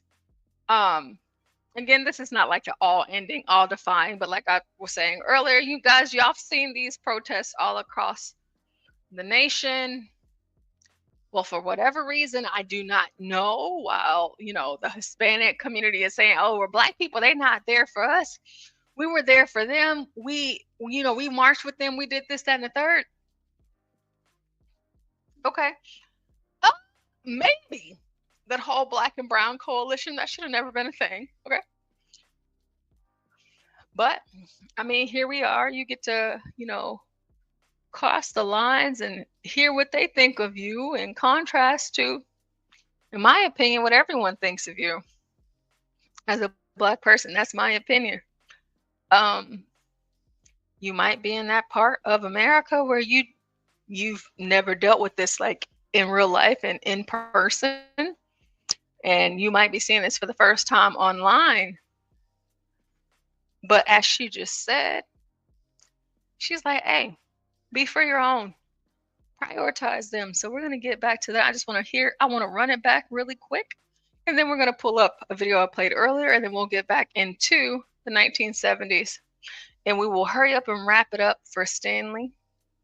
A building is the building up in Harlem Hospital that was taken over by community people, I for one.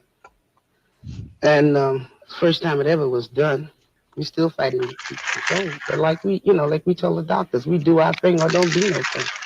We do our thing or won't be no I don't thing. get CIA listen, blow it up, because it has to be a change, and people have to stand up, especially Black people, for their principles, because other groups don't think that we have too many principles, that it's nothing really that we want, that we think is worth fighting for.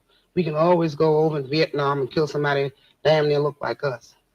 But we never, have banned our resources and our dreams to actually get something constructive. We're always fighting somebody else's wars. Fighting somebody else's wars. And of course, for me, I'm thinking about today, and I'm like, well, is this my battle? I'm a Texan. Is it my battle? Yeah, I'm thinking like this for a long time. I told y'all the only reason why I got involved in education and the only reason why I got involved in politics is because of this very thing. Because I'm over here bits all out of shit. I'm like, damn, like the Black kids, they got pushed out of all this shit. Damn. And I see it, try not to get triggered. And this is not the end all be all. This does not represent all of these people, but just, 1970, 2025. Lately, I have seen a lot of videos of Black people making fun of Mexicans for what's happening right now with Mexican people. I have also seen Black people make videos talking about Mexicans. Don't come to us for help because we're not helping. First of all, Mexicans are not alone. They have Honduran people. They have Salvadorian people. Mexicans are not alone. I'm in Texas. It's just easier to say Mexican. However, you might be in a place like Vegas, because this is the only time I've ever seen this before. Like in Nevada, I've ever seen this. Like so many different types of Asians, but they don't look alike. So you're able to tell. Here in Texas, we have like our Lao, our Korean, Chinese, Japanese. You can kind of tell. It's the same thing with the Hispanics. Okay, you got your Mexican. You can tell a Mexican from an El Salvadorian, a Venezuelan, a Guatemalan. But one thing that I can say that I have not grown up around is like the Puerto Ricans, the Dominicans. But growing up, and I wanted to keep in mind like the geography, because maybe people further up, they haven't had this experience. But as long as I've been alive and aware, it's not just the Mexicans, it's all of them. Like they hate Black people. Listen, they don't like Black people at all. And so for me to see the reaction, by way of social media for the show, it's just like, oh wow, wow, y'all didn't know? Y'all didn't know? Okay. So it's interesting to see it, because it's just like, gosh, for me, I'm just like, damn, man, they didn't came through. Like our kids can't ride the bus. They don't get breakfast. They don't get lunch. They don't get the after school program. They ain't even got a bus to take their asses home in public school. And I was like, what's going on? What's going on? Right? But I also told you guys that very day that that black mama came in there with that paper and I read it, I went to that school board meeting that night. I was the only black person in there. And every single time the issue was on the docket, I was always the only black person in there. So I was like, can I continue to be mad at them? Or us? Because we only show up. And this is just in Texas, just in my county. We only show up, which is very rare. If it's, you know, it has to be something that deals with a white person, but like the Hispanic community, they don't give a damn what the fuck. I mean, listen, there are school boards, town halls, city halls, commissioners court. They even going up to the Capitol. They doing all of this stuff to make sure that you hear them. And the majority always wins. Always. What are you doing? The Black versus Brown coalition, listen, they've been knocking you out in every single facet. Again, I can't speak to no other state, but I can definitely speak to where I'm at in Texas, and I already know what time it is. Y'all ass done got pushed so far out your neighborhood, you think that white people are the cause for the gentrification. They're taking over everything. Schools, stores, everything. But you know, in order for them to do that, they have to go to political offices to even make it happen. But they show up. You have our elected officials that put the message out. You still don't show up. You don't call. You don't email. You don't do any of that. You don't respond to the mail. And so they end up winning and you lose. They move your ass out and then they get on fucking social media and tell you, hey, just in case you didn't know, here's the deal. Y'all don't do shit. You ain't shit. You wasn't shit then. You ain't shit now. And so here's the deal. We're taking over your neighborhoods. You can't build shit. So we're going to go ahead and knock all of the shit down and rebuild it. That's fine. And then your kids, truancy, no matter what it is, behavior issues, this or that. Because I'm not going to even lie to y'all. Like my Hispanic kids, I hate to say it, but I mean, shit, they so scared of you saying mommy or papi, abuelo, abuela. Listen, they ain't playing the shit. You know what I'm saying? It's not like that. But they know that and they take advantage of that. And then whenever you have the opportunity to combat that, you don't even show the fuck up. And so it's just like, golly. So I'm trying to make awareness for Black families, and then they don't even believe me. And I'm Black. And here I am trying to get through the school year because I have 17 different languages in my classroom.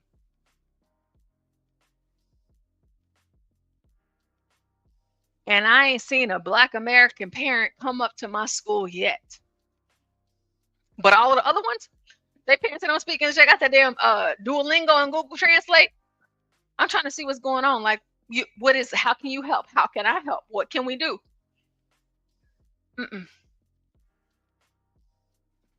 You can't blame nobody else for that shit.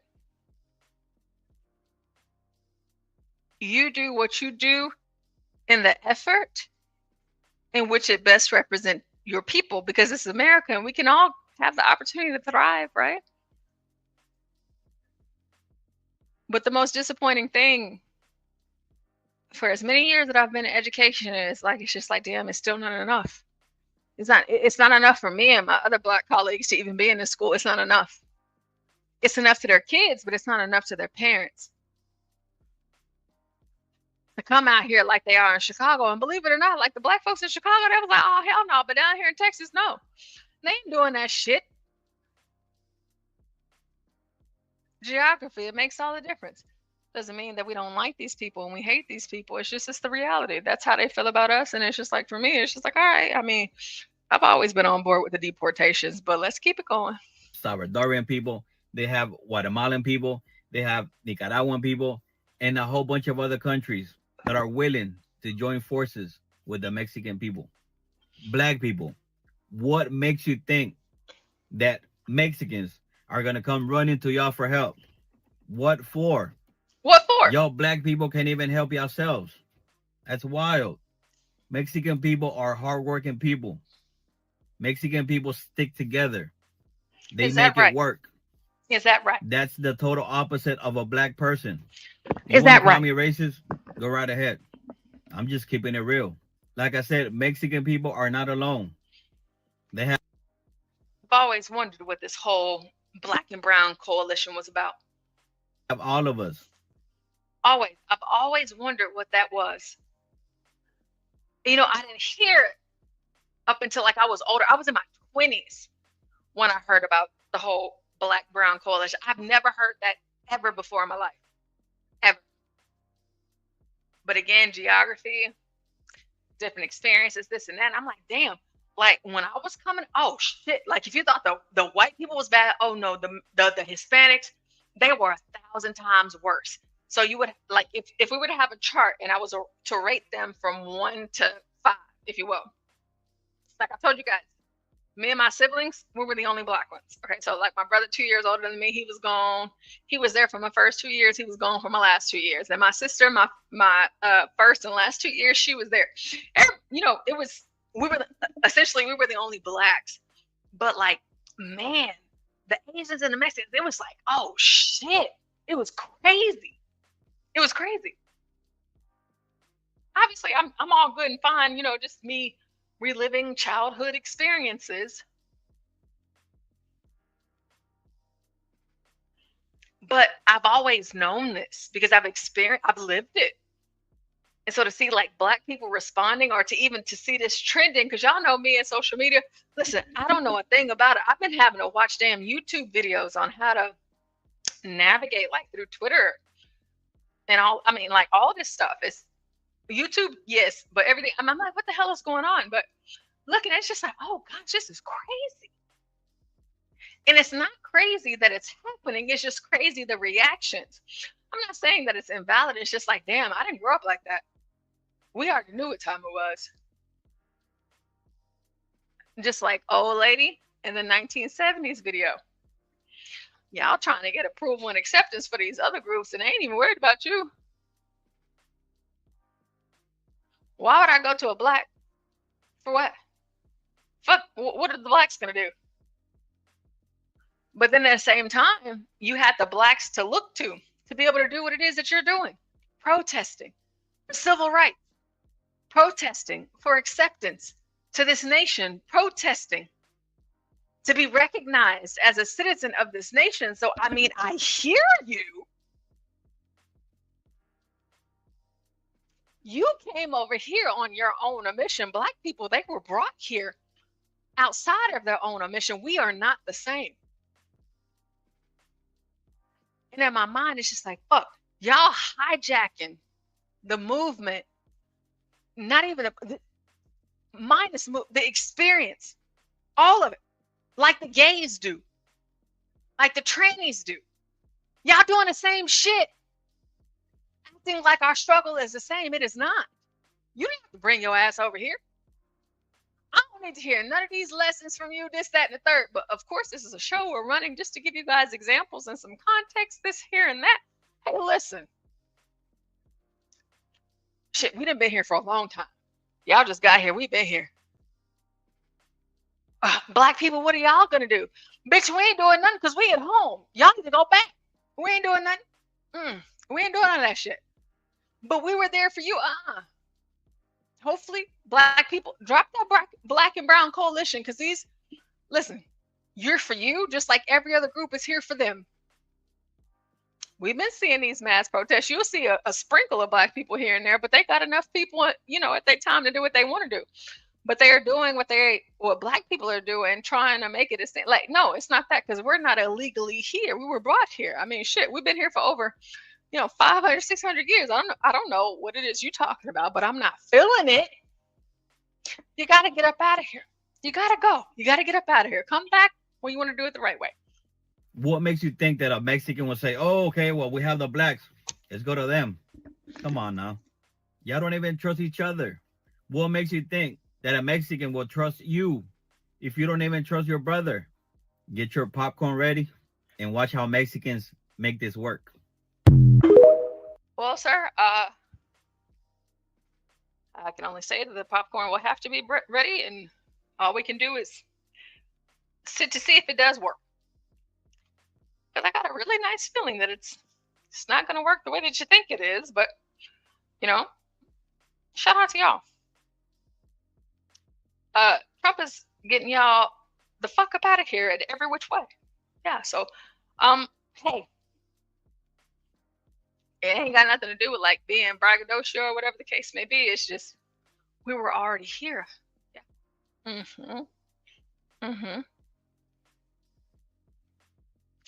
And my hope is that like Black folks that are just like, oh no, we need to do this, we need to do that. Of course, we all, it's America. We can work together as a nation. But Black folks, it's just like, you can't bring everybody into your fight and your struggle. You can't do that. You can't accept everybody. Get where you need to be. Because whenever you pull other people into you, they might latch on to your vision and use it to fulfill their own. And while they're fulfilling their own, you get left behind every time. That's just a cycle that's been happening. But it's something about what's going on in America right now that makes me have more optimism. That more Black folks will be like, you know what? There's no excuse. Whatever it was that we've been doing, not to say it hasn't been working, but we're going to have to step up our game. Because like Angela Davis told me, Portia, it's not enough for you to live off the laurels of your ancestors. You have to make your own way. Your generation, and generations after, you have to make your own way. Here in Texas, yeah, you go Southside, Eastwood, Stop 6, Oak Cliff. Listen, South out, period. They're in there. They're in there, and they're in your schools. Y'all start complaining here and there, but not enough because they're not stopping. You took out a loan on the mortgage. You can't pay it. They're buying that shit cash, putting your ass out. And they're remodeling the shit. And it looks like Mexico. I wish Speak On It was in here. And Jay Boogie was in here. Ripper the T was in here. Listen.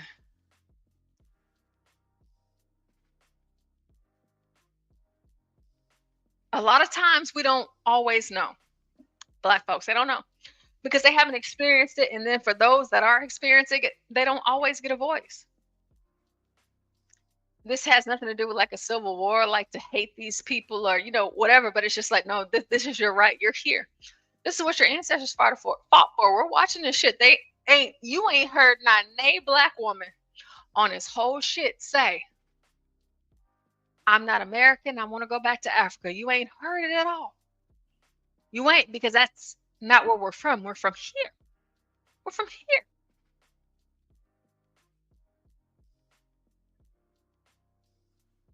We're from here. So shout out to these black women. We're going to get into some other parts of this as we keep going. I'm going to keep going. Shout out to Black Manta. I think I just saw Black Manta, Sam I Am. And I think I also saw Free Zone Lou. Maybe I could be wrong. Okay, yes, I did see Free Zone Lou, guys. I am really not paying attention to the chat at all. I'm just trying to get through this. I've dropped the link a few times. And so, like, if you want to hit the link, by all means, feel free to hit the link as we come to the close of our show so that Stanley can come up. We're going to finish this video. And if anybody comes up, we can talk about it. You can tell me what you don't agree with and things like that. But not too long to not disrupt Stanley's time for his show. Fighting for somebody else's ideals. We never really want to fight for ourselves. That's why, as the sister was saying, the K building meant so much. This was something for our people, something we believed in to the extent that we would have died right there.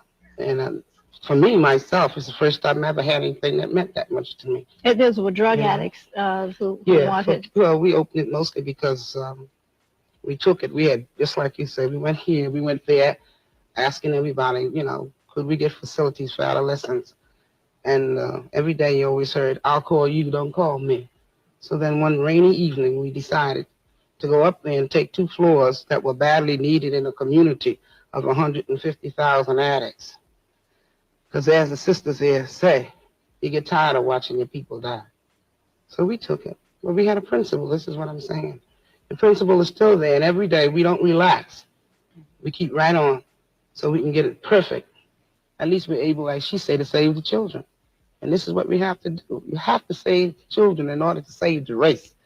I want to say something that some of you may disagree with, and that is, I don't think you can just work for black children. I think that the minute you start working on the problems of the black child, you find that you have to be concerned about all children, don't you? I mean, if you're working on drugs... Well, don't ask me that. I will never refuse any human being to come in there, but I'm concerned about mine, because you can't go, you know, up in the Bronx when you haven't even cleaned up. I can't clean up my house. In other words, how the hell I'm going to clean up yours? I got to clean up mine first, just like this sister say. Then clean up yours. You know, because, like, drugs with us has been in our community 25 or 30 years. Nobody really ever cared. You know, we have kids up there 13 years old, been on drugs 2.5 years. And the Board of Education haven't even missed my school. You know, like we say, they freed us 300 and some years ago, turned around 50 years later and gave us dope. You know, so I don't really go, you know, for all of that about going across the river and doing something. I think we should stay on this side, try to do what we have to do for each other. I don't think that we can work just on our own problems unless we are concerned about the total society. And as a matter of fact, unless we go across the river too, and we're concerned about a lot of things happening in the world. This is a very small planet. And we feel the impact of these forces. I don't think that we can concentrate just on what you call the black nation, so long as we exist in America, which is a sick society. Don't you think we have to work on that? No, I don't. You know, I really, I just wanted to define this as a difference. I appreciate everything you're saying, but quite often when people do not understand, they cannot relate. And I don't really think you understand what's going on in black communities. I think you're very comfortable. I mean, please. Go ahead. I think you're very comfortable sitting in your office and trying to be very community oriented from your desk and in your plush air conditioned place. Not very no, but you have to get, I would like to see your office moved to a rat infested apartment. If I've been one of them roach infested right, yeah, we've all known what it is. No, but I live there right now. I mean, I live there right now. But my point is, you have to understand how the system operates in order to take it over and to make it more responsive to you. Now, there are ways of, and I think there are ways of turning programs around. I think all of you are involved in that. Fairfax, you take a walk. Really? Pardon? Take a ride. I mean, really slow. I mean, if you live there, go at 114th Street and 8th Avenue, then curve all up through there. You'll see how the system works. Indeed. You will see how the system works. And when we see, you know, professional people of our own race starts to work with that system, we know, you know, where it's coming from. And a lot of us black people have to begin to learn that we are black, and that man will always look at us just as that. Regardless of how much he might eat with us and pat us on our back, he still look at us for just what we are. 1970. I have a problem with people that decide to work with these people. Yeah, because whenever they do, it's cush, you got air conditioning, all this other shit. But no matter what it is that you do, they will always look at you for what it is that you are, who you are. I told y'all about the mirror at the door at my parents' house. All of us was born in the 90s. This is from the 70s. Don't you ever forget who you are. Ever. I can even say that for Republicans and Democrats. I don't need a damn second to ever allow you to put me in a place. I'm showing about videos before. These white folks, they be paying me damn arms, legs, toes, fingers, ears, eyes. And the first thing I say whenever I walk in there, 'cause I ain't gonna not take their money. I mean, shit, I ain't gonna do that. But I go ahead and let them know what time it is. See, like, whatever it is that you thought that this was gonna be, it's not gonna be that. Yeah. So yeah, we're not doing that. Yep. I'm here. Y'all paid me. You know, I want to show up. You know, I don't want to do the wrong thing and things like that. But hey, absolutely the fuck not. If you were expecting me to come here tonight to bash black people in your favor, to listen to you tell me how I remind you of Candace Owens. Listen, baby, I'm not Candace Owens. If I were to ever become president, I would have Bootsy in the White House for the dance between me and my husband, and we are wiping it down. We are not the same. Now, is she black? Of course. Do I admire what she has done? I ain't got nothing respect for Candace. Because Candace is willing to do what I have not been willing to do on a national stage. Like, you know, I'll go out, you know, I'll say what I got to say, even here on the panel and stuff like that.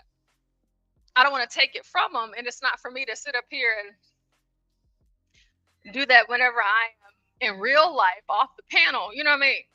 But in real life off the panel, I ain't with none of that shit. I'll kick the shit with you guys, you know what I'm saying? Talk shit. It's a show, you know, we got to keep it lively. But no, everything that it is that I'm doing right now politically, even on an educational level, I am going to have children. And whatever it is that I can do right now, before the things that I have done so far, what I do right now, what I do later, it's all for the benefit of my children. I can't change the world. You know, I think sometimes people have this big old dream and this big old hope. Honestly, at one point, I kind of did. But then I realized that who can I impact? Who can I touch? Like, I'll come up here, I'll talk to you guys, share certain things with you guys. But ultimately, at the end of the day, it's about my husband and our children. And I don't, you know, I hope you do well. I pray that you will. But you don't need to go out here and openly combine with another group to let it be known that you guys are a part of the same coalition, and y'all is this, that, and that. It's the Black coalition with the Brown coalition with the LGBTQ, the trans coalition, the gay coalition, the lesbian coalition, the queer coalition. I mean, I ain't got time for none of that shit. You live your life as you do. I ain't got to get into none of that. My house, my parents' house, my granny's house, Papa passed away, my great granny's house, Papa passed away, my brother's house, my sister's house. I can touch that. My kids, not my biological children, but, you know, me and my job, teacher, yeah.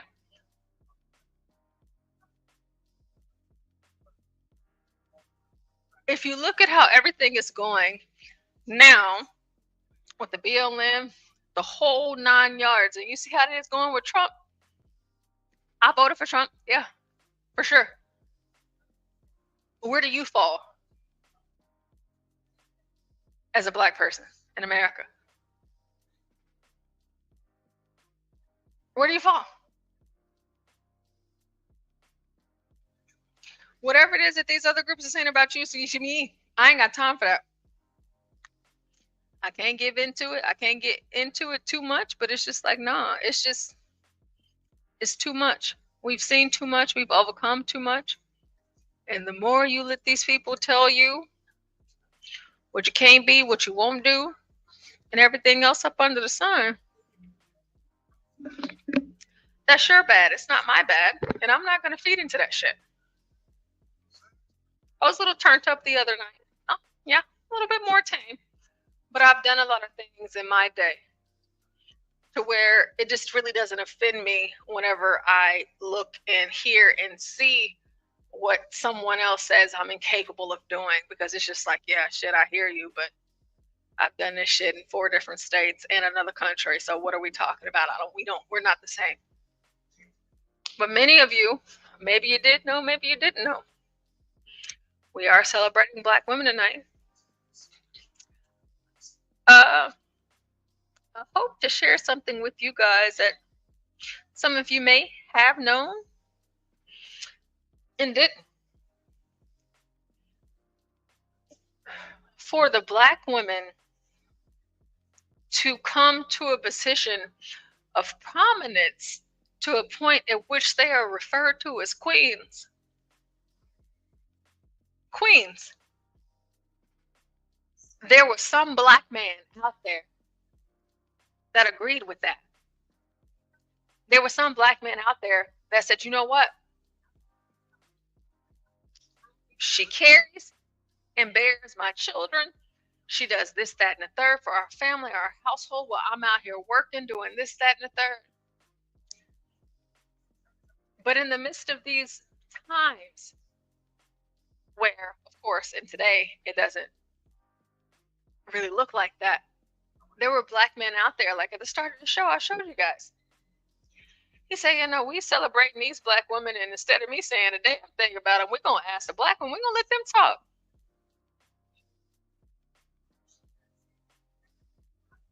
Where Black women are in today's society, I mean, quite honestly, they wouldn't be here without the assistance of the Black man. So much so. Told y'all about Coretta. She was like, hey, I'm gonna do that. And she did. And our ancestors that did for the red pill and manosphere, don't y'all for a second think that that's just it. A lot of Black women were passed down those attributes. Not just from the women, but also from the men. And what you guys are about to see is something else that men did in favor of Black women. I never really knew about this place until I knew, but I was like, oh, wow.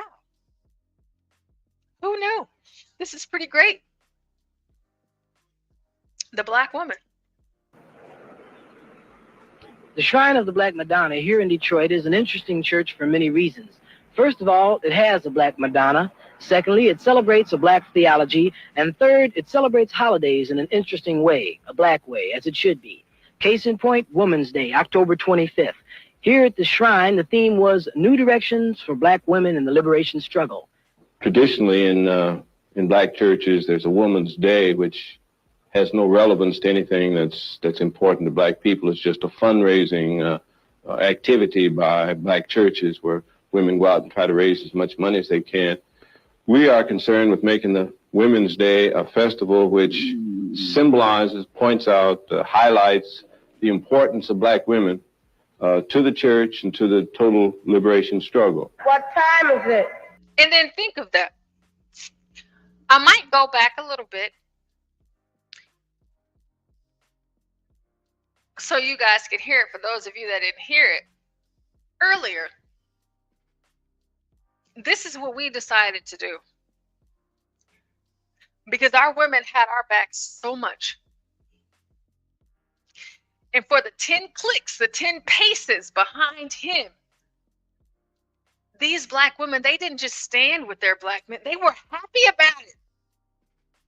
We still have some time to go in this film. But these women weren't complaining. They said not one thing negative about Black men yet. Yet. And we are 36 minutes out of a 51-minute segment all about Black women. They ain't said nothing negative about a Black man yet.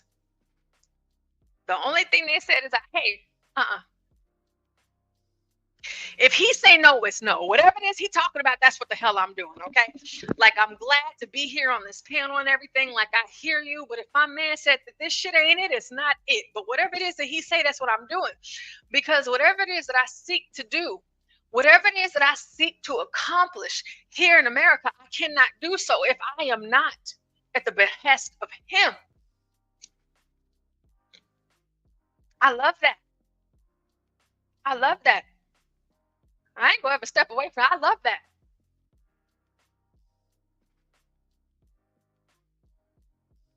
Told y'all Abby Phillips.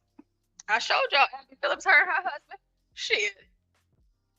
Yeah, she up there on CNN, but whenever she take her ass home, that's what time it is. She ain't got no baby mama stories for you. Jasmine Crockett don't either.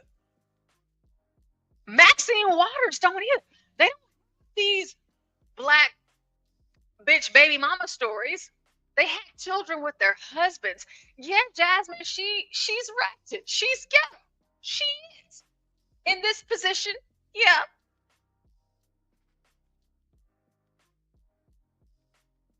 But whenever she go home, that man's still there. Whenever she go home, you can't make me think for 1 second that she is not the mother or the wife that she is to her husband. Same thing with Abby Phillips. I don't like their politics. I don't. But I'm not going to sit here and say that what they're doing and the example it sets, that it's not enough. The only thing that bothers me is whenever they say that it's not enough, or whenever they say, oh, the white man kept me from this, the man is holding me down, I'm tired of white folks this, I'm tired of white folks that. White folks didn't keep not even y'all in today's time. White folks didn't stop y'all from becoming all of the things that y'all became. And the women in this video in the 70s, the white folks didn't stop them either. Shit. It didn't stop them. They may have talked about their husbands and stuff like that and followed them more than y'all do, but I mean, white folks didn't stop shit. Just like white folks ain't stopping y'all. And like I said, like Patrick Moynihan, I read it over the years, and I was just like, damn, like, I don't like that. That's not me. But for whatever reason, a lot of these black women that are in these positions of power, they just kind of like, you know, they sound like him to me. Can't do shit, won't ever be shit. You just ain't shit. And that's a man or a woman. But I can't accept that. And again, as I'm going through this tonight, all the shit that y'all may not, you know, praise, I'm going to praise it because you guys are all impressive. Y'all are so impressive that y'all caught my attention. I don't even like listening to y'all and shit. If I'm being real, I just don't. I don't. Even me doing the research for the show, it's just like, okay, oh my God. But it was enough to make me say, you know what, Portia, shit, just talk about it because it is impressive. They've done the thing. Even though I don't like them, as far as their politics are concerned. But let's keep going. Then let the black nation rise. Then let the black nation rise. Let the black nation rise. What I'm going to say will be in two parts. Two parts. The first part will be talking about black women in the struggle, and it's called Queens of the Universe, because black women be queens. Yeah, mm-hmm. If they could just see their beauty, you see. We black women have been called many things: foxes, matriarchs, sapphires, sisters, and recently queens. I would say that black women have been a combination of all them words, because if we examine our past history at one time or another, we've had to be like them words be saying. But today, there are some words we can discard. There be some we must discard for our own survival, for our own sanity, for the contributions we must make to our emerging black nation, and we must move to as the only queens of this universe to sustain, keep our sanity in this insane, messed up, die-conscious, pill-taking, masochistic, misan-orientated society got to be dealt with. Because that's us. You all hear me? Us. Black women, the only queens of this universe.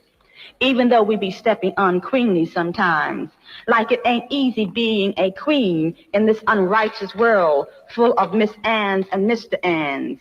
But we steady trying. Women have been traditionally, historically, tremendously important to any oppressed people in the sense of making it possible for an oppressed people to survive, making it possible for them to pass on some of the traditions and culture of a people when the existence of a man was seriously threatened from day to day and from week to week and month to month. And so really for that reason, we call the church the Shrine of the Black Madonna to symbolize not only the religious significance of Mary as the mother of Jesus, but the significance of all Black women and the generations of struggle and sacrifice that Black women have made in making it possible for Black people to survive and come to this day. It's also important that we realize that in this day, the role of Black women has changed because we're much more clear about what the liberation struggle is all about. And Black women have the task now of creating young Black people, Black children, and Black adults who can participate in a liberation struggle that seeks for independence and for freedom and for community control and the things which are important to people who are seriously engaged in liberation.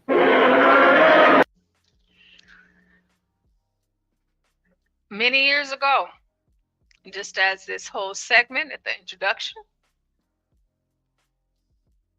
Black men, hey, this is what we're doing.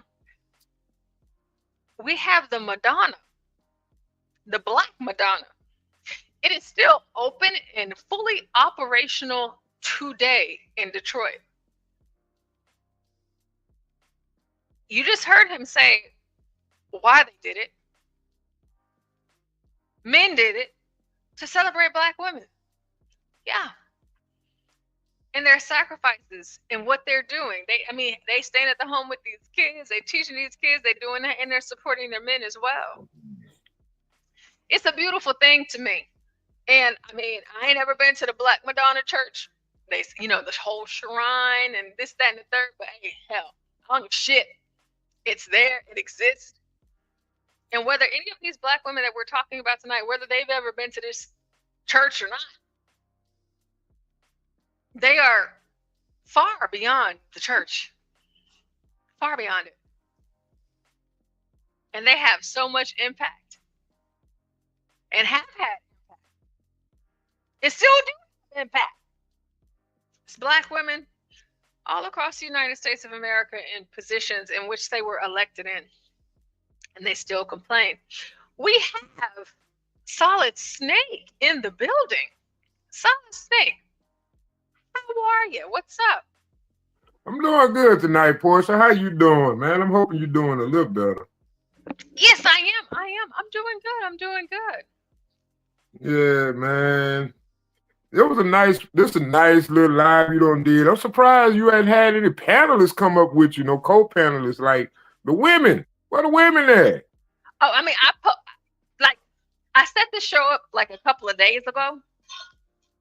And I was gonna do it yesterday, but I didn't want to interfere with Stanley's show. But whenever I set it up, I had the link pinned in the chat and everything. So I thought the link was pinned in the chat the whole time until I realized it wasn't. So I had to post it. I guess after a couple of days on YouTube, after you create the show, if you don't go live, anything that you do within a 24 to 48 hour period, it deletes. And I didn't realize that until I did. So that's why I started posting it in the chat. Oh, okay. Yeah, that's what I was wondering. I was like, God, you got Portia up here tonight, and she ain't got no feedback with her. There usually be somebody up here with you. I'm surprised nobody hit the link. Yeah, no, it was listen, I didn't But I'm gonna hit the link. I'm gonna hit the link for everybody so I can do my daily thing. And there's everybody. Welcome to the John Galt, the Urban Landlord channel. We're here with our host Portia tonight. Hit that like button if you're just coming in. Hit that share button and share it to your friends. And Stanley Cross will be up next. And Stanley we Cross have is no up there. idea what he's going to talk about tonight because I hadn't had a chance. I just got off work. But welcome to the show. Get comfortable because we're going to ride pretty much all night, I'm thinking. I'm pretty sure we're going to ride all night again. Everybody should be well rested. We ain't here for now. Y'all got me for now until you don't. You got me until you don't, but I'm here for now. And after the live is through, I would like to request anyone that had a comment that they probably weren't able to make on the video, please leave it under the video because we do need more comments on these videos because that will help us and allow us to reach out to more people in the algorithm. I know we love to be in our little cubby hole in our little world, but I mean, it's good that we share and get this information out there. I mean, let's make this channel great. You know what I'm saying? Let's get to 5,000. You know, let's do it. Great. We can just, we can make it greater over time. Yeah. I mean, we good, but let's have. I want to have goals. Let's set some goals. We have our goals, but since we're not monetized, as yeah, that's probably a good idea. Once we get monetized again, But in the meantime, we're shadow banned. I've been having to go to the community post, and like YouTube has this thing where you can post where like everybody else is live on YouTube across the world. I guess that's how I take it. Whenever you go to your main page, you can click live, but they have like a section where you can actually post your show. You'll already be there if you find it, but you can actually post your show intentionally. So I've been having to do that because a lot of our people, they haven't been getting their notifications, this, that, and third. But, we're doing the best that we can. But like whenever we get monetized, the sky is the limit from there. And that's just YouTube. Always check that bell because sometimes you'll probably slip up and you probably have the phone in your pocket, or you might have wet hands, and that bell will unclick, and it won't automatically notify you all the time. Sometimes you might use your secret. I don't know how it works, but a lot of times notifications don't get to your phone. So it would be kind if you would graciously go ahead and check that bell and make sure it's linked to all notifications for the channel. You know what I'm saying? Because we need everybody here. We need the comments. We need the opinions.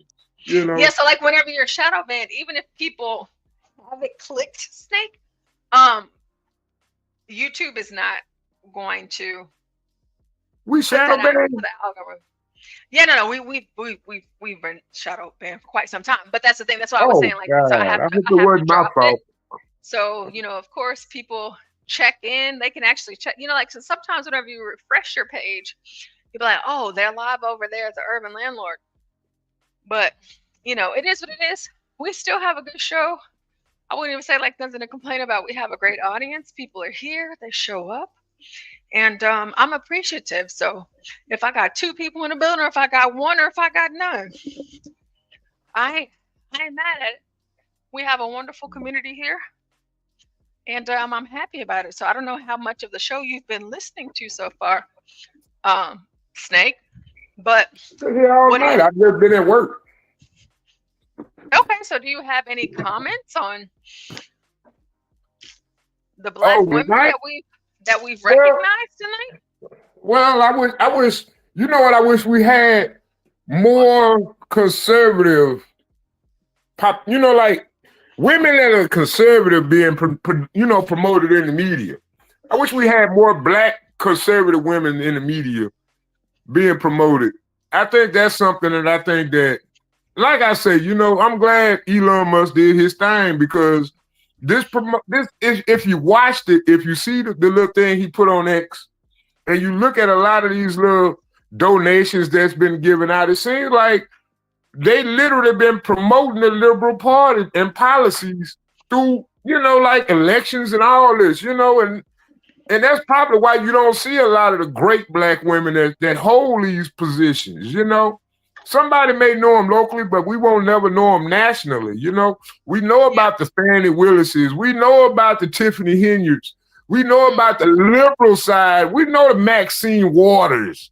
Hey, we don't want to see those people. Those people are, in my opinion, I don't mean no harm if you feel that way, like, because the black woman queen and they like my mom and all that. Look, man, black A lot of woman, the these queen women were mother, like trash. says. Who's trash? I think a lot of those women are trash. Why do you think that? Like, look at Maxine Waters today. What is she defending? Seriously. Why is she still holding political office? Why is she still trying to be a voice for the community? And she living in she having one of the worst communities being represented with the, come on now. Well, because the people of her community still vote for her, so that's why. Yeah, she wouldn't be there if she wasn't still getting the votes. I Yeah, told you guys. I know. I mean, that's 17 terms, over 40 years. That's So crazy. the fact that people are still voting for her, we don't obviously live out there, but at least those black people out there think she's worthy enough for their vote. And while we may not agree politically, right, that doesn't take away from the history that she's made. Nah, you're right. You're right. I mean, but I just hated to see that today. That was so embarrassing. Like, why she had to be the one to do it? Why you couldn't send one of your aides or somebody to do that? Why you had to be the one to be like, no, and then you the one getting embarrassed. Like, and now you got people making YouTube videos about some white dude just standing there telling you no. You know what I'm saying? That is so embarrassing. It is like they don't have any shame. I don't know how far we gonna take this no shame thing. I don't know how far everybody want to take it. I don't. That's why I told y'all the story about the mirror at my parents' house, and whenever I bought it, it's just like not like you're trying to step into this territory or whatever. And I'm not saying that they're wrong for doing it, but in my opinion, it's different. For Maxine and those other black women that spoke. And again, like, I could be wrong. Like I said, it's just my opinion. It's just like, I just don't want to be on national, international TV begging this white man that quite literally doesn't give a fuck about what it is you're saying. Like, whatever muscle it was you were trying to show. Yeah. He was so disconnected. He didn't give a shit. He didn't. He was unmoved. And here she is, she acting like this the civil rights or something. Oh, you gonna listen to me or something. I'm like, really, Maxine? Why? Did they put you up to this? In my mind, it's just like, shit, this is Maxine Waters. Listen, if I'm a Maxine Waters, yeah, whatever point you're trying to make, sure, cool, whatever. But like, I ain't going out there because I'm Maxine Waters. Listen, if I'm gonna against this, I'm not gonna let y'all see. Because I don't know what's going to happen because Trump is president now. So you make a fool out of. And so because I'm not going to make a fool out of myself. You know what I'm saying? Like, hell no. I'm looking like, who is her manager? Who is her publicist? Who is the person that handles this? But she wasn't the only one. She had her other black women up there with her. Yeah, and it's like every time I get y'all the loudest ones. And it's just like, man, like, y'all can do so much more. Like, just that's why I was reading their biographies, because it's like, shit, y'all have accomplished so much already on your own. Like, that's why I want to celebrate y'all. It's like y'all have done so much. That's why I said a while back, I'm like, dude, this is getting so overran, this whole entire respect because I'm black, reparations, and all these things have been going on. It's like it's so oversaturated. When it does come time and when we do actually have a chance to bring it up, everybody going to be so desensitized to it. This is exactly happening right now. It's almost like a fuck you moment for the African American race because, man, it's literally like America saying, hey, man, fuck y'all. You know what I'm saying? We'll do this shit on our own. And if your ass don't play ball, we is going to ship y'all ass back to Africa. And that's exactly the gist I'm getting from this. Everybody want to say, oh, they can't do that. These are the same people that have sat there for 40 years crying about what the white man ain't did for them. And in those 40 years, you could have been making way for guys like me to come in and take over and adjust and, you know what I'm saying? But everybody I know that's successful got to lean on a white man or a foreigner. Come on. Well, and I'm talking about this in my little city, but I know it's pretty much the same everywhere else. It's not. It's not isolated. Like in one arena, you can say that, but then on like the other side, like I think about like how I mentioned earlier, like Stanley. Here I am, born in like the late 90s, right? And Stanley, he'll come up here and he'll tell us his story about his parents. And while yes, my mom, she was young whenever she had us, I get it, but it's just like we are doing these things. And so like as far as my position, it's just like I hear you, I see you, all of that. But like I'm proud of you. And I'm proud of what it is that you're doing. And that paves the way for me. Whether I agree or not, it does. Because like what else do I have to compare it to? Yeah. I don't have anything else to compare it to. Even Ketanji Brown Jackson. Yeah. Okay, we can look at whenever she says like, well, I don't want to, give you whatever exact definition of what a woman is. But I mean, shit, she's a Supreme Court justice. Who am I? I'm not a Supreme Court justice. She's something to look to for me, in my opinion. Like, I know that I can do this. I can become these things, whether I agree with them politically or not. Can I offer? Well, I have a question. Hey, what up, Stanley? Hey, Solid Snake, and some advice. And oh shit, my phone done died. The question is, why do you care so much what Maxine Waters is doing? Why is it? It's not so much, Stanley. It's not so much. It's not so much just her. It's okay, just, well, in my opinion, Stanley. In my opinion, Stanley.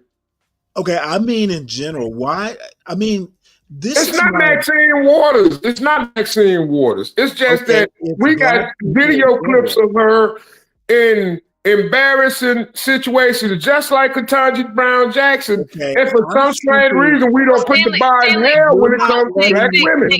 Snake, not really letting quick. me finish my point. Snake, really quick, so I can respond to Stanley. Like I said, I said this at one point. It may seem like I'm trolling, but I'm really not. It's just I care what she's doing because she's made history. I care what she's doing because she's doing a lot of things that Black women in the past could not do, and so that's why I'm mentioning her in it. All honesty, my impression is that Black conservatives in particular worry about representing the race, which I find Stanley. Okay, I need to be able to finish, Solid Snake. Snake, let Stanley finish. I find that anachronistic.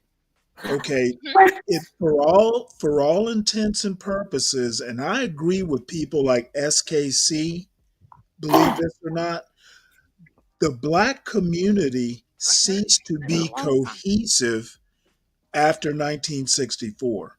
Okay, in a way, being confined to a community, basically segregated, was a little bit like a virtual jail. My opinion is that after 1964, Black people are free to be individuals. Okay, if you don't want to be communitarian, you don't have to be. And I've said many times that I have never really had heroes. Like my parents are my heroes, other than maybe Frederick Douglass, and I wouldn't call him a hero. It would be more like, someone I kind of, have modeled over the years. Yeah. Having heroes is immature as an adult. Consequently, I might make a joke or two about a Maxine Waters or some other quote Black leader, but as far as I'm concerned, no one Black person represents the race. No one Black person is a credit or a detractor from the race. Okay, it's old fashioned that, you represent the race. That is so anachronistic. I've literally never thought like that. Even as a teenager, I also mentioned that years ago, somehow or another, somebody mentioned to my son, oh, are you this? Or who are you? Or, it was something like that. Are you black or something like that? And my son, who might have been 4, maybe 5, he looked at the person and said, I'm Trevor. Okay. And I was so proud of him. Okay. He represents himself, and maybe as a child, he represents his parents, but he doesn't represent a whole race. No one does. Right. And and I agree with that completely. And it's like not all of us, but like whenever they make these blanketed statements, it's just like it's all of us. And it's just like, no, it's not all of us. So like I agree with it's not all of us. And that's, ultimately, like for me, it's just like, okay, well, I hear you, I see what you're doing, like on your platform. We may not agree, but whenever you guys have so many of these, like big platforms and y'all are saying certain things, it seems like, you're speaking for all of us, but you don't speak for all of us. And whether you do or not, to me, it's important to acknowledge what you have done and what you have accomplished, because it is impressive. Okay, and John mentions Obama. John, I might have been one of the exceptions. Okay. Oh, John, I acknowledge that it was a historic event, but it was Obama. It wasn't a win for Black people per se. It was a win for America. But did we see it that way at the time? I've never told my son, you could be president, or you need to be like, Obama doesn't represent me as an individual. So if everybody saw it as, if Black people saw it as a win for Black people, I wasn't one of them. Okay, this whole thing that Barack Obama never did anything for Black people, I've never thought that. Why would he represented all Americans, representing one segment of the population? That would have been ridiculous. That wasn't his job to represent Black America. So basically, John, maybe many people expressed that it was a win for Black people. I wasn't one of them. And if someone came and said that to me, I tell them they were full of shit. Oh, see, Stanley, I have to say on them. Okay, can I speak? Yeah, go ahead. Quick, I would say, okay. Like for Stanley, he is a representation of what we are capable of. And Stanley, like I said, like older than me, but like he came from like the same family that I came from. And so like even me, like, pointing back to like these ladies back then, just as an example for the show, it's just that is a lot of things that we see today, that because again, we're in like this technological, all of the internet stuff, all this like that's what we're seeing today. And so like we have access to information like never before. And so where I grew up, social media, it was a thing. I never really got into it. Believe it or not, I never really got into it. I always thought it was strange. And so what I leaned onto was my parents, talking to them, experiences, this, that, and the third. But like I said, like the way that I grew up, it was just me and my siblings. That we were the only Black people. So like whenever I hear stories about like whenever you talk about like how your parents were that way all of these years ago, it's just like, okay, well, obviously that was a thing. And just because it's 2025, that doesn't mean that it's not a thing any longer, even though, talking points might focus on something different. But to see Black women in these positions, and not just Black women, I just chose to focus on Black women tonight, but Black men, it's just like, you've come a long way and you're capable and all of these things like that. Well, let me give you an example. I mean, my father grew up during Jim Crow. He's 81. I have yet to hear him, and we talk politics every now and again, never that deeply. He's never once come to me and said Obama. He's never expressed he probably said, "Hey, I never thought I'd see a black man as president in my lifetime," but that was it. It's never been like, "Oh, I'm so proud for black people." My father's not like that.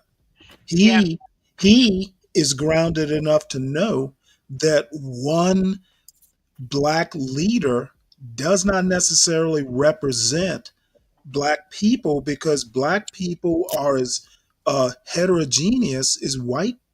The black community is as heterogeneous as the white community is. We are American.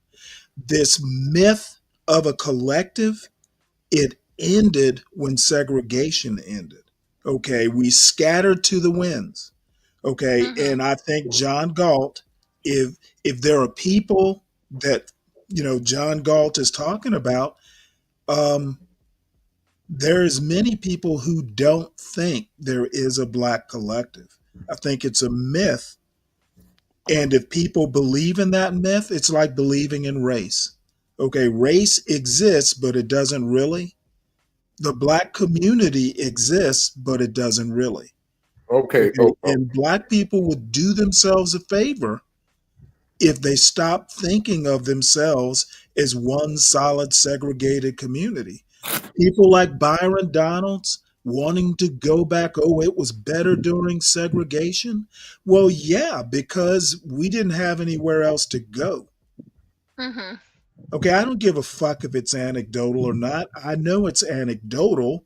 I'm saying people who think that Obama was a win for black people, they're kind of fooling themselves. Okay, but what I'm saying is a black man was elected. Now, what you simply could have said, Stanley, was that a black man was elected, but that doesn't represent black leadership. That's what I was saying at the time. No black leadership. Obama was not an example of black African-American leadership. Okay. What he was an elected president of the United States. Just mainly voted for by the African-American community, but mainly also by the Caucasian and the immigrant community. Old ground. That's all I'm saying. I ain't disagreeing with you, Stanley. Okay, well then you don't need to go on and on agreeing with me. Okay, I tell you what, but this situation with Ketanji Brown Jackson. I said. Now that's what I wanted to talk to. That's what I wanted to talk to. Let's go back to the theme of the live that Portia's having. We'll discuss that later. Obama was a win for America. Okay, we're not talking about Obama. We're talking about women in leadership positions. That's the gist of the thing I'm getting. So it's like we're not talking about the male version of it. You're not talking about anything in particular. Oh, exactly. But I do have this to say about Ketanji Brown Jackson with that question of what's the difference between a man and a woman, and she fumbled that ball so ridiculously that she has a lifetime appointment that could be looked upon as somebody that's been influenced. She showed weakness. I don't think a woman should be, I'm gonna be honest, I don't think a woman should be in the Supreme Court at all. Let me give you a slice of reality, Solid Snake. I mean, they've been there. That's not saying that they always been your piece. Now let me say mine, and let me level set you. Okay. While you are entitled to your opinion, you are entitled to come up on a panel and express your opinion. You need to understand that you are not on Ketanji Brown's Jackson's level. Your opinion is appreciated, but probably only by you and those who agree with you. Exactly, Stanley. And that's all you need, don't it? That's all you need. My point is that she didn't fumble anything. Okay. How come she didn't? She fumbled that question historically. It was a political process, and answering it the way you wanted to would have had consequences. Answering it the way she did, answering it the way she did would have had consequences. It was a lose-lose proposition. No, it's not, Stanley. It's a simple question. What's the difference between a man and a woman? Okay, Man got a dingling. Solid Snake. You're not getting my point, and I don't think What I'm you're saying, capable. Stanley, she's I opening the don't door think for a you're whole gray capable. area of misidentity. This I is don't why think we you're have men capable. in female prisons I'm getting women losing impregnated. confidence. I'm losing confidence in your ability to get my point. Okay.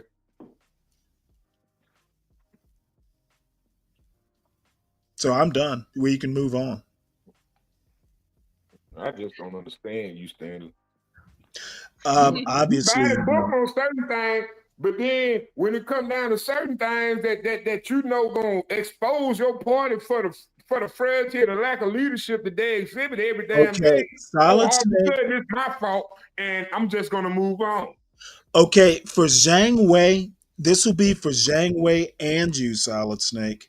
Oh, come on, Stanley. You always doing that. fretting. Stop fretting over the white gaze. Be, God damn it, be yourself. And you know what? Ain't nobody The fretting on no most white important gaze. thing Why a human you always being gotta in ride on America white people? can Leave the do. white people alone. That's all I'm asking. Leave the white people alone. They ain't did nothing to you. The Shit ain't like best they walking in your house, advice. hanging you, picking you out Okay, the camera and saying, motherfucker, hey, you can come suck on, nigga, white we finna dick have all you want. a hog tie. We picked you up at the grocery store today. I'm just saying, Stanley. Stop acting like we've been fighting for our rights and we've been kicking Solid white Snake, people ass for the you're past drifting. 400 years. You are I ain't gonna lie, drifting. Stanley. I don't believe we really ready to fight the white people now. I You don't got care. your Most kids black out here people. already ready to flash out on any grown nigga that gonna tell them anything they did wrong. Solid you ain't gonna Snake. have no attitude correction if you ain't even got no Solid respect Snake, for the older you're men not in your Solid neighborhood. Snake. Because Young 90% man. of the women that grew Young up in man. the fucking 80s and 90s Young are all man. fucking hoochie mamas. Who are you? Hoochie mama. Hook that hoochie mama. Yep, Come you're on, man. just gonna You keep think woman going and gonna not come take in a and breath. raise a child and respect black men? Stop it. Stop worrying about what white people think and be yourself. They the majority population, Stanley. So the fuck what? You think they're gonna stay weak for so long? You Snake, think how- you Snake, have how- no hold on, you idea. see out there promoting LGBT and tying black people into. Hold on, wait, Snake. I need you to listen really quick. How much of my show have you seen tonight? I've seen most of it. Because Snake, I think you just said like, oh, because they're like the majority of the population, but I do want to finish this video at least. And Snake, I'm gonna bring you back up. But the thing is that like my thing was with this and these women from back then, it was black men and it was black women, and they weren't worried about like white folks no matter what it was. You know what I'm saying? Like they were just doing their own thing, even whenever they took over the hospital. And like there was one lady that offered pushback, and she said, well, I think that, you know, we can't just focus on, you know, the black kids. But that made me think of that one guy that has the school. Oh, I think his name is Q Butter. Because all the other black ladies, they were like, you know, you have this cush job, you know, you're here, there, this, that, and everywhere. And then like the heavyset black woman, and she was like, listen, you come where I'm at, the roaches, the rats, this, that, and the third, then you'll see how the system works. But even in the midst of how the system worked, these black women, they're just like, hey, no, we're going to overcome. We're going to do this anyways. And we're going to support our men while they're out there doing what it is that they're doing. You know, and again, this is all, but I just love to see it. And I love to hear how they just were so braggadocio about supporting their men. And even too, like with the Maxine Waters, like all of these different women. Yeah, I don't agree with them, Snake, but I mean, shit.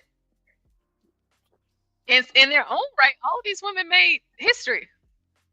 All these women were supported by white women. Liberal white women. That's what they were supported by. No, listen, Portia. He can sit there and downplay that question all he wants. But the first black Supreme Court justice member, this shitted on every damn black history of people you talking about now that knew the difference between a man and a woman. Oh my Lord. She literally said a politically correct answer at the time. So what? So yeah, what? Like, Stanley, she's sitting in there, she's representing And regardless of She how does you not may feel represent about it, black she people. does represent the African American benefit to the Okay. American Okay, all I populace. have to say Come is on, that Stanley. she Stanley. does not represent No, black you people. She moving. represents Okay, then herself. let me be the Supreme Court Justice. You know, Let Okay, me be the Silent Supreme Snake. Court Justice. All of a sudden, she's overqualified over me, but then I can answer the difference between the man and the woman. So It ain't what? how you fucking feel or how you think. It is what you. Snake, I can say that she does not represent me. She doesn't represent me, Portia, you know, as an individual, but she is the first. I mean, she is the first of her kind. You know what I'm saying? So it's like she may not represent me, but like Snake, like what if I ever wanted to, you know, become a Supreme Court justice and hopefully whatever it is that I'm doing as a judge, state, local, federal, you know, to get myself recognized. It's just, I mean, shit. She's a Supreme Court justice. She still doesn't represent you. She might be a mentor. She might be someone you might want to model yourself after. Yeah, but she does not represent the black people. Yeah, she doesn't. It's just like, you know, if I were to, if that were my focus on what it is, you know, for her position. She don't know the difference between a man and a woman. How does she Okay, know the I difference don't know between a why black you're or a white? obsessed on that. Come on, I man. bet she does. She's given birth to kids. She knows the difference. But she didn't answer the question that way, did Okay, she? I'm sorry she didn't answer the question. I literally just told you It's okay it for was her to not answer politics. the question for the largest Okay. judicial positional You know, power of the Snake- world. But then when Donald Trump tell you I paid that bitch the way I had to pay that bitch, you want to lock the nigga up and give him 34 fucking felony counts, and it's supposed to be Silent okay. Snake. I remember that. Silent Man, Snake. I'm not comparing apples to oranges here. Silent Stop it. Snake, you are a boulder rolling downhill gathering snow. Crown Reese says, shout out to you, Crown Reese. Crown Reese says, Solid Snake. Charles Barkley says, he is not a hero to no kid. That's the parent's job. And then we have here from Palomino, Ricky Z. Shout out to you. I believe I said something earlier. Your name is new to me in the chat. Howdy. He's been here a while. And you know he's probably been on your show. I think it's a he. He or she. I'm sorry. I do apologize, but thank you for being here. We do appreciate you for being here. I haven't been able to like type in like my little messages in the chat, but I do appreciate that. I mean, we always love to see newcomers. I know I do. Ricky Z says black leaders represent other blacks in minds of everyone but blacks. That's what's important to know. It's a fact and it matters. Okay, well, I have a question. If they're elected to be a leader, or if they're the leader of a group, like, you know, leaders tend to be selected by some process. So someone like Ketanji Brown Jackson, I wouldn't say she's a leader. She might be a role model, but there's a difference between a role model and a leader. Supreme Court justice. There is a difference between being a role model and being a leader. Stanley, you don't understand the importance of that question. What's Okay, the difference between a man and a woman, and listening to her answer? If they put a white man up there and ask him what's the difference between a slave and an employee, just due to the mental propaganda being placed on American citizens by our own media industry, God damn it, he can sit up there and say shit and still get elected to bring and be the vote that brings slavery back. Solid Snake. Solid Snake. To your answers and come on, Solid Snake. It's not my show. You bring that bullshit. If you bring that bullshit over to my show, I'm gonna roast your ass. I know you gonna put me in the back again, like y'all really you sound obsessive compulsive over this. You damn right I'm obsessive compulsive. You got right. But you know, like, to lose, Stanley. I ain't like you. I ain't got no 1 foot out the damn door. I still got time on this motherfucking planet. Snake, hold on really quick, Snake. Hold on really quick, Snake. So we have Abiola. Shout out to you, Abiola, in the chat. You always know. You know what time it is. This is every day for us. Abiola. I know you said something about -6 somewhere up in the chat. Abiella, do you have shoes on your feet? Shoes on your feet. You know what I always ask. Shout out to you, Claris. We have Crown Reset says, who cares? It doesn't affect you. And we got Black Manta in the building. Black Manta in the building. Black Manta. A shout out to all of you guys for being here. Hold on, wait. I just scrolled up. Abiola said minivan. Abiola, what are you talking about? Y'all have cars there? Let alone vans? Shout out to you, Abiola. Crown Reese, that's an interesting comment. I think it actually does affect people who care what white people think. I want Crown Reese to elaborate on that. Crown Reese, join the panel. Hold on. Really quick. Whenever you says who cares, it doesn't affect you. Crown Reese, can you give us a little bit of clarity? Like, are you saying that in position of Snake or Stanley? No, I think he's saying that Justice Jackson's response doesn't affect him at all. Okay. It does. It does. How so? You ever heard that old Chinese saying, Stanley? See, I don't understand how you always say America needs to be like the Chinese, but then you don't understand none of the Chinese literature. But one of the facts of one of the sayings I heard from old Chinese proverb was probably a kung fu movie. Hold on now, Portia. It probably came from a kung fu movie. But I'm gonna tell you what it said. A butterfly can flap its wings on the coast of one island, China. And the motherfucking waves will reach Argentina or South America, some shit like that. Yeah, it's called the butterfly. Stanley, every little pebble in the lake creates ripple. It is not an insignificant It's called the butterfly effect. Every action has an equal and opposite reaction. Stanley, have you ever seen that movie, The Butterfly Effect? He could just, I think I have. I'm not a big movie fan, to be honest, but bottom line is you could have saved all those words and just said butterfly effect, and I'd have known what you were talking about. Shit. Well, see, that's what I be talking about, Stanley. You don't listen to me, man. I listen to you. No, You're a bad co-panelist. You know what, Stanley? I'm going to say it. You're a horrible host. I ain't gonna say it no portion. I ain't gonna say it no portion. I'm gonna wait till we go live. Then I'm gonna cut you up. I'll be the first to admit it. We get this motherfucker together, man. And you wait till 12 man come up. Ooh. Already. Well, 12 man, he was here earlier. But I mean, to me, like, whenever you say what you're saying about Ketanji, I don't want you to think that I'm not hearing you, because I do, but I know you're making the argument that it matters to me. Like, I'm showing all of you guys tonight, which I do want to finish this, the Black woman. And like I said, like, these women, they were born in the 1910s, 20s, 30s, 40s. And there's other men out here supporting them, this, that, and the third. And so no matter what, they had a Thurgood Marshall during this time. You know what I'm saying? They had, like, whatever it was, Martin Luther King, this, that, and the third. But that did not stop any of these women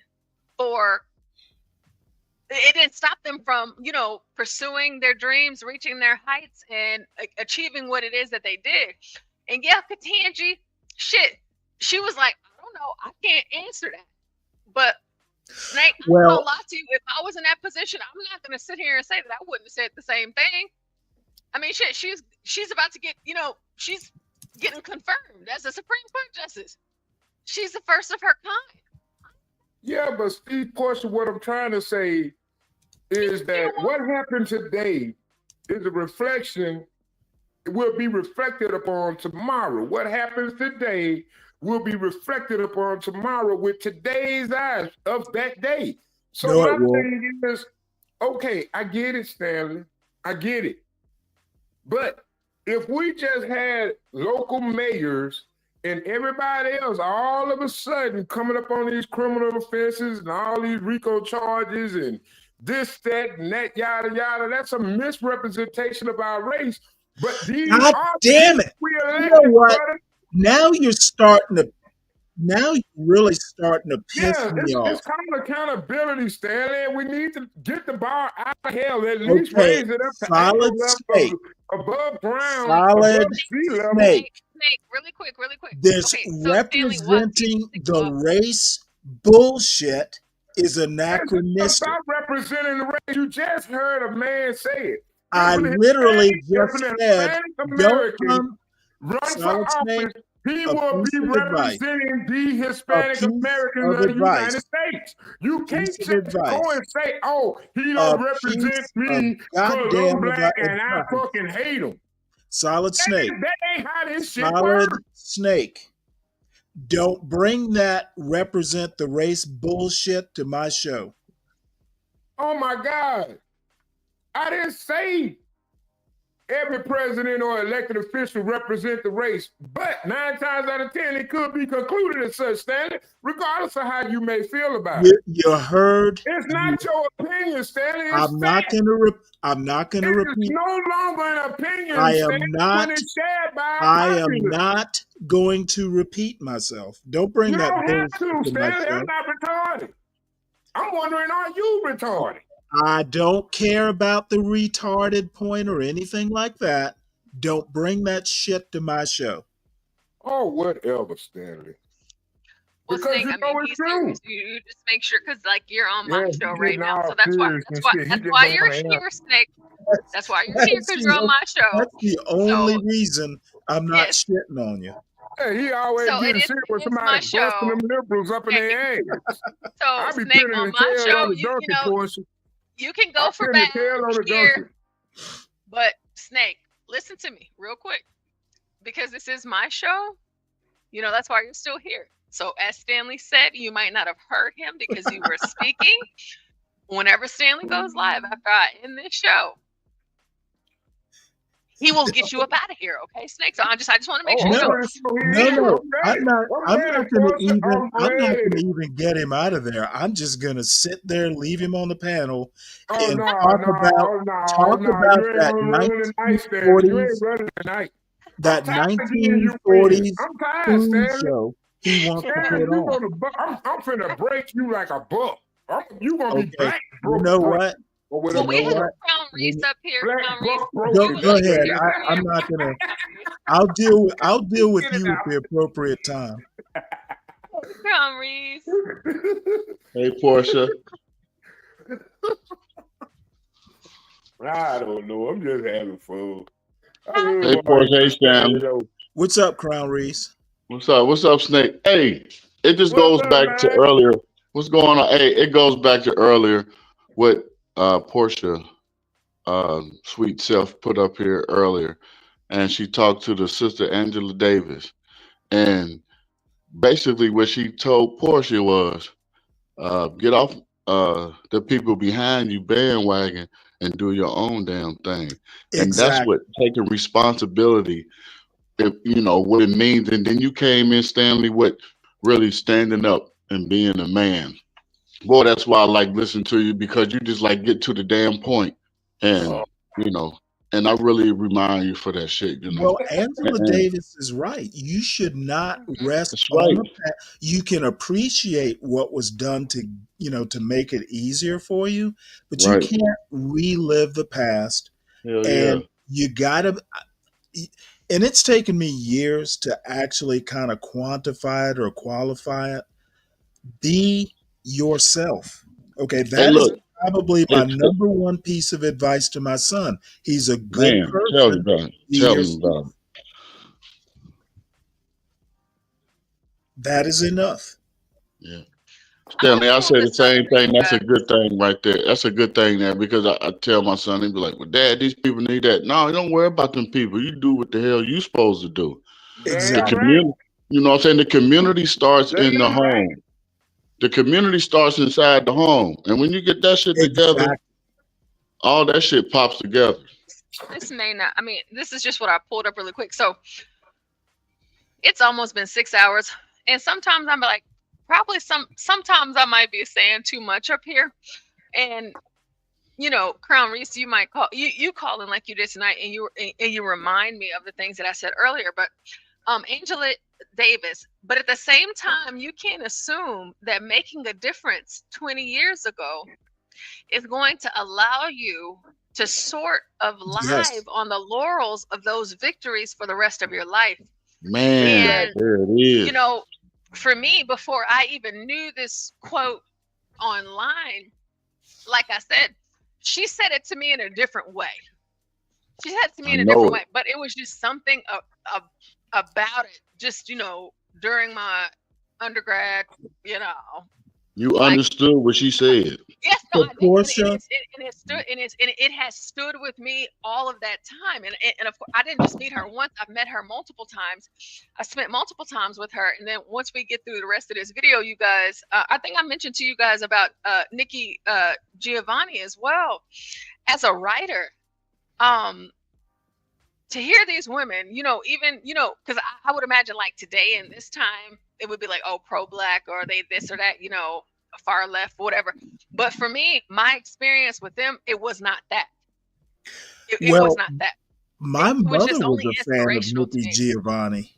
Oh. That's how long. I mean, I've known about Nikki Giovanni since I was in grade school. I've never met her, but I have heard her talk several times. You know, she used to do the college circuit. But the bottom line, Angela Davis's quote that you just had up, that's just not for Black people. It's for white people For too. everybody. When I talk about stolen valor, white people, this is what they're doing. They're resting on the laurels of their forefathers and the founding fathers. That's right.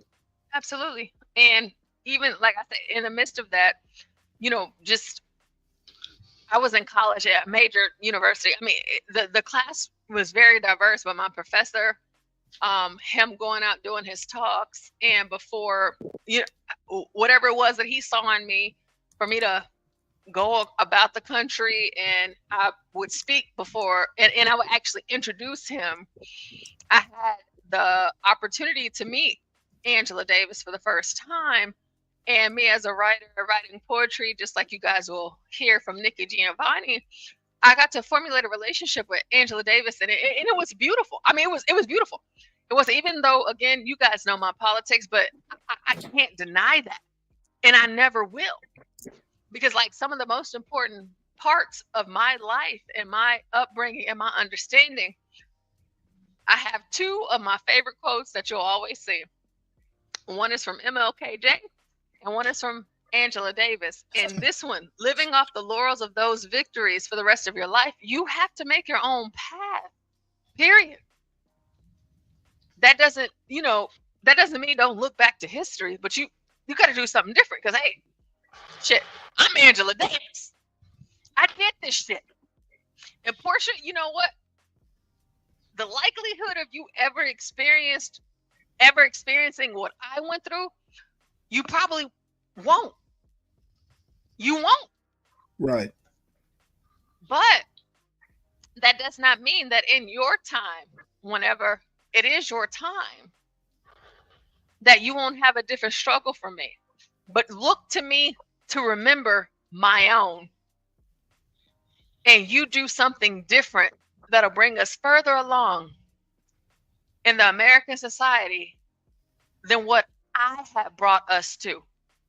I'm telling y'all, I'm telling y'all, like, it was just, you know, again, like I said at the beginning of this, like I talk my child say this, that, and the third, but like whenever you guys get to know me, whenever I share certain things, it's just like, no, like I've had a lot of people that were influential back then that so happened to be so blessed to live a life longer than others, to where they got to actually meet and experience and get to know what was to come after them. But I can say for Angela Davis, she never told me, don't you stop, don't you shut up, you keep going. And whenever I met Nikki Giovanni for the first time, so I had Nikki Finney and I had Nikki Giovanni, and it was one of my assignments in class. And the one thing that we did is that it wasn't all the time. And it wasn't all the time, but you know, being a student of Nikki Finney's, and I didn't need to take her class, but she requested me for her class. because I mean, shit, at this point, English, poetry, this writing, creative writing, I didn't need it, but she requested me specifically for her class. And so I'm in her class. I love to write stories, poetry, things like that. And so we had an assignment, all of that, following the rubric, this, that, and the third. I turned everything in, all of that. And she sent my work over to Nikki Giovanni, because there's no way I would have ever had the pleasure of meeting Nikki Giovanni if I didn't know Nikki Finney. And whenever the end of the due date for this assignment, this, that, and the third, Nikki Finney had Nikki Giovanni there in our classroom, in this small little room in my college, small little room. And she came in and she said to me, Portia, your words are like magic. Whatever it is that you're feeling or thinking, you have this way of putting it on paper to where someone else can read it and they can feel it so much so that it's like magic. And I can tell y'all, listen, I was young and shit. I was all into my shit then. Like, I was all emotional and everything, but I had to keep it cool. I had to keep my cool. I had to keep it. But I'll never forget that. I'll never, ever, ever forget that, because even like, yes, Nikki Finney, she's older, her and Nikki Giovanni, what they went through, it's not what I went through, right? Because I had the opportunity of having them both guide me and take me in for all of the awards that I won and the things that they put me into that I just didn't think that I was capable of. But I'll never forget that they told me that my words were magic, especially Nikki Giovanni. Like, it's someone that a lot of Black people may not know, or, you know, a Black woman that they may have never seen. And so, like I say, I can get up here and, you know, it's a show. I'll get up here and talk my trash. But like, whenever I'm being serious and I'm telling y'all stories about me, it's like, nah, like, be careful. They're going to call you a feminist. hey, listen, I can be as feminist as be with that, because it's just like, who else? Stanley, I don't know nobody else. Well, Nikki Giovanni was, you know, in that bell hooks type of space. Yeah, she sure was. And she was, but you know what? It's Nikki Giovanni. I ain't got nothing else left. You know what I'm saying? It's just to be this kid, don't know much, don't know what my direction is. I'm in school. I wasn't expected to be like put in a class. I didn't have to accept, but I did, you know. And just to expand my writing profile, to learn from the both of them, and to get involved in like different competitions, writing, reading this and that, speaking this and that, and being there with them. And of course, like I said, meeting Angela Davis too. Like, I have to make my own path, and I have to do this, and whatever it looks like here, and whatever it looks like there. And again, regardless of my politics, a lot of these women really had a huge impact on my life, because where I come from, my mother, she is my all in all. Because, you know, you can look at my mom's situation. There's no reason, you know, why mom could have quit. She could have stopped. She didn't have to take us to school with us because my dad was overseas. Mama didn't have to do that, but she did. And she never let us think that we couldn't, or we couldn't this, or we couldn't that. And so even for me, I told you guys, I wanted to go to a Black school so bad. My parents said no. I went to one school, I transferred to another. And at the other that I transferred to, who the hell am I? Who am I for Nikki Finney to request specifically for me to be in her class, a class that I didn't even need? Who am I for, yes, my minor was African American Studies with a focus on the Black Panther Party. Who am I to meet Angela Davis? Who am I? Who am I for even in those two positions? Nikki Giovanni, me?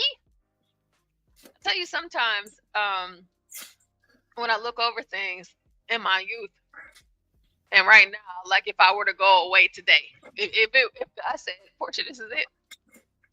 There's a lot of things that I have done that I'm pleased with.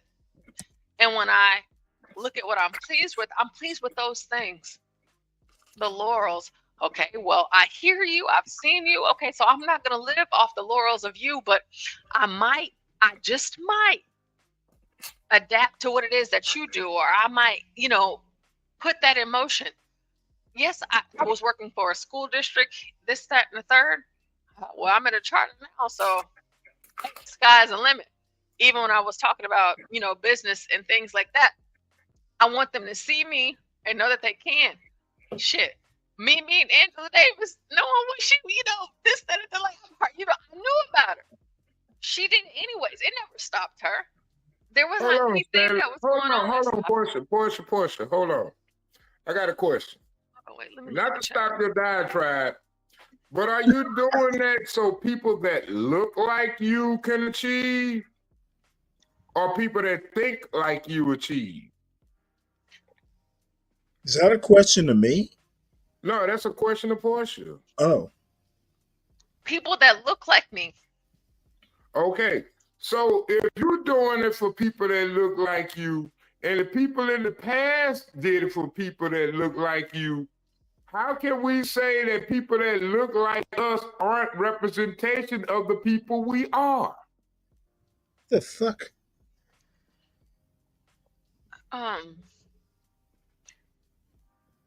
Snake, I honestly, that's what we're saying, that they are. But no. Stanley just said that Ketanji Brown Jackson doesn't represent him. Barack Obama doesn't represent him. But my thing is, I can do everything in my power to represent an American citizen. But I know through the eyes of the people of the country, I will always be seen as black. Okay, let me level set you. I get you, Stanley, but sometimes you move the field goal. No. You don't get it. Trolling. Okay, I think what y'all don't understand. Hold on really quick. Hold on really quick. So, Snake, you're saying, okay, they don't represent me. So, no, I didn't say they didn't represent you. I said that you are. I'm saying, in a sense, you've been in agreement with Stanley that Ketanji Brown Jackson, being a Supreme Court justice, doesn't respect or doesn't honor or doesn't represent African Americans is a lie, because all African Americans don't live in a social pot. But at the same time, we're moving in our ways and in our lives that does. And that's why we're doing what we're doing to achieve the goals we achieve, because we want children to see that, hey, you can do it too. Okay, you know what? I think maybe I need to remind folks, I'm not ancient, but I have lived a life. Okay, and I understand that my life is not everybody else's life, but I can tell you right now, the notion that Ketanji Brown Jackson represents the black race is anachronistic. Okay, I hear Palomino in the chat. I hear you, Solid Snake. You keep asserting that this is fact, that for instance, that God damn it, Snake, let me finish. She's too ugly to keep up with. The notion that I, as Palomino states in the chat, am judged by other people by my race is ridiculous. No, it's not, Stanley. No, it's not. That's why she was elected, because she was a member of your race. That's why she was in the Supreme Court to be a representation of our race. We are just going to have to disagree Stanley, on she was this. actually put there in front of that council. We are going to have to disagree on this, justice, but I will remind you. You can't deny that. And you just being diabolical at this point. I will remind you that I'm just a tad. I'm not going to keep on telling you the same thing every day. Motherfucker, you're not telling me shit. You got to be wrong, motherfucker, to be you right. Solid Snake, I don't know who the fuck you think you are, but you're in no position to tell me anything. I ain't said I had to be in a position, but I'm in the place. You aren't telling me anything.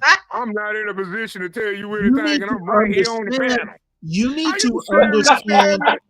You need to understand where you live, who you are, It don't matter and where the fuck accept I live. your I live plight. in America, motherfucker. You think I can Solid have the Snake, same voice in I Africa? hate to be Stanley. all Stop it. classist on you. You do but what you do because you you are think no you can get one. away with it You are because you no don't think one. anybody can think You with are you. no That's a one. lie, Stanley. That's a You lie are you no propagate one on this to tell panel, and you need me. to stop it. Just because you You sound are smart, no one don't to make you tell smart, me Stanley. about how to live and how I I got have the lived. panties in a You bunch. Get it simply out of are there, not man. the right Hey, messenger. dig your drawers out your ass, Stanley. You Stop irritating simply yourself. are not Go out your the right ass. messenger. All that dry shit, crush it up, You and you need to keep irritated at that. me because You need I'm to telling the keep truth. that Uncle Tom kiss white ass Oh, bullshit to Uncle yourself. Tom.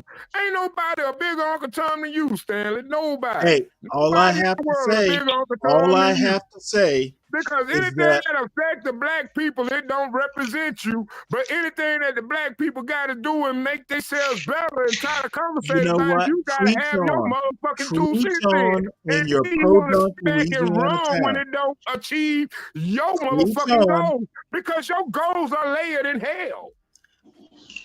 Shit, motherfucker. we don't have When to I have wake up, achieving high when goals with you on the Solid panel Snake, because you know what you're gonna do. You're gonna sit back and distract from the fucking Solid information we Snake, had to offer the people. Solid Stop Snake. it. Talk to me when you don't have to punch a clock. Hey, Stanley, I'm gonna talk to you when they take away your motherfucking Hey, benefits. all I Bitch, have and to you gotta say, work. all I have to I say can't wait till is Elon Musk get through with your ass. I swear punching, we had to as outsource long as you're accounting. punching We had the to white man's clock, outsource a motherfucking country. We had Yeah, to the bridge for that outsource here our is a gunshot, motherfucking man. job to the person to put y'all ass in check as because long as y'all you're niggas punching, want to sit is back it and the white distract man, and pay is it the white $40 million man, or the to watch Hindu some man's fucking clock you're punching? butterflies.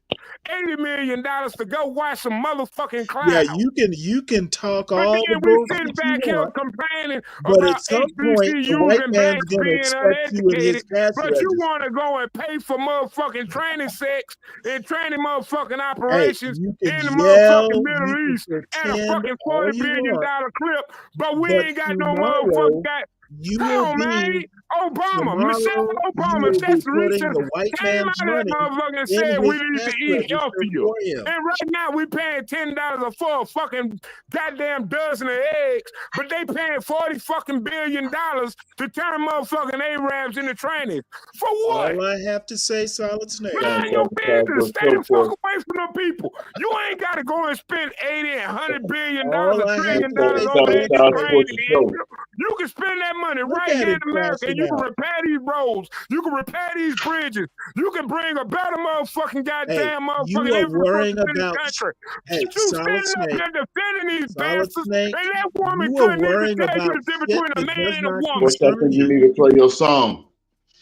He does Stop not. it. He's worrying about shit that does Stop not even it. concern Stop him. it.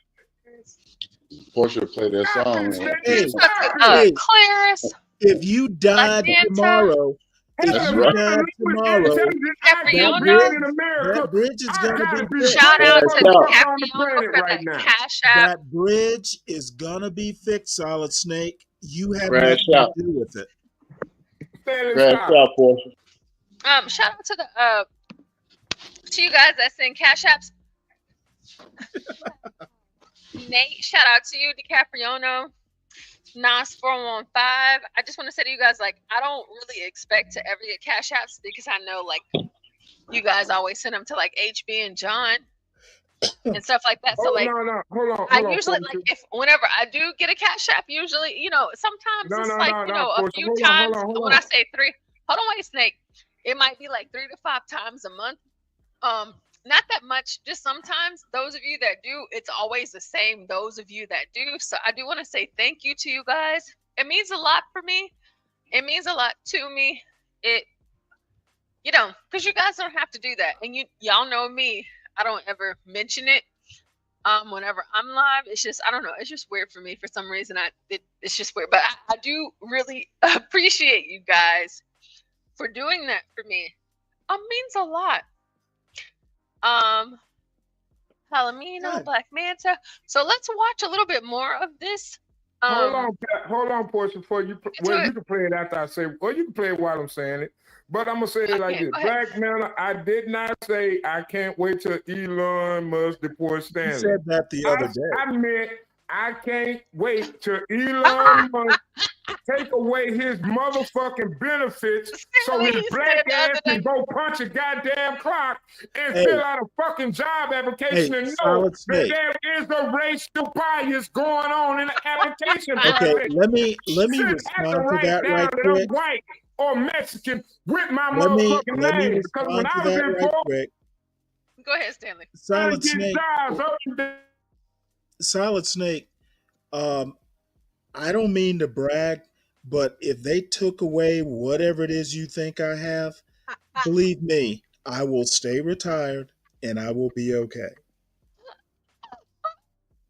Snake. Goddamn money, because I need help, motherfucker. I won't be punching the clock fault anytime soon. It's your well, fuck you too, Stanley. You took all my money I had the other night. That Cash App, you motherfucker. You ain't no good. You dirty You black sent me a motherfucker. Cash App? When? No, they sent you a Cash App to keep me on, motherfucker. You could have at least Oh, donated that was back oh to me. damn. That's Dirty like 6 motherfucker. I months could have been ago. getting that shit to the stream yard. You know what, Stanley? You ain't no goddamn good. You ain't no goddamn earthly good for no black person. Stop it. I don't claim I can't to even be a believe we black allow you leader. on. Boy, if I had a channel, I would have been banned your black ass. Hey, Palomino, don't judge Solid Snake by That's the me. way you deflect and Do try not to judge avoid other black real people by conversation, Stanley. Stanley. This is me the fuck off. And you don't understand that shit. You cannot be not black when the fuck you want to be not black. What? Well, Snake, I'm black all the time, so I don't. When have I understand this when shit. have I ever said I wasn't How black? you gonna sit back and support fucking pedophiles, child traffickers, motherfucking race baiters, motherfuckers that sit back and sit there and allowed all these illegal motherfucking immigrants into the country, but goddamn it, my child got to get a ban from high school because he got a nickel bag of weed from a nigga that they allowed the motherfucker to have.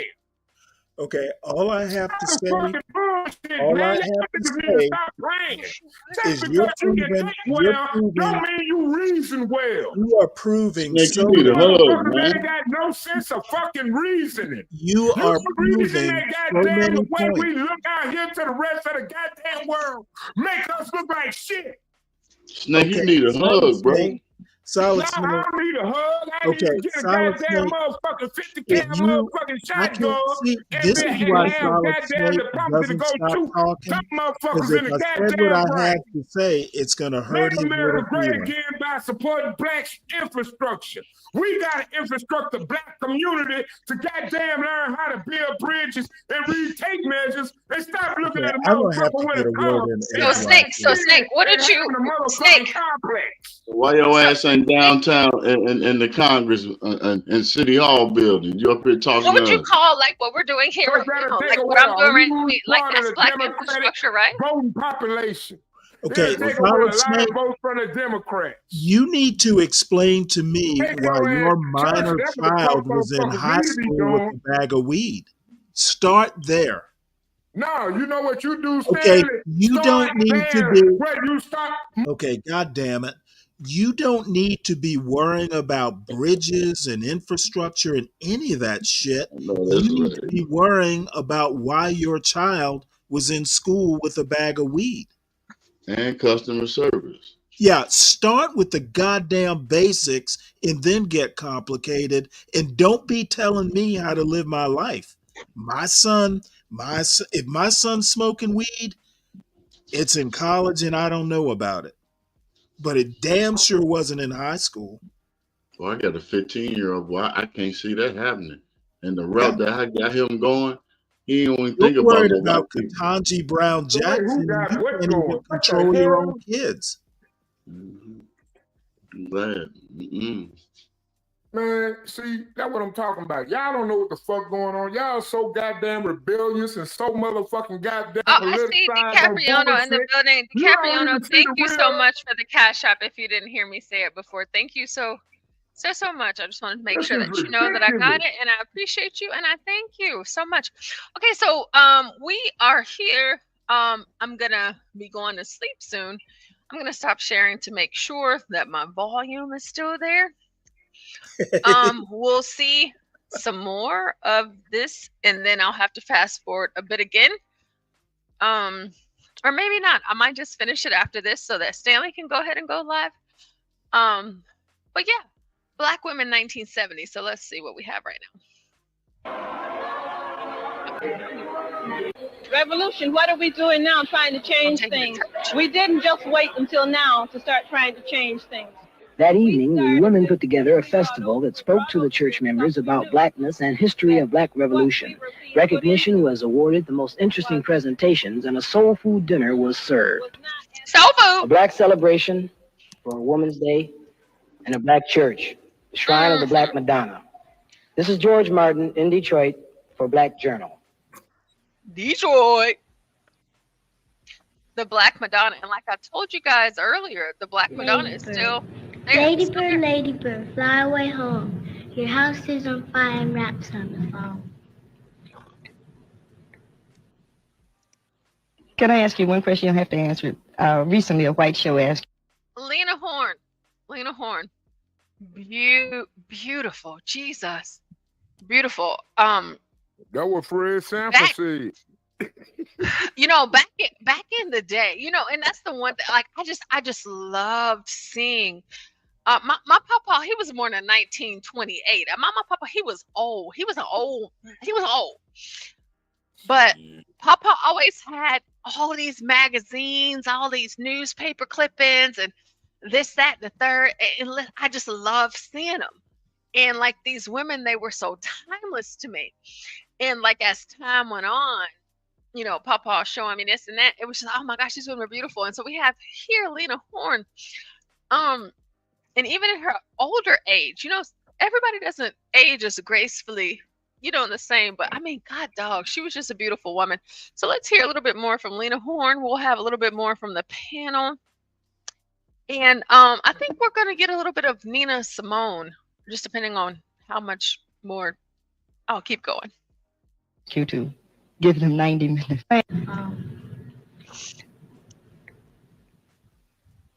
Can I ask you one question? You don't have to answer it. Recently, a white show asked you to give them 90 minutes. Why did you turn that down? I turned it down because in the first place, I'd rather do it on my own show if I had one, if we had one. And I didn't feel like giving my life to someone that I don't feel very close to. I want to ask you a question. See here, so who Lena Horne was and what she did, talked about this earlier. There was a time when she was older, as of right now. The white folks said 90 minutes. She was like, hell no. It's not representing me. So like, since I don't have my own, I'd much rather, you know, work with people that look like her history, her people. And so, you know, sometimes you just got to say no. And whenever you say no, you just set that precedence. And that's why she's here for this particular clip or show that I'm showing you guys right now. But you guys heard about what she said whenever she was married to a black man. She was like, I wasn't a big enough woman for him. I mean, but she's Lena Horne. I mean, I don't know how much bigger you get than that, but she was like, but not for him though. And it took for her some time. And so whenever the lady that's interviewing her, she said, so where did you go wrong? She said, I failed him because I was unable to see the struggle of the black man at that time. And because I wasn't big enough to handle his struggle. That's what, but she admitted, she took the accountability for that. Even here in this moment, yeah, like these white shows, they're trying to come and get me. I'm racially ambiguous. I did do this. I did do that. Yeah, I did all of that. Whatever her choice was, but her choice at the beginning was different from her choice at the end. And so she did not do anything with I those do companies. have a comment on her on on that point. Um, that her man or she wasn't big enough for her man or something. Um, yeah, you can take that at face value, but I don't take it as seriously as you do. Okay. You might want to actually read her biography. A lot of these women, went through hell with their man. Ike and Tina Turner come to mind. And Um, Dorothy it Dandridge for might me be too. that it might be that she wasn't big enough to be his punching bag. Yes, yes, yes. And I don't know if you were here when I mentioned that earlier, Stanley. But yeah, because I mentioned this what you're saying right now with Lena Horne and then Dorothy Dandridge. So I do agree with you on that. For sure. Hey Stanley, you ever tried to go to Amazing Lucas channel and see if you can get him over here on the channel to support Absolutely. you? I have no idea. I have no idea who that is. See, that's what I'm saying. He ain't my algorithm. He a liberal like you, and I promise you to God. I doubt he's a liberal like me. Oh, Well, Snake, he's trying to be.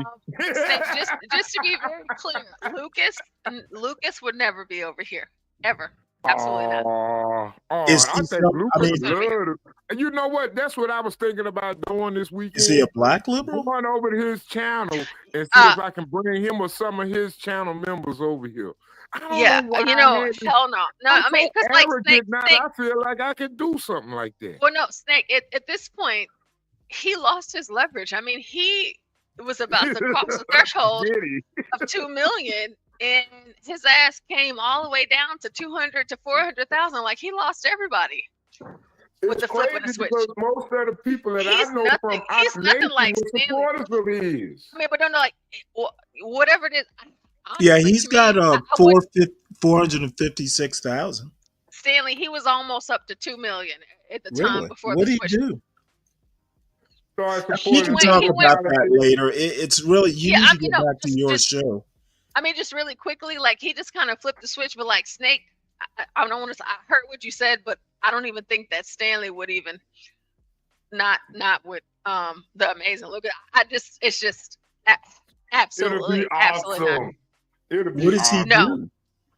do? Oh God, He used to Stanley, be you like gotta really go- heavy. Stanley, he used to be like really heavy, and I'm pretty sure on the comic world he is. But he was like a staunch Republican. Like, he's out of California and things like that. But like, he started to change it a bit. He changed his whole entire dynamic. And he changed for his the whole amazing, dynamic when he started supporting men and women's sports. That was the night I was the there. whole entire notion of Lucas, as far as quote unquote black conservatives in the YouTube space, he broke the mold quite literally. He really did. He really did. But he started to dial it back, and he changed. But then, like, he went so far beyond the pale that he couldn't even come back from it, because he could have been like the Mr. Beast, quote unquote, for like black people. But he, like Stanley, he lost like 800,000 subscribers, and you have to know that it wasn't just conservatives. Like, it was, non-conservatives as well. Rational But thought. Well, he went too far to the right.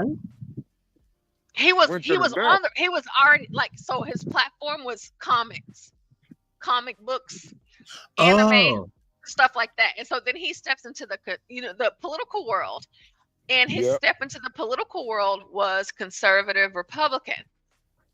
But as time went on, the Cynthia G's, the Tariq Nasheeds, he started to get involved with those types. And then so he started to change his dynamic. Yeah. And the amazing Lucas at this time, and like Stanley, I mean, shit, it is 2025. Like, Stanley, I'm talking about 10 years ago. This is how long this has been going on. Yeah. He started to change his tune, and he started to listen, to these pro-blacks, this, that, and the third.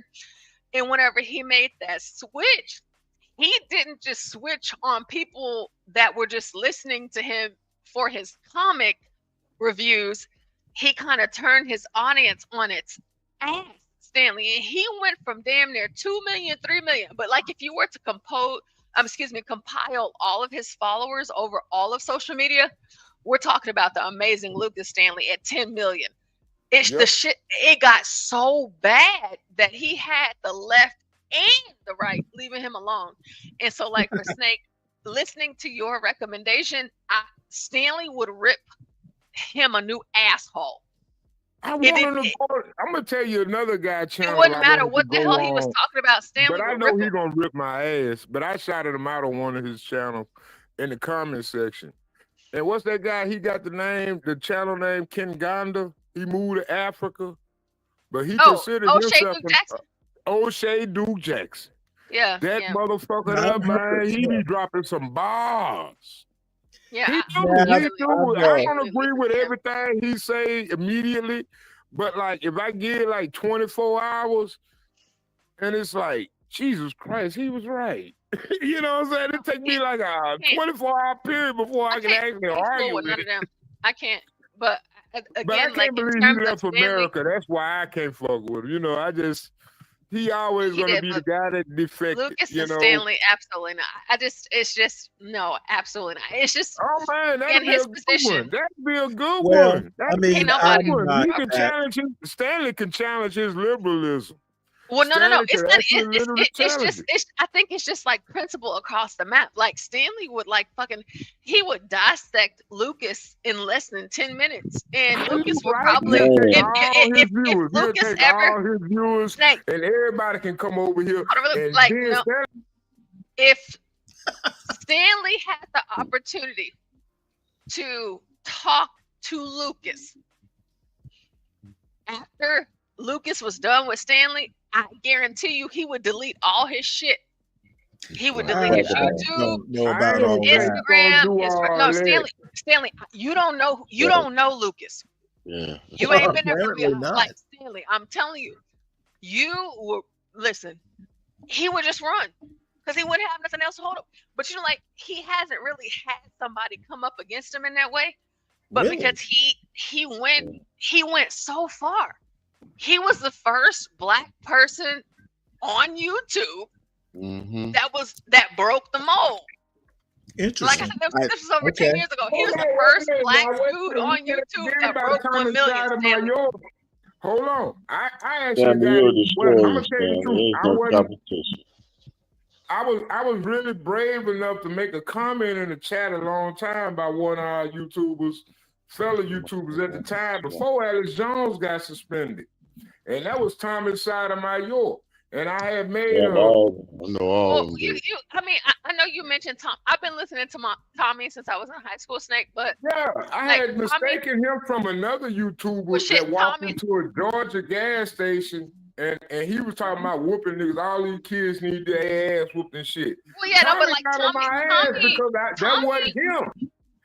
No, Tommy was there. Tommy was there, Snake, whenever YouTube first started.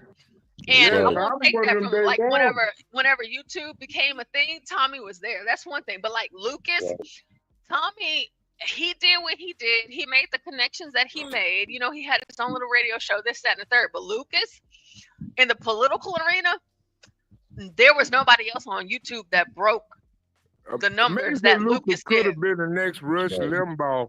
And that's why I Lucas think he could have been did a lot of what he different things. did. But like he ruined his base with everybody. And I think the only thing that could happen, the only thing that could happen to Lucas right now is him running into Stanley, and that being the end of that would be the end of Amazing Lucas. If Amazing Lucas ever had Stanley, he would be done. I can't imagine anybody. Now you see what I'm saying? He would be He'd done. be a grizzly bear, Stanley. Just rip him apart. Stanley would end him. And like we know his base, he started off as a conservative, vote Republican, proud Trump, this, and that. Motherfucker be like, no, motherfucker, no. No, he made that switch. Stanley would eviscerate Lucas. Tear his ass up. You know, shit. Stanley would eviscerate Lucas and end his history. Like nobody else, from the moment that Stanley eviscerated Lucas, nobody else would ever know who he was again if they didn't know him before he met Stanley. I'm telling you, that's how bad it is. Well, then we need to make sure he doesn't come over. Then I wouldn't want to be taking food from his kids. No, you Boy, wouldn't you want to hurt dead down. You wouldn't nuts, want to man. beat down a Democrat. That's what you wouldn't want to do. I'm gonna go and tell you, Stanley. You Oh, too goddamn soft. John, shut I'm up, gonna be on your.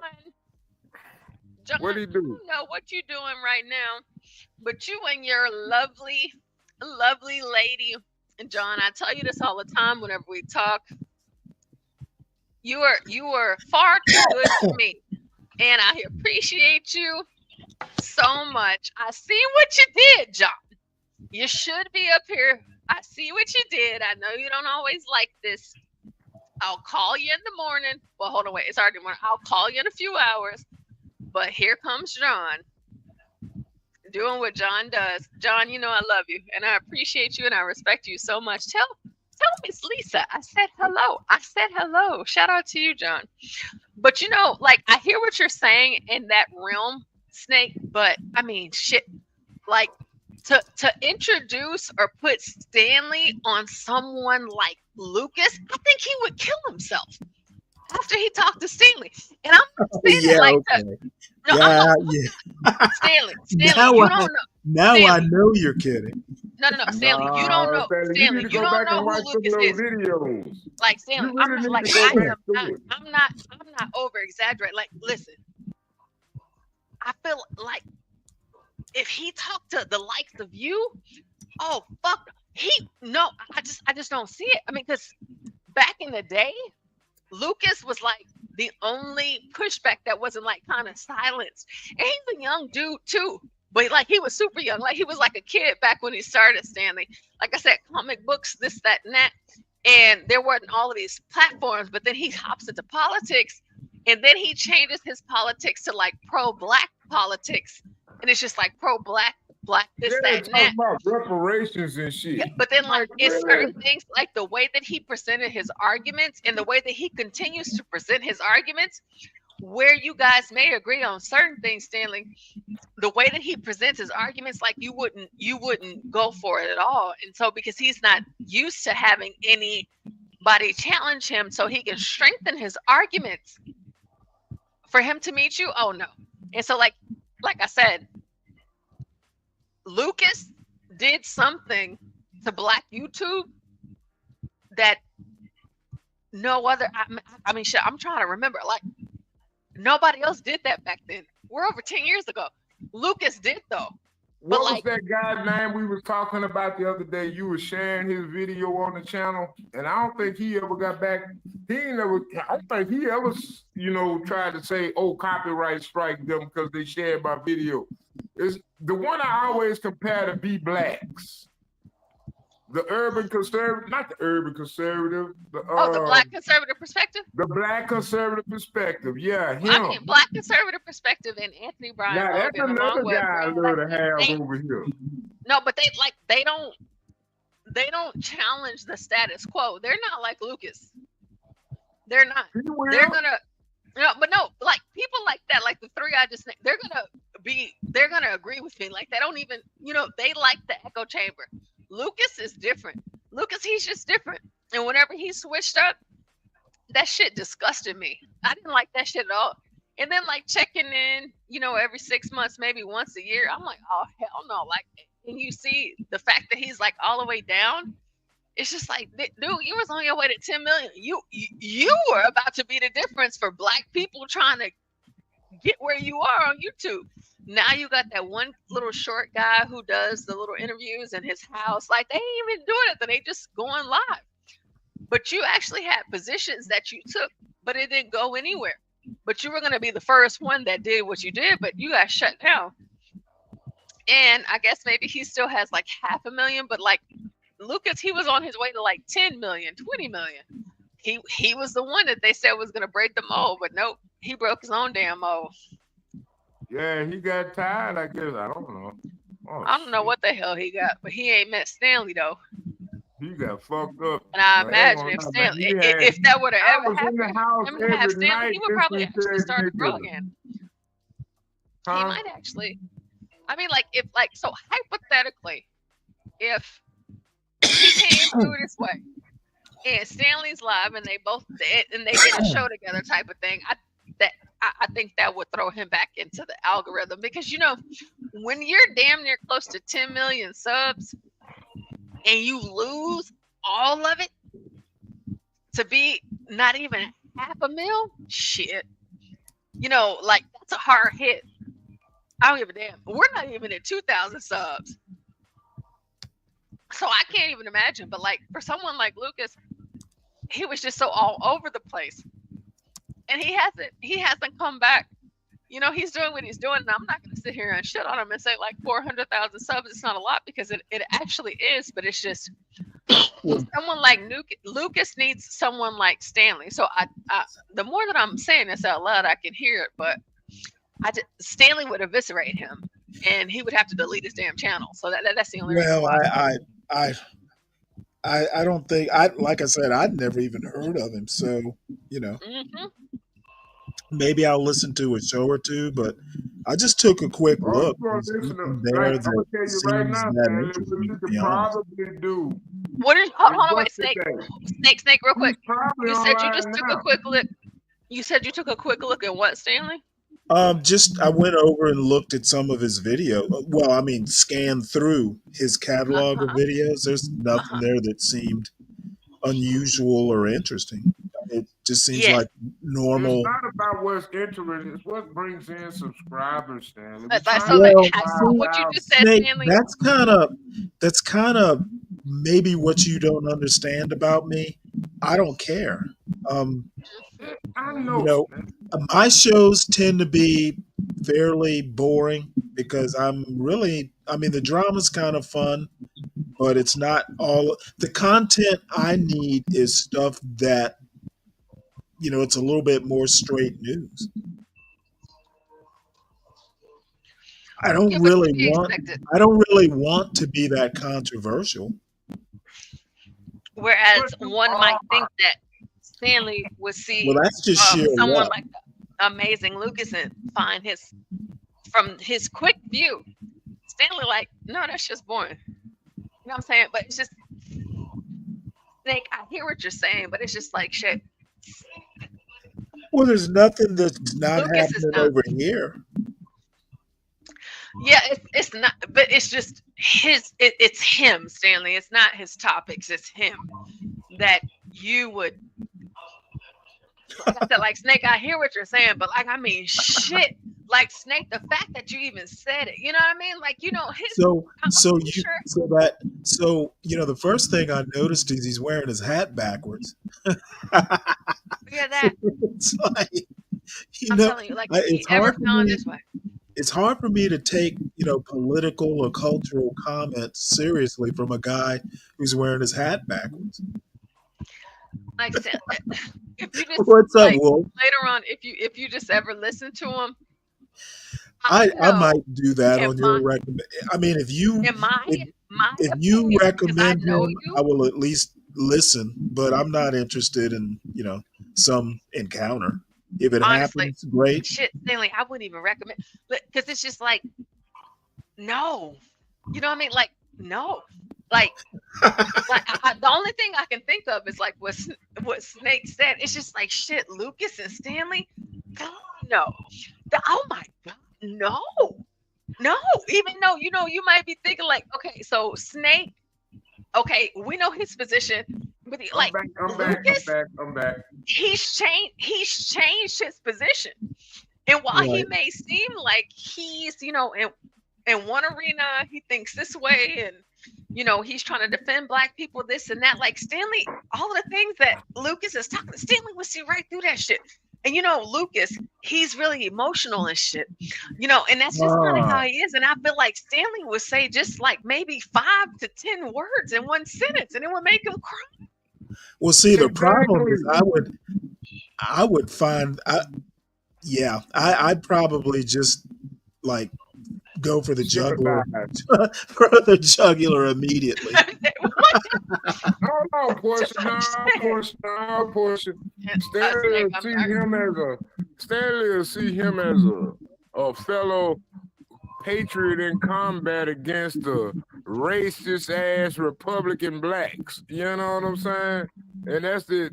But now I would love for Stanley to Oh, join that channel Well, and be a Snake, as part much as of you it. think you know let Stanley me in help that you right, I out don't here. think that Stanley would fool with him at all. I don't I think he I would. don't think someone like a Glenn Lowry's racist.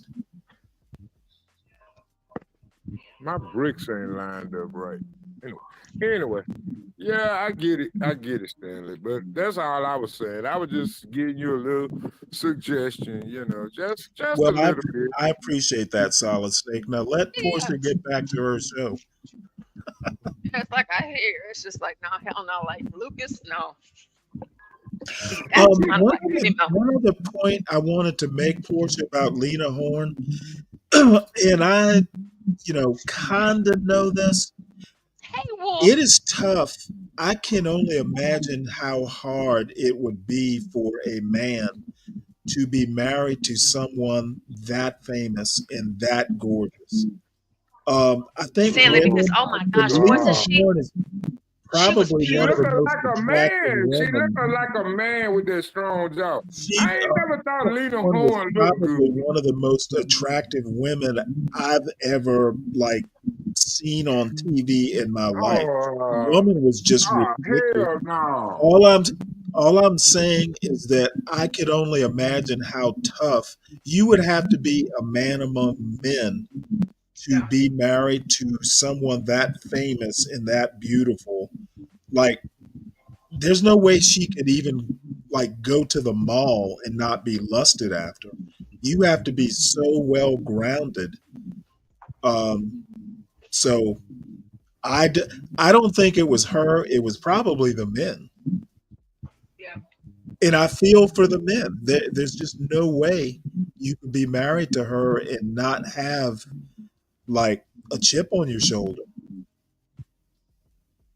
I mean, Lena. But that's my opinion. No, and I agree. And now, let me make sure. Ken Warfield, hey, Wolf, thank you. You've been coming back. I'm so glad to see you back. Yeah, he was up on the racist roundtable today. Jesus, I mean, she is absolutely beautiful. I actually wanted to do a story about let me see, the black actress that hid her race. Let me see real quick. I don't think it was Freddie Watch. Lena Horne. I have to find this lady. Because growing up, Stanley, like my papa, I used to always watch old movies, like classic films, 1928. So it's like I always loved them. But like Lena Horne, I was like, God, no. But there's another black lady. Oh, there we go. Donna Drake. Jesus. Gorgeous. She was beautiful. What do you do here at this point? And she was just so beautiful. But like she was passing. The blonde hair plus. Let me see if I can play this here. A little bit before I play that. Lena Horne, Donna Drake. It's just like, man, you look like this. And it's not your fault that you look like this, but oh, this one should be good. This one should be perfect.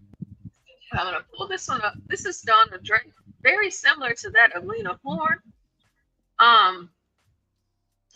It was back during their time. They had their talent and their skill, and they were absolutely breathtaking black women. And their parents were black and everything. They just so happen to be, light skinned, what I mean?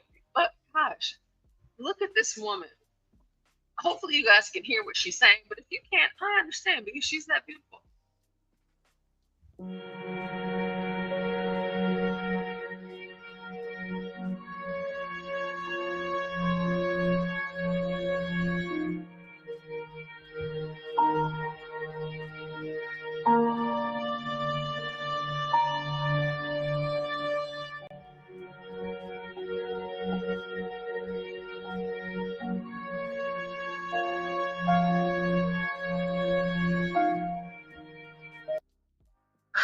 Donna Drake. Shout out to Donna Drake. Beautiful, beautiful woman. I mean, gosh, just gorgeous, gorgeous, gorgeous, gorgeous. And she, throughout her career, she did this, white passing or like racially ambiguous passing. She had her, her stardom and whatnot, but she was Black, and she did that. She was just, she was beautiful. I mean, yeah, she was high yellow. But still, like, it's just like, that don't take away from, I mean, I get it, but that's only the history you know. Imagine if that was, let's look at this YouTube streets. That's why I appreciate YouTube and the people involved within it. Imagine somebody ugly as me having such a voice in the political arena. Let's take a look at Lena Horne before we get back into the main video. But Lena Horne look like a fake ass motherfucking Black Panther member with a high yellow ass. I don't believe none of the shit she say politically. No. She didn't invest in it. Tina Turner did more than her. Let's talk about Tina Turner. I mean, you might have missed it earlier whenever we covered Lena Horne. What about Tina Turner though? What about just like Tina Turner though? Just like the other lady that I just showed. I mean, because we're like Snake. We're in the 1910s and the 1940s right now. Tina Turner wasn't a thought, Snake. I know. Portia, you know what I was thinking? Okay. I think Stanley ready for me to drop down. Well, no, I mean, Snake, I know. Snake, you can stay up until we get to Stanley show, but like I said, like Dana and like Lena Horne, these women, I mean, they're just so beautiful. I'm just listening to the craziness. They're just so beautiful. And yes, like Snake, they're like, yes, she is. It's Lena Horne. Yes, you. Like, what did you think about Dorothy Dandridge? Woman that played on Star Trek? The one that repeated everything the computer said back Aurora. What did you think about Snake? That was I don't give a damn. Like, what did you think about Dorothy? On film. What about Dorothy? What about Dorothy Dandridge? Oh, see, I already know you were gonna go there. Snake. She was alright in her younger years. Snake. We're talking about the time. You're talking about some shit today. We're talking about back then. I mean, shit. The only women that they had in these positions, yeah, they were light skinned and shit, but who cares? They were still beautiful. Cracked. Hey, they had to put Tina Whitney Turner Houston was on later crack. on. They had to put Whitney Houston on crack to make her crack. 20, 30, 40 years later, after the Trailblazers, I mean, shit, we're talking about like we had TVs, cell phones, internet. I mean, the women you're mentioning, I mean, hey, we can hear and know their stories directly from them to a point that, I mean, we're talking about autobiographers, biographers, whatever the case may be. And if you're looking between 1970 and before, like, that's what they did. You know what I'm saying? Like, they picked the racially ambiguous looking women and whatnot, but that didn't take away from their Black and their talent and their voice. They were beautiful. But think about them Blaxploitation films. Man, we had so many beautiful Black women in Black media back then in those days that I think they just never got the right amount of goddamn on advertisement portion. Well, I'm gonna tell you, Snake, right now. Lena Horne, because she was elevated in a I want to say judicial element of the system. Yeah, but who gives a shit? Snake, listen. But what I'm saying whatever is, the case there may were have many been Black at that women time. actors that looked better than Lena Horne. They Okay, probably but they didn't get the performed job. better than Lena Horne, but probably They just didn't didn't get the play job. the game they wanted to play. It doesn't So matter. I don't put too much faith in a Lena Horne type character because I knew where she come from. I mean, I look at a Sammy Davis model of a Black man that was invited into the white American culture, what they Okay, wanted so to but like be if the if the African white American American image to culture, be. Snake, But at the end if of the the day, white that's all that American ever culture, was.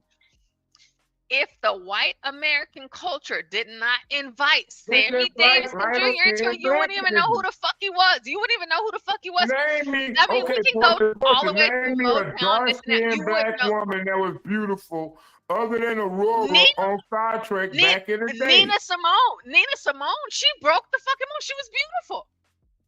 You can't Well, of course she was, but why is she the only one? Why? She's not the only one. She's not the only one. She's the first of her kind, but she's not the only one. And What that's was the that thing. girl? Like What was that girl that played in Arnold and you Schwarzenegger? say that, And I but think she was the who gives a finest shit if they woman were back light in the skinned? 80s. She played Nobody in gives a Fresh shit. Groove. You're talking about the 80s, but you're not even looking at the fact of the matter that no matter if they were light skinned, my skin tone, brown skin, or dark skin, these women paved the way for you to be able No, to they talk were about selected to play the way. Portia, you gotta I look mean, at it. but shit, Snake, they did though. It's It not doesn't like matter the if they were Jewish selected guy or that was not. in Hollywood going to ask the current black man on the block who the best looking bitch Ooh, out here. DiCapriono. I'm I just don't know if you heard me, saying. DiCapriono. I love old movies. I'm a huge fan of black and white and The Imitation of Life. Absolutely. So I love older film, and I mean, that's but probably why thing, during my show Portia, you guys will see my it. thing, Portia, we have beautiful dark-skinned black women. Yeah, but shit, Snake, we don't listen. Why? I read a comment the other night on one of these Oh my TikTok God, videos. Snake. I'm just saying, and all of a sudden, somebody in the comment section posted that. No, somebody on that TikTok of Beyonce posted that. When did she get lighter? I was shit, like, she's Creole. No, she's listen, Creole. I was amazed that somebody would say that Beyonce was lighter in that video or that photo, because Beyonce has always been like a red bone to me. You know, she's Creole. I mean, who everybody gives a already shit? hype, but She's I'm a black. Halle Berry fan. I like red bones. I mean, shit, Halle Berry, she's mixed. You look at damn shit. You're making me forget. Out of New Orleans. Gosh, it's gonna have to come back to me because I just forgot listening to you. Who gives a shit? Who cares? You know why? Does it matter in the way in which you're presenting it? Because you know the names of these people right now today. If it wasn't for what it was that they did, when they did, what they did, yeah, we understand. They hand selected, picked, did this, that, and the third. But we're in a different time today. And I'm not going to ignore these black women. Who gives a shit? Skinned individuals other than Sidney Poitier or Morgan Freeman. I always understood why the darker men was always promoted amongst black culture, but I never understood why they never threw that same level of support for darker skinned actresses in Hollywood. I never understood that. You had darker skinned, beautiful women in Hollywood, and they never wanted to promote them. It was always the red bone or the yellow bone. You know, that's going to be quite literally impossible, the argument that you're making in 2025, because there's a whole lot of dark-skinned black females that are all across the media. I mean, shit, Whoopi Goldberg, Viola Davis. Whoopi Goldberg is not beautiful. I don't want to. It doesn't matter. Hey, you ever seen Jumping Jack Flash? That's more of a testament. Whoopi Goldberg is as ugly wait as a minute, sin. Wait a minute. Can I speak Goldberg, as a black man? No. Hold on, wait. Let me tell. Whoopi Goldberg is not attractive, and I refuse to allow you to let me think that she is. Whoopi Goldberg. Whenever she was on The Color Purple, and whenever they had that very significant scene, whenever Suge Knight said, "You sure is ugly," Suge Knight wasn't lying because she didn't need to. Whoopi Goldberg was ugly back then, and she ugly right now. But you know what she is? She's a dark-skinned, ugly black woman who sits at the head of The View. We're not gonna sit here and do this shit. We're looking at dark-skinned black women like they are just unable. They haven't made it nowhere. They ain't did nothing. I mean, Tika Sumpter. To me, one of the most beautiful women I have ever seen outside of Angela Bassett is Tika Sumter. Tika Sumter, oh my God, she takes my breath away. I think she's so damn beautiful. That's a dark-skinned Black woman right there. So it doesn't matter the skin tone, but like you, Solid Snake, you're making it about the skin tone. You're making it about colorism. Well, Listen, you have to I'm understand. about like the 70s. I'm talking about before that. This is what these Black women did, and this is what they sought out. Someone like Solid Snake, he cares about the white gaze, and when he judges beauty, it's literally a white gaze judging by a European beauty standard. So pretty much, I bet he couldn't. I bet Solid Snake couldn't name a dark-skinned woman that he finds attractive, and I mean dark, not brown skin. I mean a dark-skinned black woman that he finds attractive. I bet he can't. That's what I'm trying to tell you, Stanley. They don't advertise them like that. Okay. They don't advertise them like that, Stanley. They only promote light-skinned Black women in that fashion. How many dark-skinned Black women do the media Okay, see, I don't even need to belabor this point. He doesn't even know that dark-skinned Black women are models. I didn't say I didn't know that, Stanley. I'm talking You said about something about promoted, advertising. Now you're putting You words in my said mouth, something Stanley. about Trying to promote the advertising. gaslight agenda. Okay, see, this is the Black conservative way. Okay, don't answer questions, but keep talking and talking and talking without taking a breath, so no one can actually force you to answer the question. You talk about advertising. What is modeling but advertising?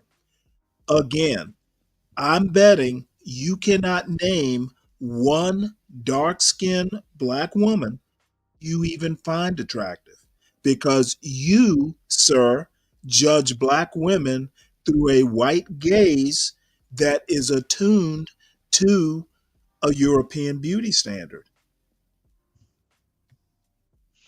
And Snake, you've been here, and I mean, I don't know if you didn't hear what Lena Horne was saying about her experience, and they were saying like she had to go on with this persona that they had to teach her how to sing this, that, and the third, or no, whatever. But it's just whatever the time, that time, even though that's what it was, that's what we know of. But what you can put your hands on and touch right now, like I said, Kelly Rowland.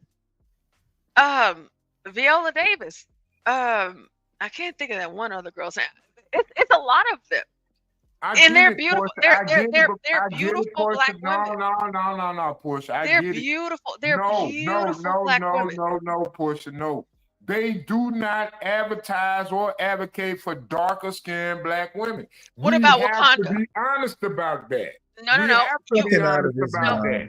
And it's not a really get situation about annoyed. colorism. It's a situation about representation of our. I really get annoyed when Black conservatives, so-called Black conservatives, cannot answer questions. You are like Ketanji Brown Jackson. You can't even answer a question. Ketanji is dark, like Snake. Wakanda. Well, Okay. Portia, I'm gonna be honest with you, Portia. Let's be honest. Okay, no. You Let's really ain't be got a honest. conversation in this. You are Everybody a male. already know Portia's beautiful. You totally besides the point. You are a male, a Black male, Ketanji Brown Jackson. You cannot answer direct questions. Is why are we not promoting the real image of African American? Why is it This always is getting a to a point Black where person? I'm going to have to get As off far this as panel. women. I fucking detest people who can't answer direct questions. What's the direct question, Stanley? Snake, me. what are you talking about? He has no clue. Like I do know what I'm talking representation about. of Black America. I'm a representation of Black America. You, Stanley, like, I mean, like, shit, Okay, Black but people. No, I'm not. There's no I'm a diversity. break it down representation into of myself. colorism, and I'm just arguing No, the but point like, about hold on, wait. colorism. Okay, but no, but still, like, Snake, I hear you, but like, Black people, we come in different hues, tones, different hair textures. Like, we're Exactly, so but what I'm diverse as trying a to people, say but is who gives why a shit aren't like they what you're saying? promoted? They Why do, aren't they Solid promoted? They Snake. promote They everybody. Do we sit back and act like dark-skinned This females motherfucker is are just more on aggressive his than own planet. light-skinned females? Let's talk about the dichotomy of how they try. Let's stop using the word dichotomy because there isn't one. So I won't make that mistake again. You are satisfying my bigotry of low expectations here. Exactly, Stanley, and I approve of my message, and I hope it reach out across all you Black liberals in the land. Yep. Just go Because ahead and that's what you skip have off the set the Earth's bar. You atmosphere have off set into the bar space. in hell, and you refuse to argue above that point. Solid Snake, Well, Snake, they're you really, are the there's white really not man's a boy. point with the dark-skinned You women. damn right. If I got to be the white man's boy, it's better than being a nigga. I won't even respond to that. Well, Snake, I know like, you don't. Snake, Because your you are the position, nigga, so it just doesn't stick. I mean, and this, I hear what you're saying, but like, respectfully, it just doesn't stick. It isn't like Black women, like, no matter the whole colorism, skin tone, the hue, that's just not what it is. It's literally not. It's not. Yes, it is, Portia. It's but like, Snake, it's not though. Yes, it It's is. not.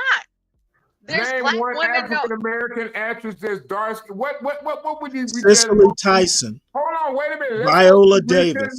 Let's go through recent news.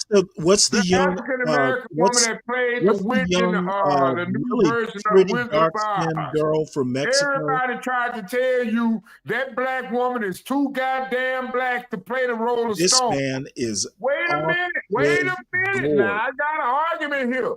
There is don't. a direct assault on dark-skinned African American women, and it's not being defended against. You are literally They off say, your oh, rocker. Storm got to be a beautiful Black woman. So what they saying is basically, See, this is what he does. He wants to talk and talk and talk so he doesn't have to digest what other people are saying. Oh, Maxine living single. Like, listen, Snake. Her wait. Why Erica, y'all put me in the something back or when I'm another. making my argument? Beautiful woman. Let me share this Y'all tab. making the brand value go Lukita, down. that's right. That's who I'm talking about. Snake. This Beverly right here, Johnson was fairly dark. Tika Grace Sumter. Jones. Shit, Naomi Campbell. Like, Tika Sumter, to me, listen, you can't tell me shit about no damn Tika Sumter. She is so beautiful to me. I just think she's gorgeous. I mean, look, like, Look Snake, at Dan it is so many dark-skinned Black women that have done so much. Sit your ass in the back for that. Like I didn't even want to look at that Coco woman. Jones. Yeah, of course, Solid Snake isn't paying Jones. attention. Lupita. Look at these Black women. They dark skinned. Solid Snake. Jones. Solid Snake. You are not acquitting yourself well. No, Stanley. No, Stanley. You stuck in your even bubble. Gabrielle Union. I mean, look at Tika Oh, Sumter. hell no. Oh, hell no. You act like I ain't read reports of Gabrielle Union. Hold on. Wait a minute, Portia. You cannot. We're not talking about Yes, we colorism can, at this Solid point. Snake. Hold on, guys. Give me a chance. Give me a chance, Stanley. My God. I know y'all don't like to take these L's, but I gotta give them out. Oh my Lord. I give them out like the prison give out bars of soap and razors. Let me go and tell you like this, man. Gabrielle Union literally on public media transitioning her damn this son. is literally besides the point. Snake, that doesn't take away from how beautiful This she is. She's dude- beautiful. this dude is Back to off. that situation alone, Solid I have Snake. barred the NBA Don't from come my to my life. show. Just the simple fact that Gabrielle Union had the right to transition her son under a famous What does NBA that have ball to do player. with her look? I have cancel the NBA in Snake, my life. that has I nothing don't to do watch with the what she looks like. NBA no more. Yeah, And I'm gonna let y'all know that has that. nothing to Don't do ask me with about what no she looks like. NBA scores, no NBA team, because Gabrielle Union got away with child manipulation and child This mutilation. is just Through transition if a this damn if child through an do you NBA think she's just so team. beautiful to me. I Stop think it. white people are Stop judging? it. Are white people judging the black race by Solid Snake? I hope No, not. but I tell you what, black people ain't doing. Look at this Black people picture of ain't Tika. paying attention to how the Who is fuck that? they're being buck broken in the political system. Close this because In the political I have view. my I Angela may Bassett sound and like then a I have my revolutionary, Tika but Sumter. guys, please believe I me, I'm think not. Tika Sumter is just, oh my God. I just think she is just so beautiful. I don't know who that is. They're But like she Jasmine Crockett. Everybody want to hype this woman up she's like Dude, she's pretty. She how do got we, the big ass how fucking do we goofy really eyelashes tolerate on, this guy? all oh look this here we makeup. go. Tika Sumter. I mean, gosh, my dog. Listen, Tika Sumter, Angela Bassett, they are my two. Tika Sumter is beautiful to me. She alright. She is, to me, she is breathtaking. Like it's Why just she like breathtaking, to Portia? me. No, Why but to she me, breathtaking? I just think that she is absolutely gorgeous. I mean, I've always felt she's a beautiful woman to Hey, me. I'm she's gonna not find me a high gold yellow, woman that so want to go into modeling. this is And Solid I see Snake a lot of dark looking skinned, overweight, through his unhealthy white little kids gaze. around here. Stanley. And if I I mean, not utilize Stanley. that Snake. makeup, Tika Sumter, like she's super dark skinned. You know, these pictures and stuff like that. But Tika, she ain't brown skinned by any If stretch of she's imagination. super And I dark just think skinned, that she can't be beautiful. She can only be a height. she's gorgeous to me. I can't. It And is just something about how beautiful she I is. rhymes with yeah, not I right. in your mind, Stanley. And that's all I'm saying. You can't speak for me. And see, if You you know was what? a real I'm not man, you would know speaking. you I'm could not never do speaking. that. I'm not But I don't speaking know for about Tika you. I'm Sumter. speaking I gotta look. about you. Tika. See, I'm basically doing ad hominems as you speak. Whatever, Stanley. Whatever. I still won the argument. I don't Yeah, care. of course you did. Of course she beautiful. Of course she pretty. Of course But she is. Yeah. is she I attractive? hear a butt coming. Wait. Is she attractive? What? Snake, what are you talking about? Yeah, I think so. No. You Look saying at she her. look good. Jesus. You saying she beautiful. But is she attractive? Okay, Yes, she's you know both. what, Solid What are you Snake? talking about? Solid Snake, you're not even that bright. Don't be Really, trying Stanley, don't now you be want to trying insult to my split intelligence. hairs. Stanley, I can argue my point. My Okay, point. you have no point. What point? I'm gonna what point do you think I'm paraphrase trying to make, Stanley? Justice Roger Taney. You have no point that a white man Subjectively needs to consider. attractive. I'm gonna tell you who was attractive. Remember that girl that played on that TV show? I'm checking You out. know of this his wife. discussion. Do I'm you just know his checking out. wife, the actress that played? I can't think of her name right now. Now she was high yellow, but the role determines the character and how the character being viewed by the audience. Because all the world is a stage, and we are just as actors. You know what? I know you're struggling to sound smart, but your sound for us to sit really back and ridiculous. constantly hype up high yellow, red I bone don't know actresses. why people even put up with And you. then on you their wonder channel. why your motherfucking goddamn population I'm dropping. not going to Because put up with this everybody's nonsense dark on my skinned black, channel. but they can't get a Okay, fine Snake. woman because they don't see her that way. Because the media don't propagate that agenda. Okay, Snake. You know, I'm gonna go ahead and end it. What's up, Virgo? Yeah, I'm an Alex Jones ass motherfucker. I'm an Alex Jones ass nigga. That was a snakeful. I mean, a mouthful. One of those things, like sometimes you're on point, but like here, like You're echoing, Virgo. Don't say that because goddamn it. it's not connected. And I didn't mean to call out God's name like that. No. It's just But you need to be more mindful Don't stay there. I'm well over my time. I have cut too far into Portia, Stanley's you show. ain't never over No, your time. You don't got worry all about the it. time. It's Portia, a you good got thing you went all the over. things. That way Solid Snake can get his panel time. Because I'm not putting up I with this heard something bullshit on today. my I panel. heard something today on somebody's YouTube channel. Somebody that's not a part of this community that I know of came out on one of their YouTube videos and they kept saying all the things. I want all the things. I was like, what the fuck? Did they just do that? So This I is the know our fuckers. channel It's like is back in the popping. 70s. So everybody, Back in the please hit 70s that like, when they only share, had like AM and FM suggest to radio. your friends Oh, to You know, you subscribe to used this to surf channel the because channels. they lying. That's what he sounds YouTube like. is lying to the people. Well, Tell the truth, YouTube. You are literally a human AM radio. Oh, come on, Stanley. That's what I want. I want that AM radio. The John Just the Galt one Urban station of it. Landlord Radio overnight. God damn it, It's gonna Snake. be crazy. all right, so we're gonna hold on, I think Virgo, you got an echo. Virgo has a mute. I mean, excuse me, I have to mute Virgo because she has the echo. So like Virgo, you might want to come out and come back in. Oh, wait till she lose about 300 pounds. I told you guys about this on my last episode. I'm not ever going to be able to shake it. We're going to watch a little bit more of this, and we're going to end with Stanley and God sent me you, the black woman. Snake, I rocks with you, but for whatever the case may be, Snake, you were so off point tonight in terms of black women.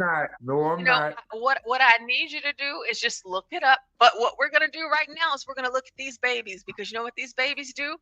They make me happy. So we're gonna watch a couple of minutes of this, and then we're gonna end the show, and then we'll be back like we never left with Stanley Cross. All right. Y'all know how we do here at the Urban Landlord. So let's check out these babies because they just make me smile.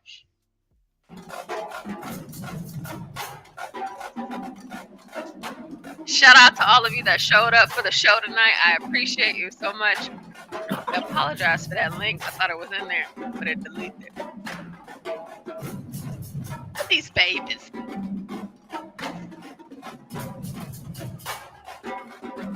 Happy Black History Month! Shout out to Abiola, Brian Nichols, Lou Freezone, DiCapriano, Black Manta, Dan Herb.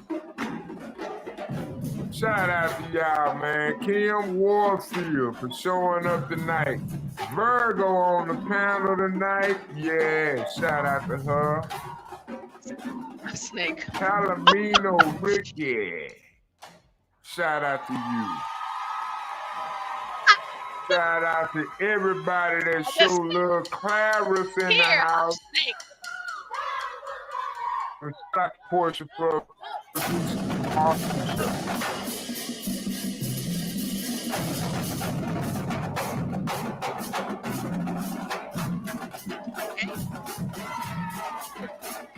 Y'all know I want me a boy.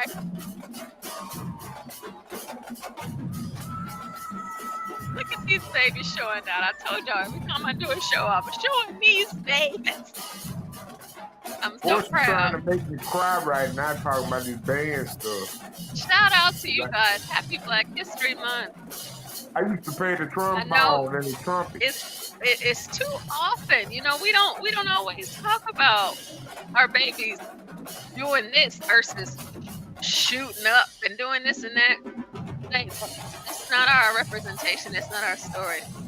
Why you trying to say shooting up? Why y'all trying to say that? I don't do that. Snake, I ain't talking about you. Oh. These babies are at a competition. They ain't in the streets. That's the idea. Only black kids are in the streets. No, the hell they not.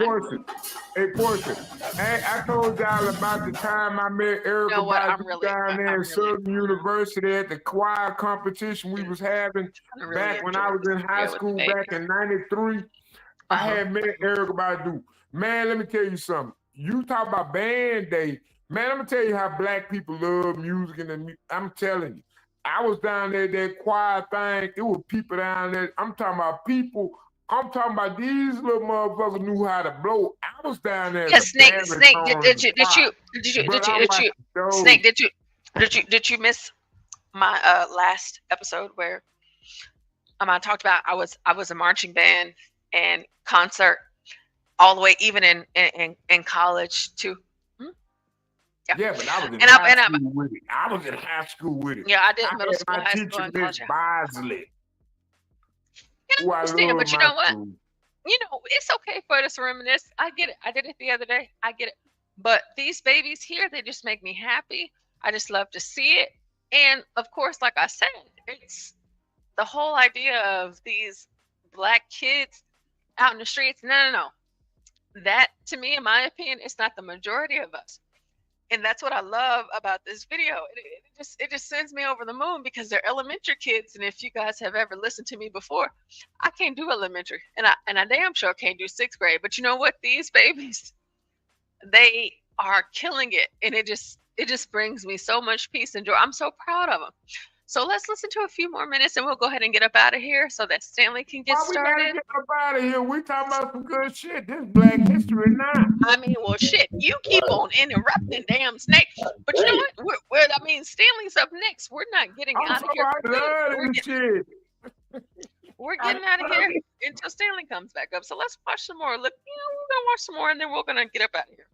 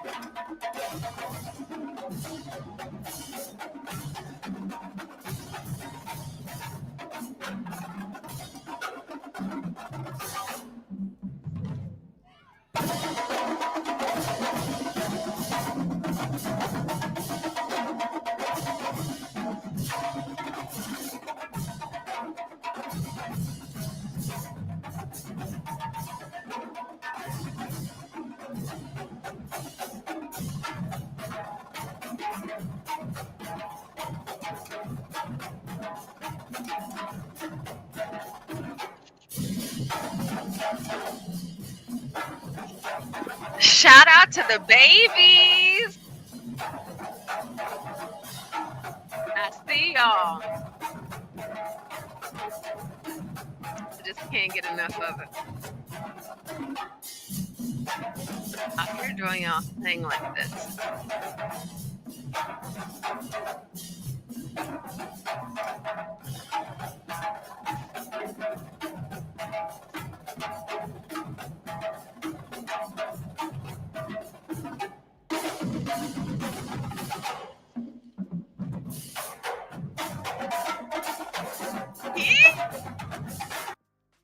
Yeah, I won't keep you guys too much longer. It's just, it just makes me feel seeing the babies. I love seeing the babies, and like I told you guys, I'm gonna close it out. I'm gonna close it out What you was, drum major? You ain't never played the clarinet? You ain't tried to play the clarinet, hey? I bet you scared of that clarinet. Well, no, Snake, actually, in marching season, I play clarinet, and during concert, I play the piano. Well, you sound like you can. It sounds like you can. I mean, because I can. I actually. I was a trombone trumpet player. I was good at scouting out niggas. I used to go through the high school. I scout a motherfucker. I'd be like, hey, man. Because I used to have this girl in my class. Well, she wasn't in my class. She was like 2 classes over me, and I used to sit at my Hey, grandma's house and Stanley, she used to practice on her clarinet. I set And her name was, Stanley, I set the man, she used redirect to for play your that show. thing. So Okay. if you want to head over and get it One day started, I walked over there to All her and right. I said, so "Can you that, play this whenever Kenny I G end here, it'll song?" go directly to And you. she played I that hope it motherfucker. redirects everybody but Solid Snake. Really, Stanley? Oh, see, I don't get no respect. Okay, well, I'll see y'all over Rodney there. Dangerfield. Stanley, I'm thank you saying for my name coming is here and Rodney being here with me Dangerfield. tonight. I Thank you get so no much. respect. I get no It's a good respect. show. Thank you, Stanley. I'm in the back chat for those of you that are on the panel right now. I just dropped the link for Stanley's show. He's about to get this started. His show, I wasn't planning on being here for 7 hours, but I was here and we had a very great show and a great time. I want to make sure that I show some love and appreciation to Virgo, Crown Reese, and Snake. Snake is a little crazy, but you know what? It's okay. We love him. Thank you to all of you that are in the chat. Thank you to all of you that send cat taps. I hit my cat chat. Thank you guys so much. I will not forget at the beginning of the show the recommendation of the MacBook. Hey, listen, we are doing a $10 a day for Portia J because listen, I just need another MacBook. I need, Snake. We're not gonna. Snake, hold on, wait. Snake. I love you, but we got to get him up out of here because he's preaching the devil. I am an Apple user, Android. I just think that it's just not good for me. But shout out to Solid Snake. So, guys, we are going to have Stanley here up next, and you guys can just stay put. Because as soon as this show ends, you guys will be directed to Stanley's show. And I know he's going to have a really great show for you guys. And, before you get there, Stanley, you and me, girl.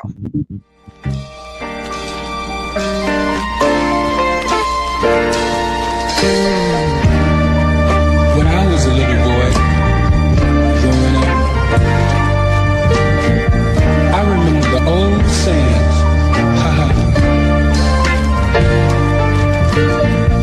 Girls are made of sugar and spice and everything nice. Boys are made of snakes and snares and puppy dog tails. But what I couldn't understand is why girls were even made at all. Until God gave me you.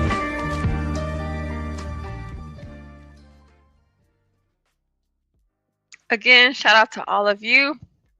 I love you all so much. I appreciate all of you immensely. Stanley's up next. And y'all know how it goes. Y'all know how we do over here at the Urban Landlord. If not tomorrow, maybe Sunday, guys. And I will be back with another Black History Month stream where I am just celebrating black people. And although we have a difference of opinions in our political endeavors, just in case they're watching, we want to let them know, stop complaining all the damn time. All of your whining and moaning, I don't have time for that. Okay? I don't have time for that. So again, guys, we will be back like we never left because we never do. Happy Black History Month, and we will see you all over at Stanley's. Bye. Feel like I should, feel like I should, feel like I should, feel like I should go. Go. Feel like I should go. Feel like I should, feel like I should, feel like I should, feel like I should go.